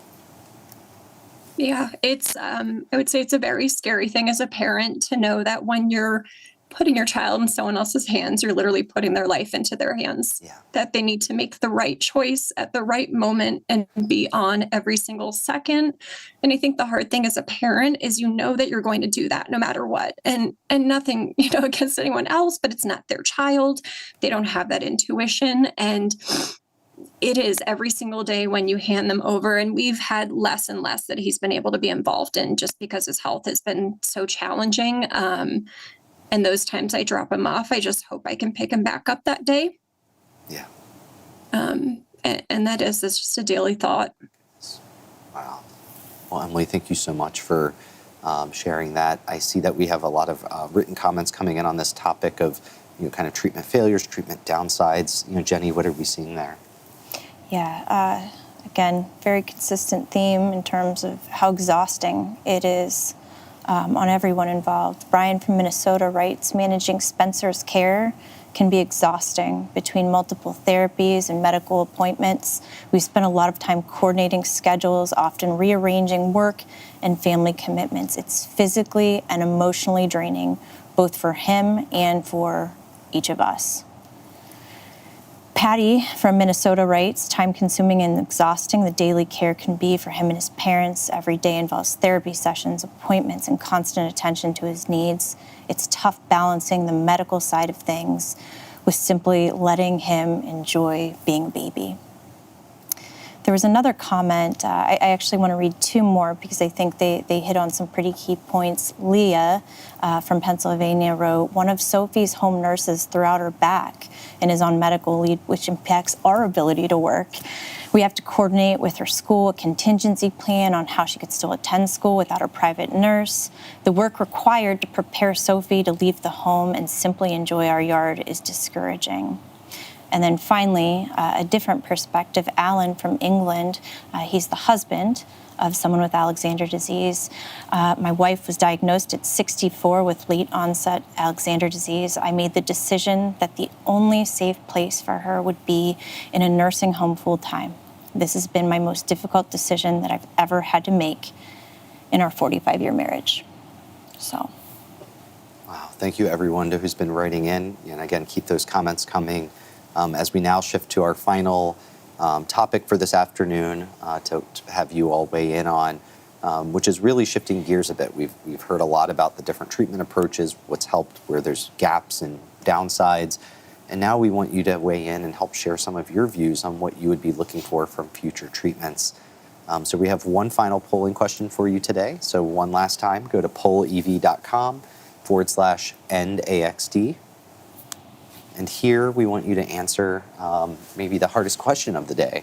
Short of a complete cure, what specific things would you look for in an ideal treatment for Alexander disease? And the difficult part is we want you to select only up to the top 3 specific things that would be at the top of your list for an ideal future treatment. Again, that is short of that complete cure.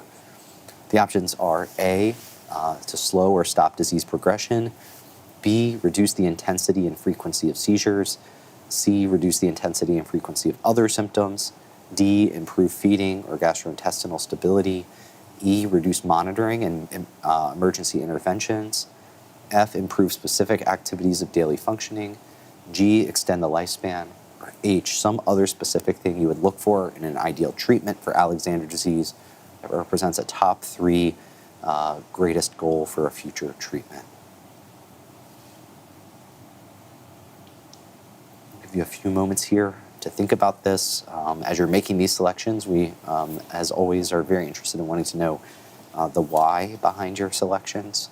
As it stands, it looks like the top specific thing that our audience is looking for today in a future treatment is something to help slow or stop the disease progression. After that, it's a bit of a drop-off, but we see extending the lifespan, followed closely behind by improving specific activities of daily function and reducing the intensity and frequency of certain non-seizure symptoms. But with the exception of the other category, every single thing here is in some number of people's top three goal for a future treatment for Alexander disease. So to help explore this topic, I'd like for us to go to our Zoom panel here. And this is an important question, so I'm going to kind of do a little bit of like a round robin here and ask each of you to weigh in on that. Mag, maybe we can start with you. What's at the top of your list that you're looking for from a future treatment? I'm hoping that something comes up that would be cost effective, that would significantly reverse the symptoms, all symptoms in general.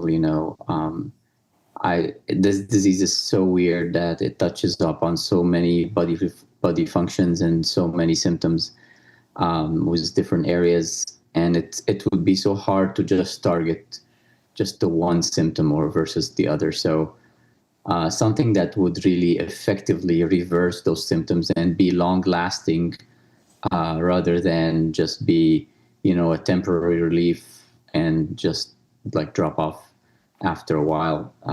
That would be my goal from any treatment for Alexander disease. Mag, if I can just ask a quick follow-up question. I hear you on something that kind of affects across the symptoms, right? Versus whack-a-mole, playing maybe whack-a-mole with the individual symptoms. But could you maybe share? Is there, for you in your family, is there a particular thing that you would be looking for, or might represent an example of something that would be meaningful? If a treatment were able to help in that way. In my specific situation, Mia is really losing her speech pretty quickly. Yeah. And we are trying to race with time to work on like different speech devices or eye gaze devices and stuff like that. But nothing seems to be hitting the nail on the head like we were hoping for. Everything has significant limitations, and I'm feeling that I know she's cognizant of everything and she's fully aware and she's smart, but a lot of times it creates a lot of frustration between us and her, like she's trying to tell us something and we cannot understand it.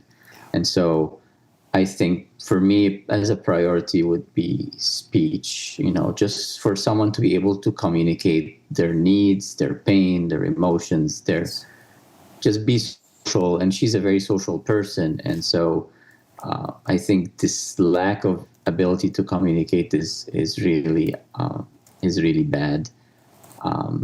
I think, if you lose that, then it becomes very hard. It's like we're basically just moving her around, just doing what we think is best for her, or what she wants, that we don't know for sure if that's what she wants or not. And this is something that if there was something that would fix that quickly or help that would be great. But so far, nothing that we have tried, like besides like she's had been in speech therapy. She has tried different speech devices, whether by touch or by the tablet or by eye gaze and because of her, she has a nystagmus and she has brainstem involvement. So it's really affecting that to a great extent. So even with that, it's becoming harder and harder. So that if it on a personal level, that speech would be something, but generally, again, like mobility definitely and feeding.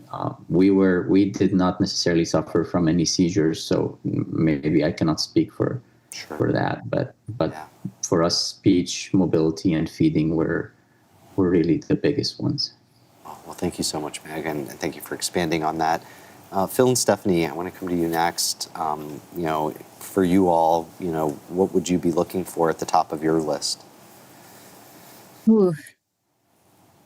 A slower stop disease progression. We've had a long ride getting to where we're at, and just hearing all these stories from other people, I don't want to see where this can go. So for me, for Phil, slowing and stopping disease progression would be number one. Yeah, the ideal, we're not doctors, so I understand this is a bit idealistic, but the ideal is a replacement of the mutating gene that's in my daughter's body. I understand the technical difficulties of that. So a second hope, a second prayer that we have, if that's not possible in her lifetime, would be the reduction of the overproduction of protein that's causing the symptoms for her. And so that's really the two things that we're praying for, that we're hoping for, that we can watch, Emery have a long and fruitful life.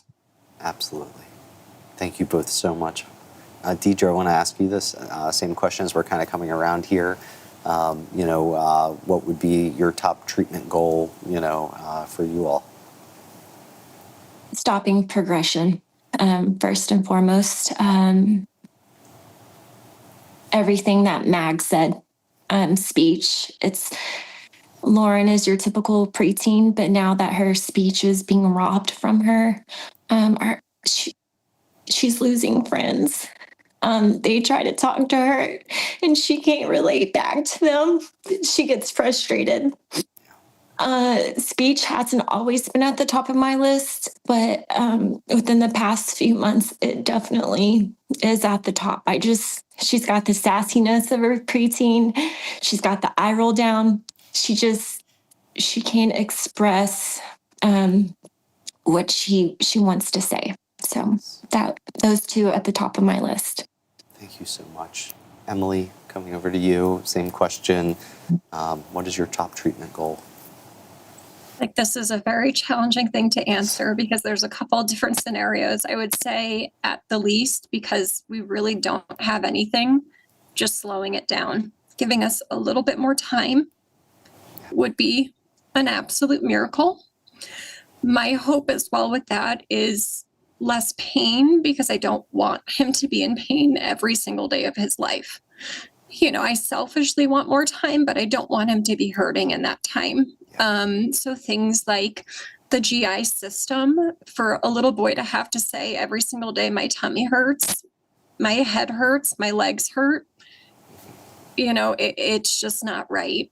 And so it is time, but also hopefully something that can make that time feel a little bit more enjoyable. He laughs and plays through vomiting everywhere, but a child shouldn't have to do that. Wow. Thank you, Emily. And finally here, Olive and Tammy, I'd love to hear from you both. I think for us, we'd like to see more research and treatment options for symptoms as they pertain to Alexander's disease. Because if you take like seizures, for example, the research and treatment for seizures is as it pertains to epilepsy, but Alexander's presents a whole other group of complicating factors for each symptom. And so like the valproic acid, for example, causes sleep disturbances, but so does the esophagus problems and the throwing up. And so Alexander's patients already have a hard time sleeping. So you add a medication that gives them a hard time sleeping, and that's terrible for any neurological condition. Valproic acid causes weight gain, but they have low muscle tone. So combating that weight gain is an extra complication. And then even valproic acid dries out your mouth, but so does sleep apnea. And so they just have a breeding ground for cavities and oral hygiene. So it's just more treatments for Alexander's specific symptoms so we can mitigate all the complicating factors involved. Wow. No, that's really important to hear. Well, you chicken butt? Olive, anything you would like to say? What's your hope for Alexander's? And when you're going to Montreal, just look at the camera. What would you like to see for everybody?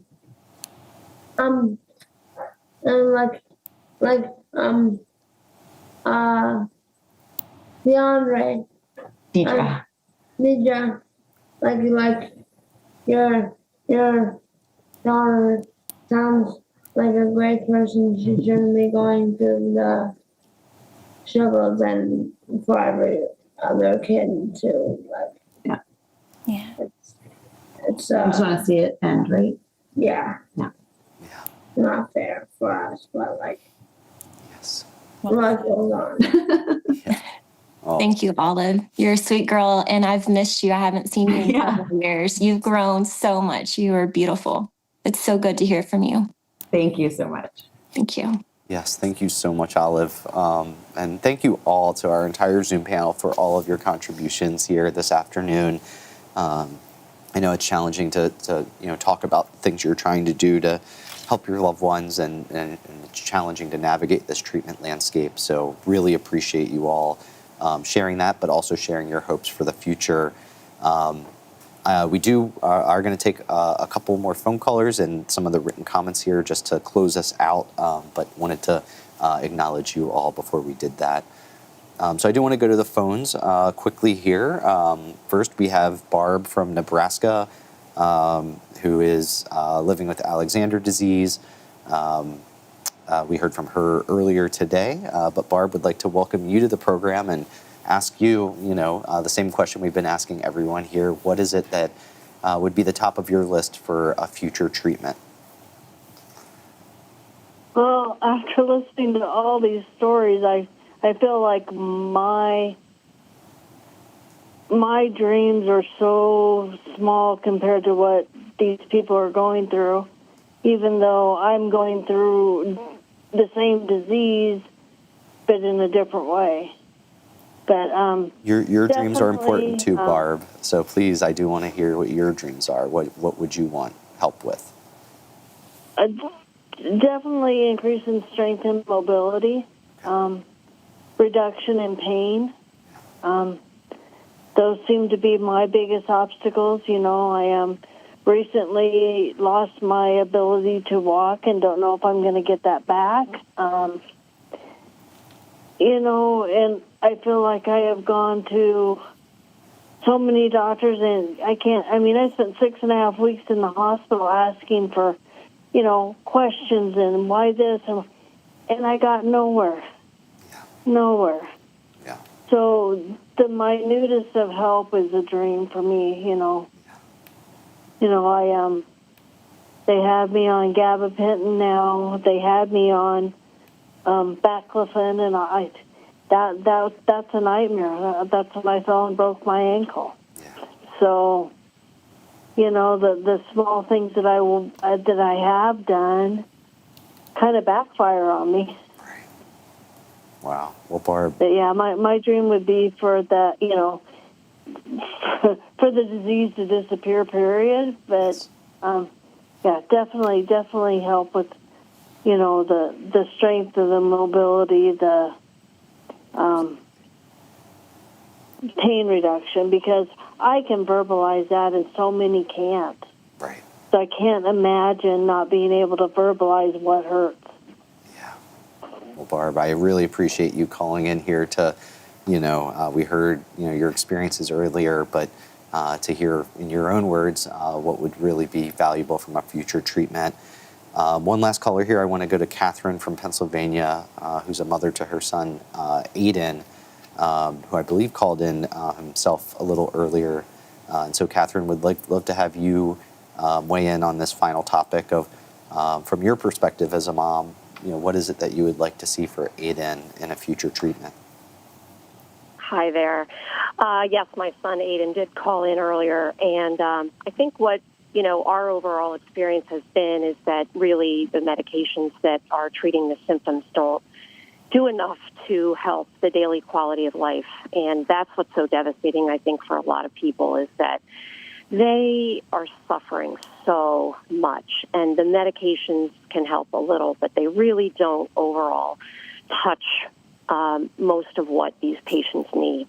And it's so horrifying to see them go through what they go through. And so I was going to say, he's had a whole journey with so many medications. He sees so many specialists, and we're so lucky that we see Dr. Waldman. She's amazing. And we're so lucky that we have her.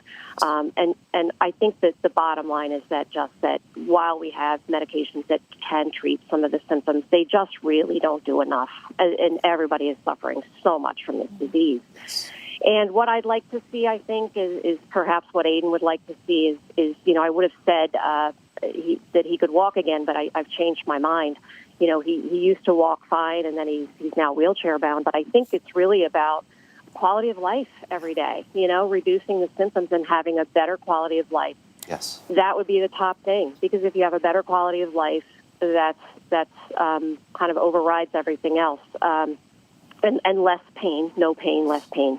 And then if I could choose a third after that, it would be to obviously stop the disease. I think we'd all choose all of the above and get rid of the disease. But if he had a better quality of life, less symptoms, I think that would be a very much a blessing, for him, to have more energy and just better life.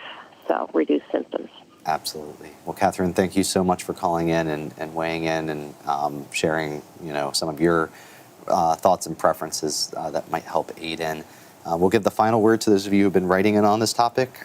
Jenny, what are we seeing? Thanks, James. Yeah, I highlighted 3 here. Brian from Michigan said an ideal treatment would slow or stop the progression of Alexander disease. Even small improvements would mean the world to us. Better mobility, the ability to communicate more clearly, or simply just more energy to enjoy his days. Lisa from Maryland writes in, efforts should be aimed at supporting patients with feeding issues. We heard a lot about that today, whether that is improved medications or identifying the biological cause of the food intolerance and developing something to target this in the body so that the kids can better tolerate food at mealtimes. Feeding should not consume their lives or define their childhoods, which was often the case for us. Very well put. And then finally, I will finish up with Thomas from California, who wrote, stop the disease progression and reverse degeneration, support cognitive and motor development, prolong life and quality of life both, not just symptomatic treatment, but modifying the disease itself. Well, this concludes the part of today, or concludes the day for where we're asking your input for you to weigh in and help us really pull back the curtain of what it is to live with Alexander disease. You all, this community, as your moderator, I can say that you really stepped up to help us truly understand that. It's been incredible hearing from so many of you living with Alexander disease. So many moms and dads and siblings, sisters and brothers and other family members, talking about the losses. The regressions, the terrible symptoms, and lack of relief, that your loved ones and you are going through, and how heartbreaking it is to watch, and not have something that can help them and provide that relief. And, to each and every one of you who, called in, wrote in, joined by Zoom, pre-recorded a statement. From the bottom of my heart, I just want to thank you for being willing to do that. And, we can't address the problems if we don't know what they are. And I think, I'm pretty confident that after today, you've really helped us identify that. And I'm hopeful for a future for all of you.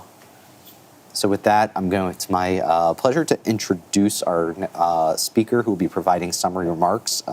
It's an impossible task to summarize all of today, but to at least start that process of summarizing, our summary speaker will be Sarah Wicks. Sarah is my friend and colleague who is an expert at helping bring together stakeholders across industry, regulators, and patient communities to try to help drive innovation and new therapies across that finish line to approval.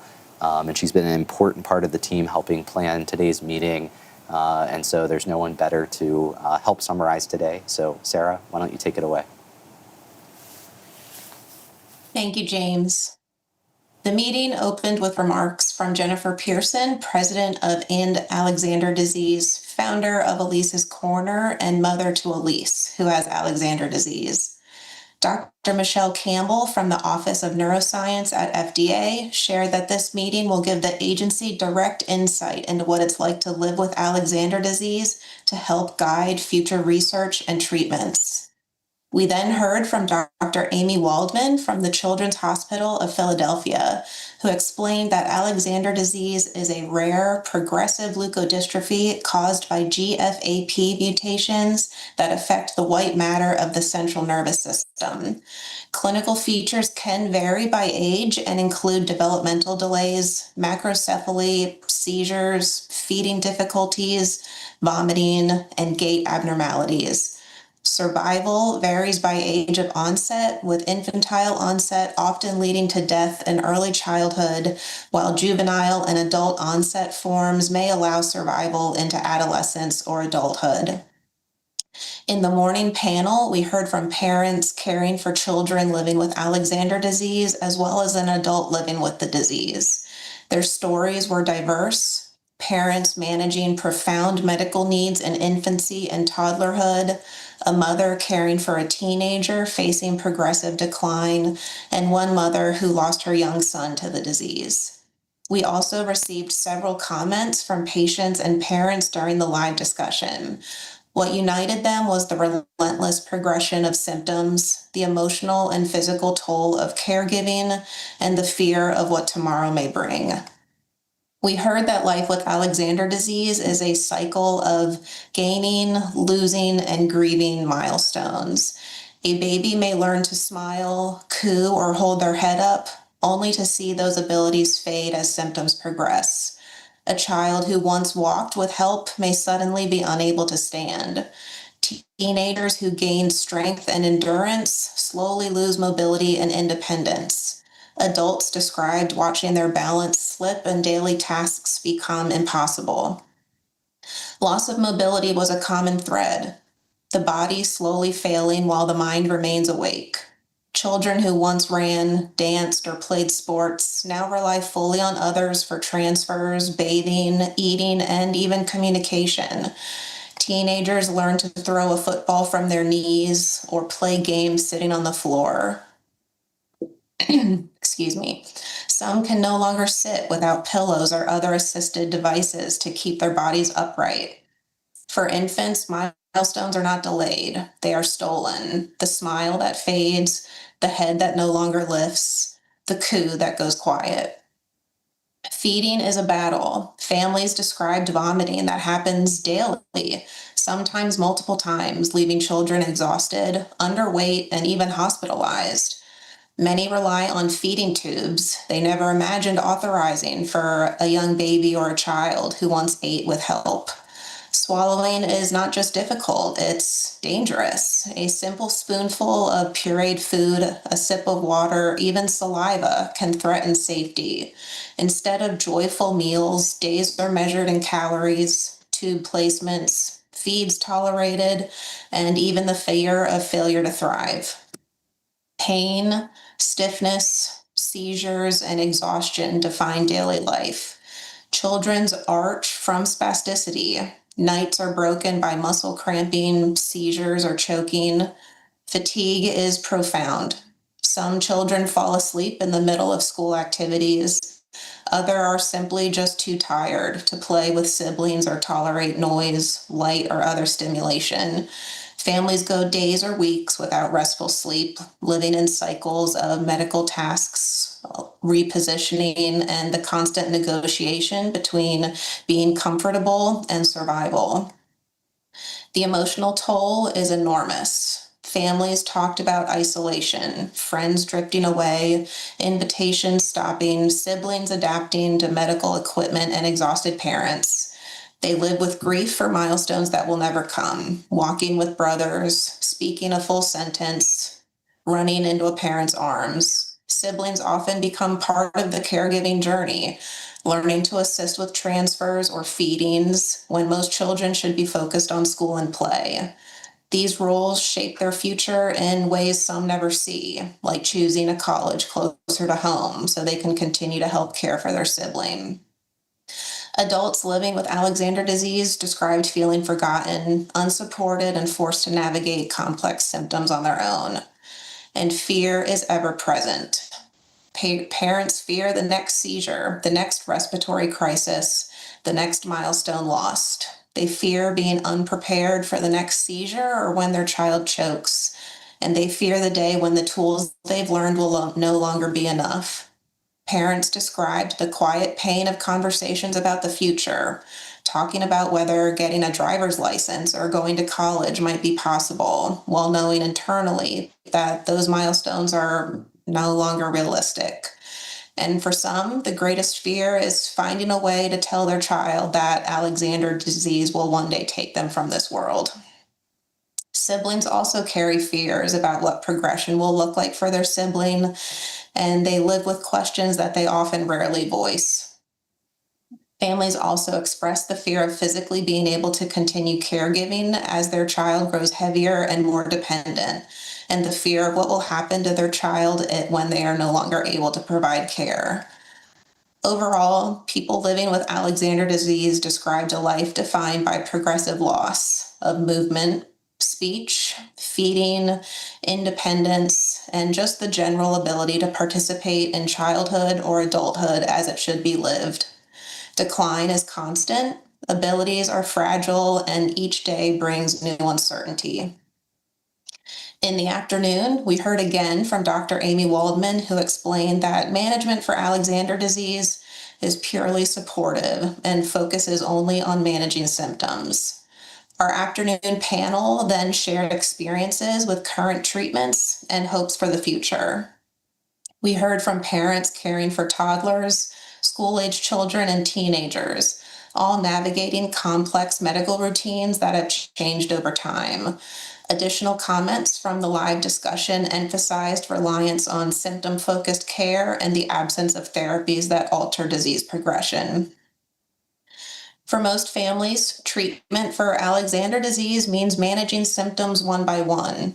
Care revolves around controlling seizures, addressing feeding difficulties, keeping children comfortable, and trying to maintain skills for as long as possible. Parents described cycles of anti-seizure and reflux medications, anxiety and depression treatments, respiratory support, and speech and physical therapy, knowing these interventions may help briefly, then lose effectiveness.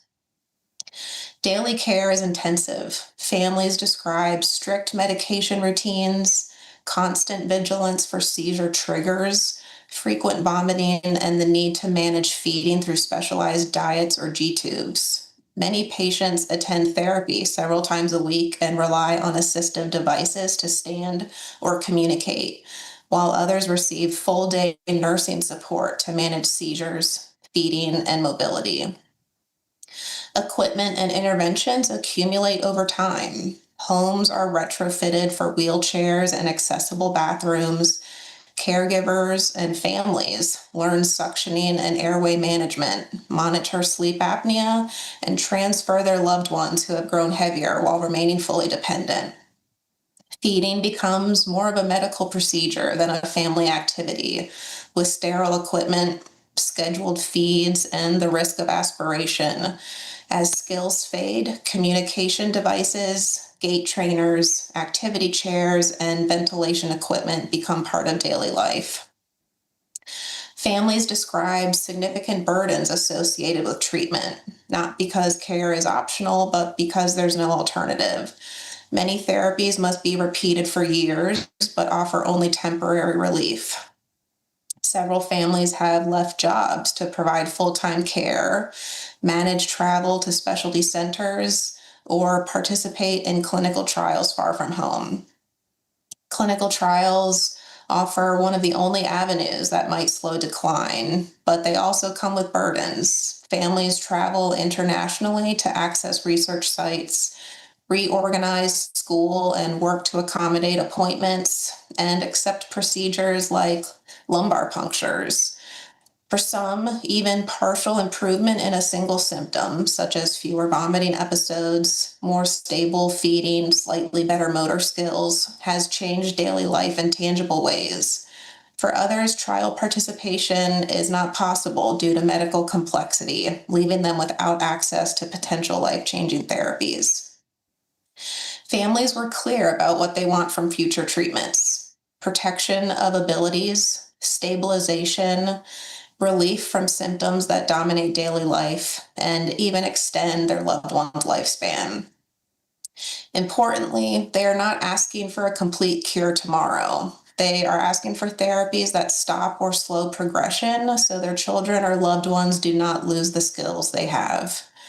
Parents and patients described priorities like maintaining mobility, improving swallowing, managing chronic nausea and seizures, supporting communication, reducing pain, and even just more energy to do more activities.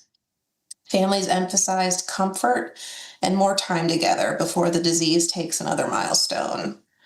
Overall, treatment for Alexander disease is symptomatic and fragmented. A combination of medications, therapies, equipment, and constant vigilance that supports daily survival, but does not alter the underlying biology. It requires continuous planning, coordination across multiple specialists, and a level of hands-on care that becomes more demanding as the disease progresses. Families view emerging treatments not as optional, but as necessary to preserve function and prevent rapid loss of abilities. While clinical research has created moments of progress for some, most families continue to rely on supportive care that manages symptoms without slowing decline. Thank you to everyone who shared their story today. And now to close the meeting, we'll go back to Jenny in the studio. Thank you for your thoughtful summary, Sarah. The stories we heard today are beyond heartbreaking. This disease is unimaginably unfair. No parent should ever have to watch their child suffer while having no way to help. No family should ever have to bury their sweet babies or struggle to explain to their siblings that they're in a better place, knowing full well that they were absolutely and completely robbed of life way too soon. You've seen the beautiful photos and videos of these patients, and it's clear how widely their symptoms can vary from one individual to another. They're interactive and they're engaging. And sadly, many of them know exactly how their bodies are failing them. As you've heard, symptom management is minimal at best. That is, until the disease inevitably progresses and finds yet another way to devastate these patients. There is nothing, absolutely nothing available today that can save any one of them. We must work together and do something, anything even, to give these patients a real shot at life. A fighting chance not simply to survive, but to truly live. To have access to meaningful symptom management. To slow disease progression. To halt disease progression. And one day, hopefully, to even reverse some of this damage. This would mean everything to patients and families, because no one deserves to sit helplessly and wait for their loved ones to lose more and more until there is nothing left to do but say goodbye. We deserve a shot at life, at real, meaningful life, not just barely surviving, waiting for the inevitable. As a mother, I refuse to bury my baby girl Elise without a fight. And I know that every parent, every caregiver, every family living with this disease, unless they've already endured the unthinkable, feels the exact same way. We are desperate to save them, and we are willing to do anything and everything to fight for them. Simply put, we need them here with us. Not as memories, not as stories, but as children and loved ones who get the chance to grow, to live, and to stay. I would like to extend a sincere thank you to all the FDA staff who tuned in today. Also, I'd like to offer a huge thank you to Will Llewellyn from the FDA's patient-focused drug development staff who graciously guided us through this process over the many months of planning. Thanks also to Sarah Wicks and James Valentine from Hyman, Phelps, and McNamara, whose assistance and insight in planning and moderating today's meeting has been invaluable. Thank you to the Dudley Digital Works media team for the production planning and all the behind-the-scenes work that they have done today. A huge thanks to the End AxD board, including Kristen Birkbeck, as well as the many volunteers who have poured countless hours into the planning of today's meeting. We could not have done this without your support. And finally, a huge thanks goes to each of you, our community of people impacted by Alexander disease and your loved ones. Often in our world, we try to show how brave we are as caregivers and patients, but today gave us the chance to pull back that curtain and to show our vulnerability and to truly shed light on how devastating this disease is. I know firsthand this isn't easy, but it is essential for others to truly understand the impact. I see every single one of you. I have the utmost love, respect, and gratitude for you, your strength, your journey, and the perspectives only you can offer. In the coming weeks, we'll compile all of the information from today, including polling data and comments, into a Voice of the Patient report, which will be available on the End AxD website. The form to submit comments for the report is open for another 30 days, so please consider submitting additional comments. Today's program will be available on demand immediately following this meeting at the same link you are at right now. Lastly, it has been my honor to support this meeting, which will have a lasting impact on the future of Alexander disease research and medical product development. So once again, to the entire community, thank you so much for making your voices heard today.